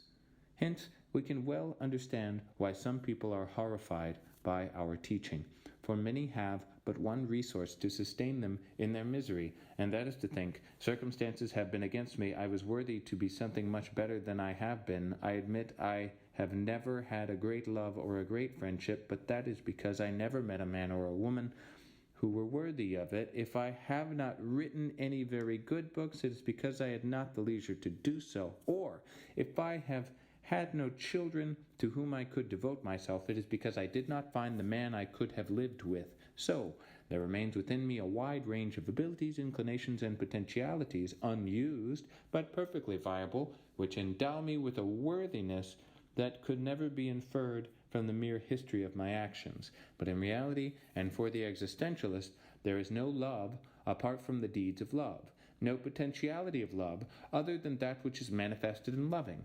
There is no genius other than that which is expressed in the works of art. The genius of Proust is the totality of the works of Proust. The genius of Racine is the series of his tragedies, outside of which there is nothing. Why should we attribute to Racine the capacity to write yet another tragedy when that is precisely what he did not write? In life, a man commits himself, draws his own portrait, and there is nothing but that portrait. No doubt this thought may seem comfortless to one who has not made a success of his life. On the other hand, it puts everyone in a position to understand that reality alone is reliable, that dreams, expectations, and hopes serve to define a man only as deceptive dreams, abortive hopes, expectations unfulfilled. That is to say, they define him negatively, not positively. Nevertheless, when one says, "You are nothing else but what you live," it does not imply that an artist is to be judged solely by his works of art, for 1,000 other things contribute no less to his definition as a man. What we mean to say is that a man is no other than a series of undertakings, that he is the sum, the organization, the set of relations that constitute these undertakings. In the light of all this, what people reproach us with is not, after all, our pessimism, but the sternness of our optimism. If people condemn our works of fiction in which we describe characters that are base, weak, cowardly, and sometimes even frankly evil, it is not only because those characters are base, weak, cowardly, or evil. For suppose that, like Zola, we showed that the behavior of these characters was caused by their heredity, or by the action of their environment upon them, or by determining factors, psychic or organic. People would be reassured, they would say. You see, that is what we are like. No one can do anything about it. But the existentialist, when he portrays a coward, shows him as responsible for his cowardice. He is not like that on account of a cowardly heart, or lungs, or cerebrum. He has not become like that through his physiological organism. He is like that because he has made himself into a coward by his actions. There is no such thing as a cowardly temperament. There are nervous temperaments. There is what is called impoverished blood, and there are also rich temperaments, but the man whose blood is poor is not a coward for all that, for what produces cowardice is the act of giving up or giving way, and a temperament is not an action. A coward is defined by the deed that he has done. What people feel obscurely and with horror is that the coward, as we present him, is guilty of being a coward. What people would prefer would be to be born either a coward or a hero. One of the charges is most often laid against the Kaufmann's de la Liberté is something like this. But, after all, these people being so base, how can you make them into heroes? That objection is really rather comic, for it implies that people are born heroes, and that is, at bottom, what such people would like to think. If you are born cowards, you can be quite content. You can do nothing about it, and you will be cowards all your lives, whatever you do. And if you are born heroes, you can again be quite content. You will be heroes all your lives, eating and drinking heroically. Whereas the existentialist says that the coward makes himself cowardly, the hero makes himself heroic, and that there is always a possibility for the coward to give up cowardice and for the hero to stop being a hero. What counts is the total commitment, and it is not by a particular case or particular action that you are committed altogether. We have now, I think, dealt with a certain number of the reproaches against existentialism. You have seen that it cannot be regarded as a philosophy of quietism, since it defines man by his action, nor as a pessimistic description of man, for no doctrine is more optimistic. The destiny of man is placed within himself, nor is it an attempt to discourage man from action, since it tells him that there is no hope except in his action, and that the one thing which permits him to have life is the deed. Upon this level, therefore, what we are considering is an ethic of action and self-commitment. However, we are still reproached, upon these few data, for confining man within his individual subjectivity. There are again people badly misunderstand us. Our point of departure is indeed the subjectivity of the individual, and that for strict philosophic reasons. It is not because we are bourgeois, but because we seek to base our teaching upon the truth, and not upon a collection of fine theories full of hope, but lacking real foundations. And at the point of departure there cannot be any other truth than this: I think, therefore I am, which is the absolute truth of consciousness as it attains to itself. Every theory which begins with man, outside of this moment of self-attainment, is a theory which thereby suppresses the truth. For outside of the Cartesian cogito, all objects are no more than probable, and any doctrine of probabilities which is not attached to a probable one must possess the true. Nope. And any doctrine of probabilities which is not attached to a truth will crumble into nothing. In order to define the probable, one must possess the true. Before there can be any truth whatever, then there must be an absolute truth, and there is such a truth which is simple, easily attained, and within the reach of everybody. It consists in one's immediate sense of oneself. In the second place, this theory alone is compatible with the dignity of man. It is the only one which does not make man into an object. All kinds of materialism lead one to treat every man, including oneself, as an object, that is, as a set of predetermined reactions, in no way different from the patterns of qualities and phenomena which constitute a table or a chair or a stone. Our aim is precisely to establish the human kingdom as a pattern of values in distinction from the material world, but the subjectivity with which we thus postulate as the standard of truth is no narrowly individual subjectivism. For as we have demonstrated, it is not only one's own self that one discovers in the cogito, but those of others too. Contrary to the philosophy of Descartes, contrary to that of Kant, when we say I think, we are attaining to ourselves in the presence of the other. And we are just as certain of the other as we are of ourselves. Thus the man who discovers himself directly in the cogito also discovers all the others, and discovers them as the condition of his own existence. He recognizes that he cannot be anything in the sense in which one says one is spiritual, or that one is wicked or jealous, unless others recognize him as such. I cannot obtain any truth whatsoever about myself except through the mediation of another. The other is indispensable to my existence, and equally so to any knowledge I can have of myself. Under these conditions, the intimate discovery of myself is at the same time the revelation of the other as a freedom which confronts mine, and which cannot think or will without doing so either for or against me. Thus, at once we find ourselves in a world which is, let us say, that of intersubjectivity. It is in this world that man has to decide what he is and what others are. Furthermore, although it is impossible to find in each and every man a universal essence that can be called human nature, there is nevertheless a human universality of condition. It is not by chance that the thinkers of today are so much more ready to speak of the condition than of the nature of man. By his condition, they understand with more or less clarity all the limitations which a priori define man's fundamental situation in the universe. His historical situations are variable. Man may be born a slave in a pagan society, or may be a feudal baron or a proletarian, but what never vary are the necessities of being in the world, of having to labor and to die there. These limitations are neither subjective nor objective, or rather there is both a subjective and an objective aspect of them. Objective because we meet with them everywhere, and they are everywhere recognizable, and subjective because they are lived, and are nothing if man does not live them, if, that is to say, he does not freely determine himself and his existence in relation to them. And diverse though man's purposes may be, at least none of them is wholly foreign to me, since every human purpose presents itself as an attempt either to surpass these limitations or to widen them, or else to deny or to accommodate oneself to them.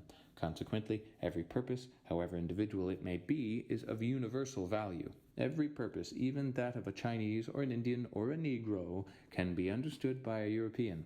To say it can be understood means that the European of 1945 may be striving out of a certain situation towards the same limitations in the same way, and that he may reconceive in himself the purpose of the Chinese, of the Indian, or the African. In every purpose there is universality. in the sense that every purpose is comprehensible to every man. Not that this or that purpose defines man forever, but that it may be entertained again and again. There is always some way of understanding an idiot, a child, a primitive man, or a foreigner if one has sufficient information.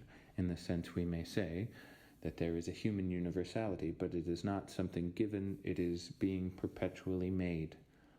I make this universality in choosing myself. I also make it by understanding the purpose of any other man of whatever epoch. This absoluteness of the act of choice does not alter the relativity of each epoch. What is at the very heart and center of existentialism is the absolute character of the free commitment, by which every man realizes himself in realizing a type of humanity, a commitment always understandable to no matter whom and no matter what epoch, and its bearing upon the relativity of the cultural pattern which may result from such absolute commitment. One must observe equally the relativity of Cartesianism and the absolute character of the Cartesian commitment. In this sense, you may say, if you like, that every one of us makes the absolute by breathing, by eating, by sleeping, or by behaving in any fashion whatsoever. There is no difference between free being, being as self-committal, as existence choosing its essence, and absolute being. And there is no difference whatever between being as an absolute, temporarily localized, that is, localized in history, and universally intelligible being. This does not completely refute the charge of subjectivism. Indeed, that objection appears in several other forms, of which the first is as follows. People say to us, then it does not matter what you do. And they say this in various ways. First, they tax us with anarchy. They say you cannot judge others, for there is no reason for preferring one purpose to another. Finally, they tax us with anarchy. Then they say you cannot judge others, for there is no reason for preferring one purpose to another. Finally, they may say, everything being merely voluntary in this choice of yours, you give away with one hand what you pretend to gain with the other. These three are not very serious objections. As to the first, to say that it does not matter what you choose is not correct. In one sense, choice is possible, but what is not possible is not to choose. I can always choose, but I must know that if I do not choose, that is still a choice. This, although it may appear merely formal, is of great importance as a limit to fantasy and caprice. For, when I confront a real situation, for example, that I am a sexual being, able to have relations with a being of the other sex, and able to have children, I am obliged to choose my attitude to it. And in every respect I bear the responsibility of the choice which, in committing myself, also commits the whole of humanity. Even if my choice is determined by no a priori value whatever, it can have nothing to do with caprice. And if anyone thinks that this is only Guide's theory of the acte gratuit over again, he has failed to see the enormous difference between this theory and that of Guide. Guide does not know what a situation is. His act is one of pure caprice. In our view, on the contrary, man is one of pure caprice. In our view, on the contrary, man finds himself in Guy does not know what a situation is. His act is one of pure caprice. In our view, on the contrary, man finds himself in an organized situation in which he is himself involved. His choice involves mankind in its entirety, and he cannot avoid choosing. Either he must remain single, or he must marry without having children, or he must marry and have children. In any case, and whichever he may choose, it is impossible for him, in respect of this situation, not to take complete responsibility. Doubtless he chooses without reference to any pre-established values, but it is unjust to tax him with caprice. Rather, let us say that the moral choice is comparable to the construction of a work of art. But here I must at once digress to make it quite clear that we are not propounding an aesthetic morality, for our adversaries are disingenuous enough to reproach us even with that. I mention the work of art only by way of comparison. That being understood, does anyone reproach an artist when he paints a picture for not following the rules established a priori? Does one ever ask, what is the picture that he ought to paint? As everyone knows, there is no predefined picture for him to make. The artist applies himself to the composition of a picture, and the picture that ought to be made is precisely that which he will have made.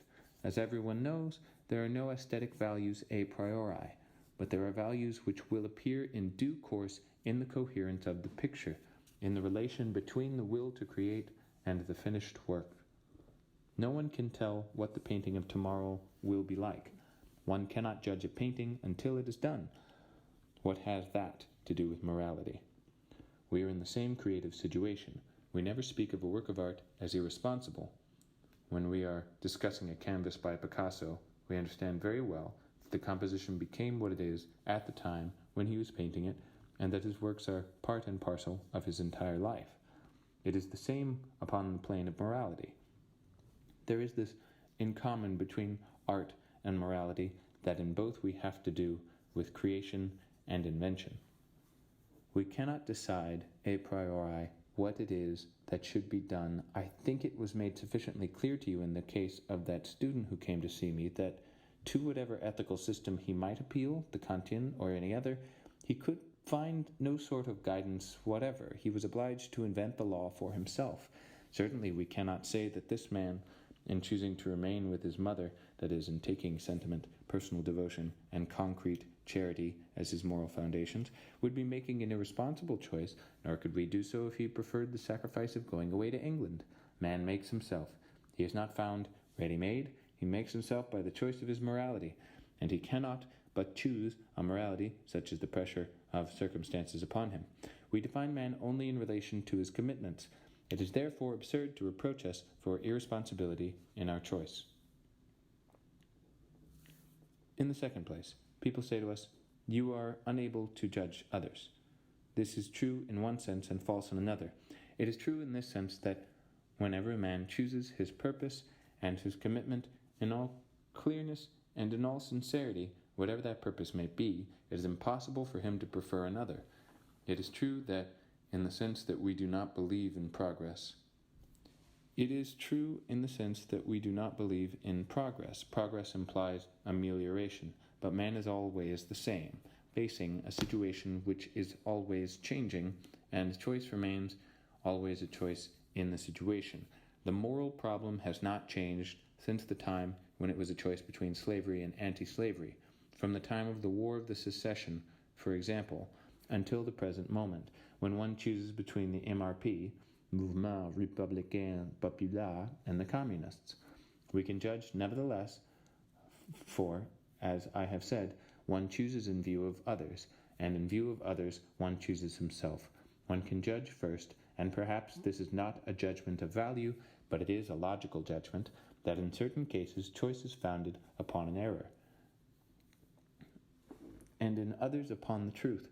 One can judge a man by saying that he deceives himself, since we have defined the situation of man as one of free choice, without excuse and without help. Any man who takes refuge behind the excuse of his passions, or by inventing some deterministic doctrine, is a self-deceiver.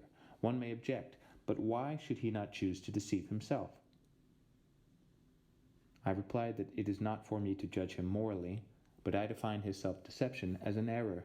Here one cannot avoid pronouncing a judgment of truth. The self-deception is evidently a falsehood, because it is a dissimulation of man's complete liberty of commitment. Upon this same level, I say that it is also a self-deception if I choose to declare that certain values are incumbent upon me.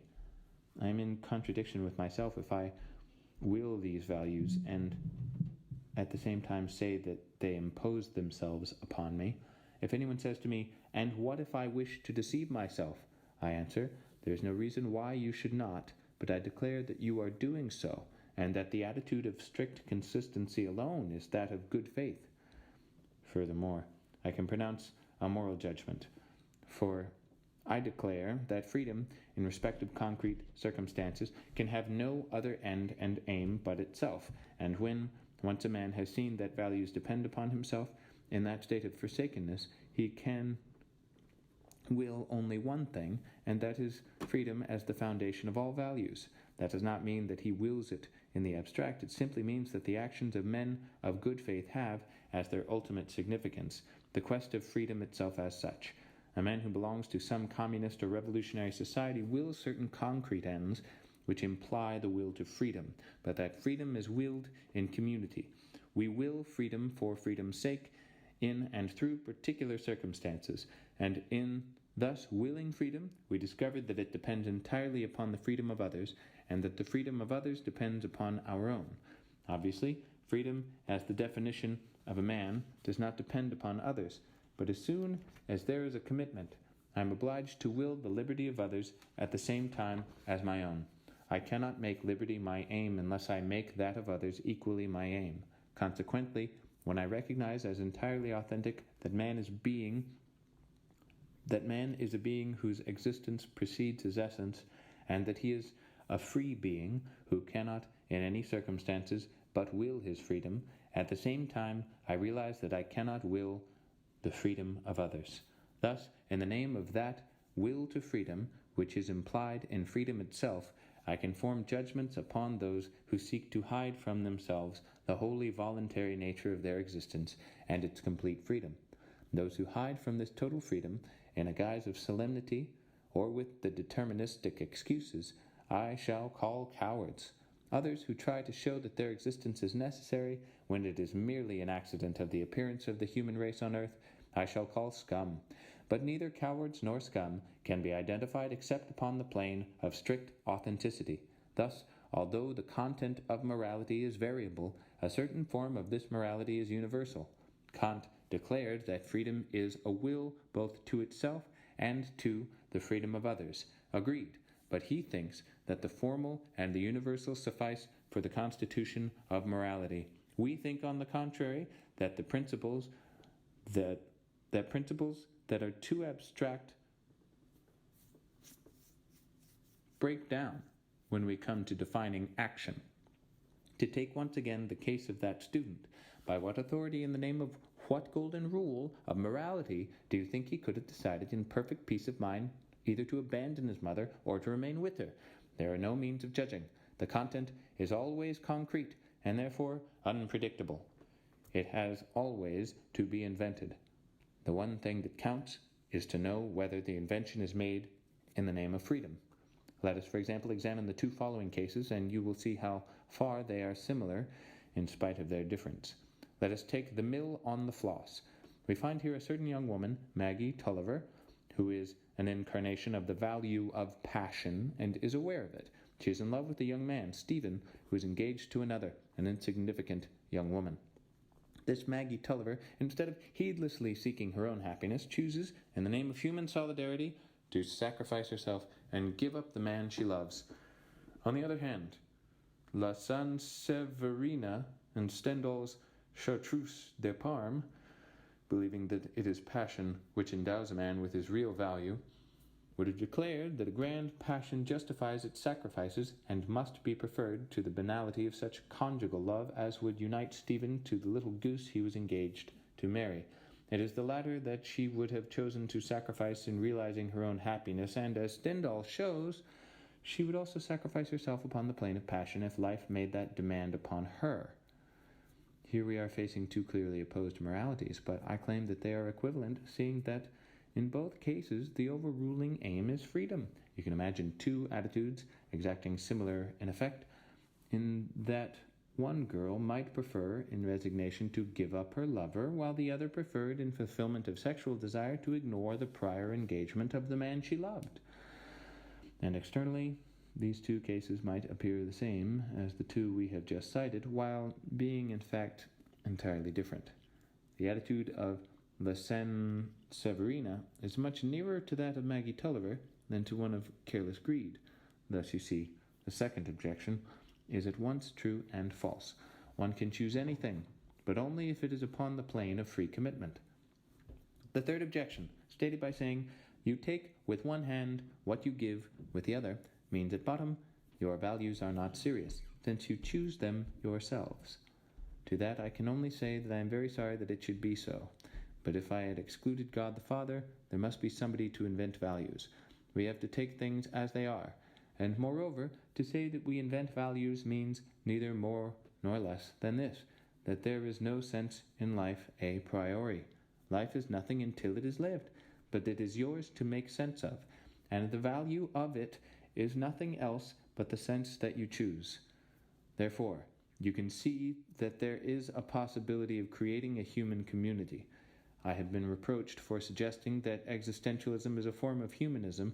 People have said to me, "But you have written in your Nausée that the humanists are wrong.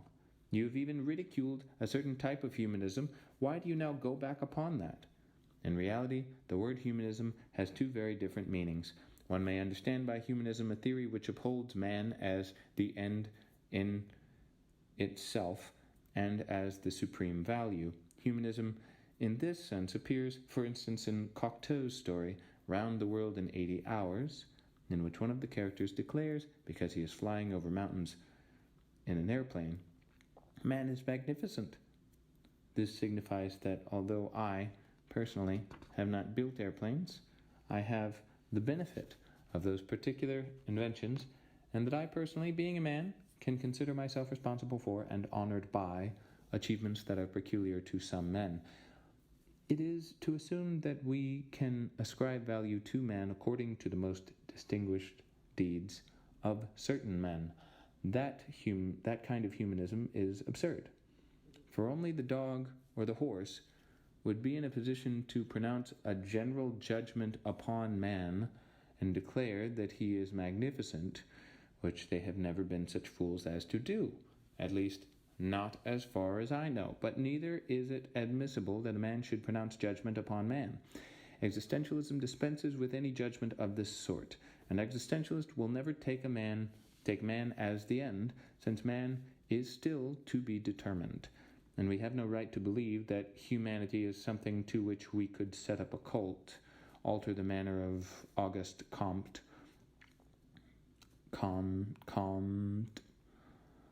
The cult of humanity ends in Comtean humanism, shut in upon itself, and, this must be said, in fascism. We do not want a humanism like that. But there is another sense of the word, of which the fundamental meaning is this: man is all the time outside of himself. It is in projecting and losing himself beyond himself that he makes man to exist, and, on the other hand, it is by pursuing transcendent aims that he himself is able to exist, since man is thus self-surpassing and can grasp objects only in relation to his self-surpassing. He is himself the heart and center of his transcendence. There is no other universe except the human universe, the universe of human subjectivity. This relation of transcendence as constitutive of man, not in the sense that God is transcendence, but in the sense of self-surpassing, with subjectivity in such a sense that man is not shut up in himself, but forever present in a human universe. It is this that we call existential humanism.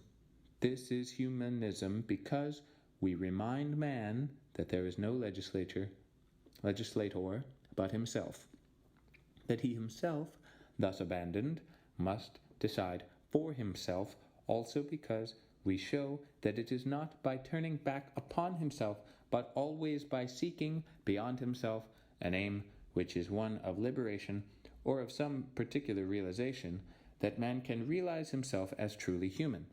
You can see from these few reflections that nothing could be more unjust than the objections people raise against us. Existentialism is nothing else but an attempt to draw the full conclusions from a consistently atheistic position. Its intention is not in the least that of plunging men into despair. And if by despair one means, as the Christians do, any attitude of unbelief, the despair of the existentialists is something different. Existentialism is not atheist in the sense that it would exhaust itself in demonstrations of the non-existence of God. It declares rather that even if God existed, that would make no difference from its point of view. Not that we believe God does exist, but we think that the real problem is not that of his existence. What man needs is to find himself again. and to understand that nothing can save him from himself, not even a valid proof of the existence of God. In this sense, existentialism is optimistic. It is a doctrine of action, and it is only by self-deception, by confusing their own despair with ours, that Christians can describe us as without hope. First, they tax us with anarchy. Then they say you cannot judge others, for there is no reason for preferring one purpose to another. Finally, they may say, everything being merely voluntary in this choice of yours, you give away with one hand what you pretend to gain with the other. These three are not very serious objections.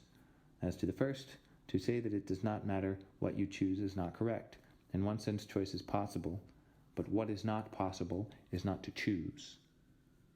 I can always choose, but I must know that if I do not choose, that is still a choice. This, although it may appear merely formal, is of great importance as a limit to fantasy and caprice. For when I confront a real situation, for example, that I am a sexual being, able to have relations with a being of the other sex, and able to have children, I am obliged to choose my attitude to it, and in every respect I bear the responsibility of the choice which, in committing myself, also commits the whole of humanity. Even if my choice is determined by no a priori value whatever, it can have nothing to do with caprice. And if anyone thinks that this is only Guide's theory of the acte gratuit over again, he has failed to see the enormous difference between this theory and that of Guide. Guide does not know what a situation is. His act is one of pure caprice. In our view, on the contrary, man is one of pure caprice. In our view, on the contrary, man finds himself in Guy does not know what a situation is. His act is one of pure caprice. In our view, on the contrary, man finds himself in an organized situation in which he is himself involved. His choice involves mankind in its entirety, and he cannot avoid choosing. Either he must remain single, or he must marry without having children, or he must marry and have children. In any case, and whichever he may choose, it is impossible for him, in respect of this situation, not to take complete responsibility. Doubtless he chooses without reference to any pre-established values, but it is unjust to tax him with caprice. Rather, let us say that the moral choice is comparable to the construction of a work of art. But here I must at once digress to make it quite clear that we are not propounding an aesthetic morality, for our adversaries are disingenuous enough to reproach us even with that. I mention the work of art only by way of comparison. That being understood, does anyone reproach an artist when he paints a picture for not following the rules established a priori? Does one ever ask, what is the picture that he ought to paint? As everyone knows, there is no predefined picture for him to make. The artist applies himself to the composition of a picture, and the picture that ought to be made is precisely that which he will have made. As everyone knows, there are no aesthetic values a priori, but there are values which will appear in due course in the coherence of the picture, in the relation between the will to create and the finished work. No one can tell what the painting of tomorrow will be like. One cannot judge a painting until it is done. What has that to do with morality? We are in the same creative situation. We never speak of a work of art as irresponsible. When we are discussing a canvas by Picasso, we understand very well that the composition became what it is at the time when he was painting it, and that his works are part and parcel of his entire life. It is the same upon the plane of morality. There is this in common between art and morality, that in both we have to do with creation and invention. We cannot decide a priori what it is that should be done. I think it was made sufficiently clear to you in the case of that student who came to see me that to whatever ethical system he might appeal, the Kantian or any other, he could find no sort of guidance whatever. He was obliged to invent the law for himself.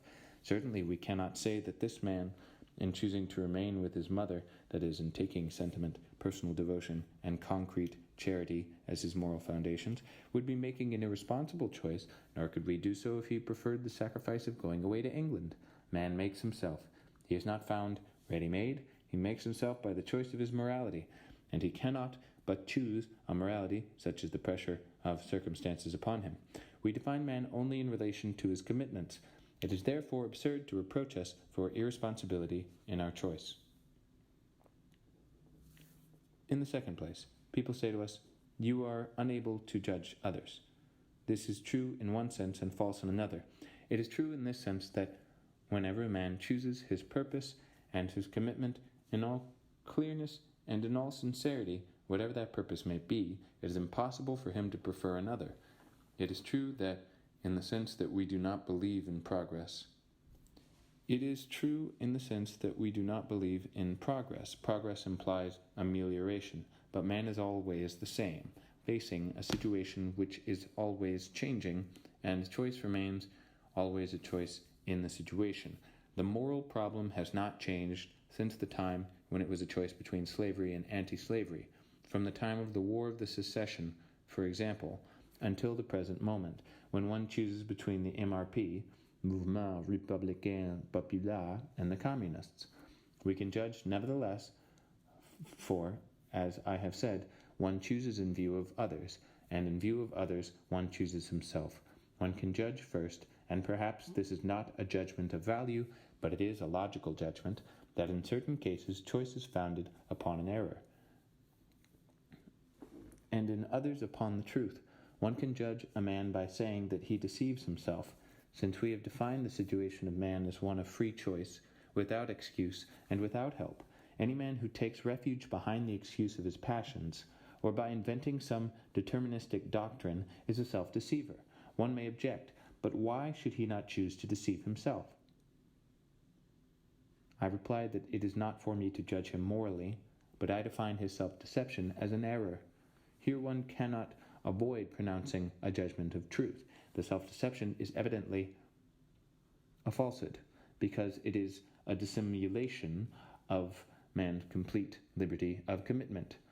Upon this same level, I say that it is also a self-deception if I choose to declare that certain values are incumbent upon me.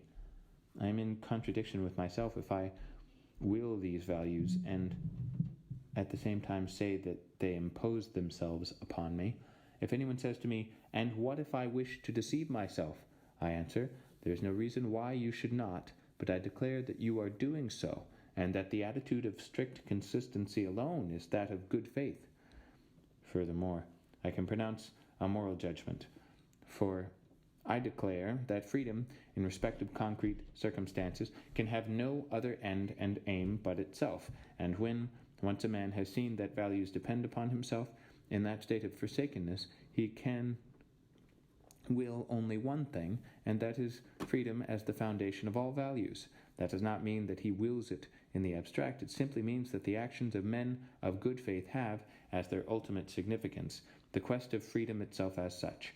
A man who belongs to some communist or revolutionary society wills certain concrete ends which imply the will to freedom, but that freedom is willed in community. We will freedom for freedom's sake, in and through particular circumstances, and in thus willing freedom, we discovered that it depends entirely upon the freedom of others, and that the freedom of others depends upon our own. Obviously, freedom, as the definition of a man, does not depend upon others, but as soon as there is a commitment, I am obliged to will the liberty of others at the same time as my own. I cannot make liberty my aim unless I make that of others equally my aim. Consequently, when I recognize as entirely authentic that man is a being whose existence precedes his essence, and that he is a free being who cannot, in any circumstances, but will his freedom, at the same time I realize that I cannot will the freedom of others.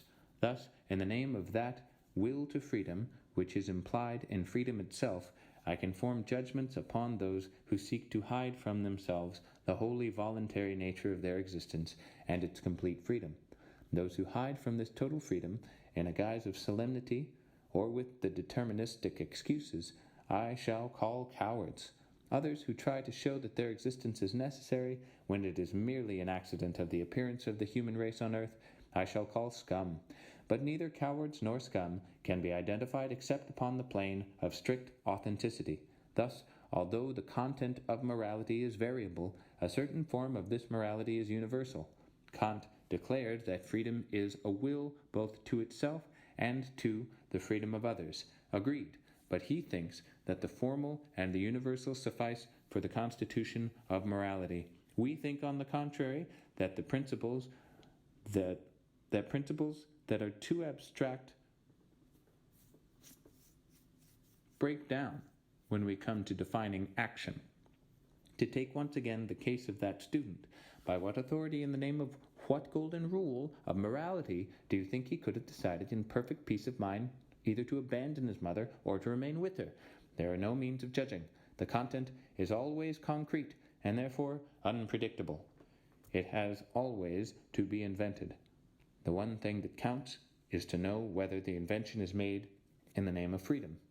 Let us, for example, examine the two following cases, and you will see how far they are similar in spite of their difference. Let us take the mill on the floss. We find here a certain young woman, Maggie Tulliver, who is an incarnation of the value of passion and is aware of it. She is in love with a young man, Stephen, who is engaged to another, an insignificant young woman. This Maggie Tulliver, instead of heedlessly seeking her own happiness, chooses, in the name of human solidarity, to sacrifice herself and give up the man she loves.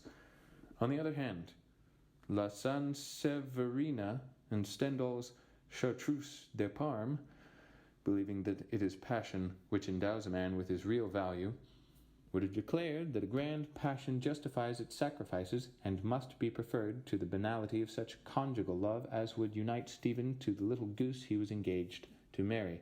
It is the latter that she would have chosen to sacrifice in realizing her own happiness, and, as Stendhal shows, she would also sacrifice herself upon the plane of passion if life made that demand upon her. Here we are facing two clearly opposed moralities, but I claim that they are equivalent, seeing that in both cases the overruling aim is freedom. You can imagine two attitudes exacting similar in effect, in that one girl might prefer in resignation to give up her lover, while the other preferred in fulfillment of sexual desire to ignore the prior engagement of the man she loved. And externally, these two cases might appear the same as the two we have just cited, while being in fact entirely different. The attitude of La Sanseverina is much nearer to that of Maggie Tulliver than to one of careless greed. Thus, you see, the second objection is at once true and false.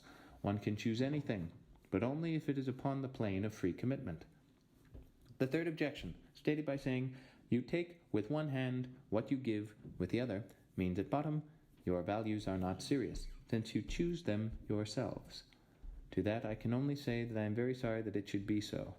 But if I had excluded God the Father, there must be somebody to invent values. We have to take things as they are. And moreover, to say that we invent values means neither more nor less than this, that there is no sense in life a priori.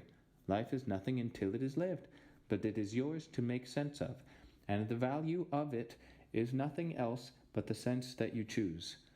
Therefore, you can see that there is a possibility of creating a human community. I have been reproached for suggesting that existentialism is a form of humanism. People have said to me, but you have written in your Nausée that the humanists are wrong. You have even ridiculed a certain type of humanism. Why do you now go back upon that? In reality, the word humanism has two very different meanings. One may understand by humanism a theory which upholds man as the end in itself and as the supreme value. Humanism in this sense appears, for instance, in Cocteau's story, Round the World in 80 Hours, in which one of the characters declares, because he is flying over mountains in an airplane, man is magnificent. This signifies that although I, personally, have not built airplanes, I have the benefit of those particular inventions, and that I personally, being a man, can consider myself responsible for and honored by achievements that are peculiar to some men. It is to assume that we can ascribe value to man according to the most distinguished deeds of certain men.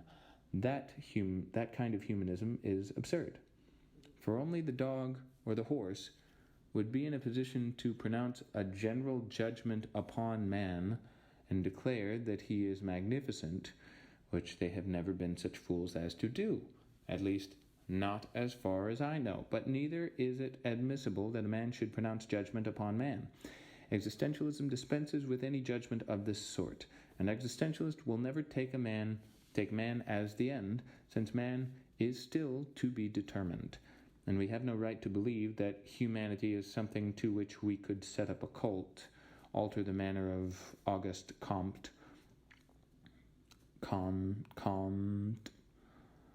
The cult of humanity ends in Comtean humanism, shut in upon itself, and, this must be said, in fascism.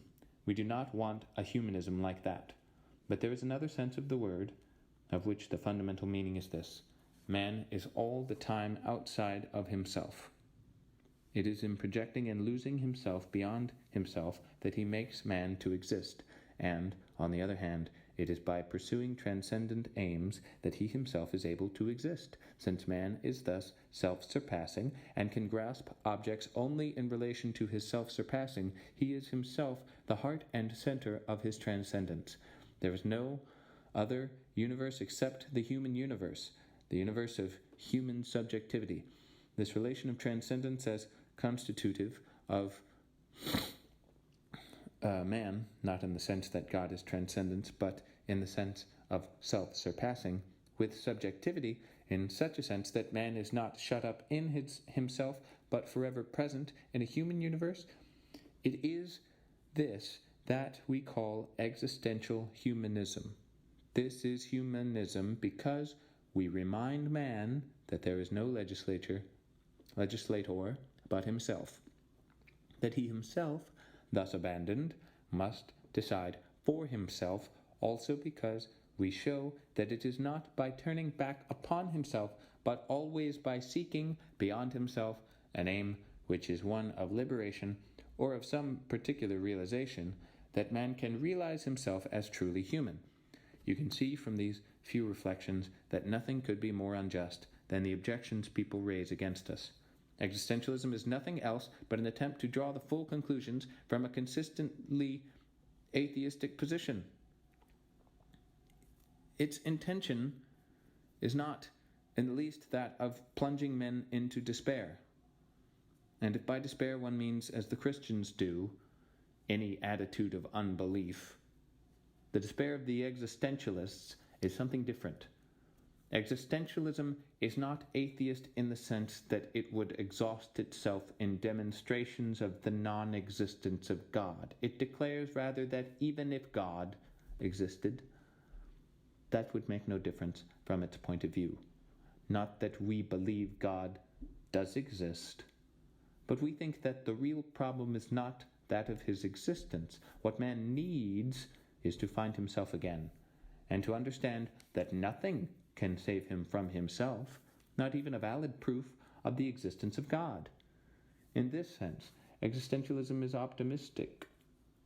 It is a doctrine of action, and it is only by self-deception, by confusing their own despair with ours, that Christians can describe us as without hope.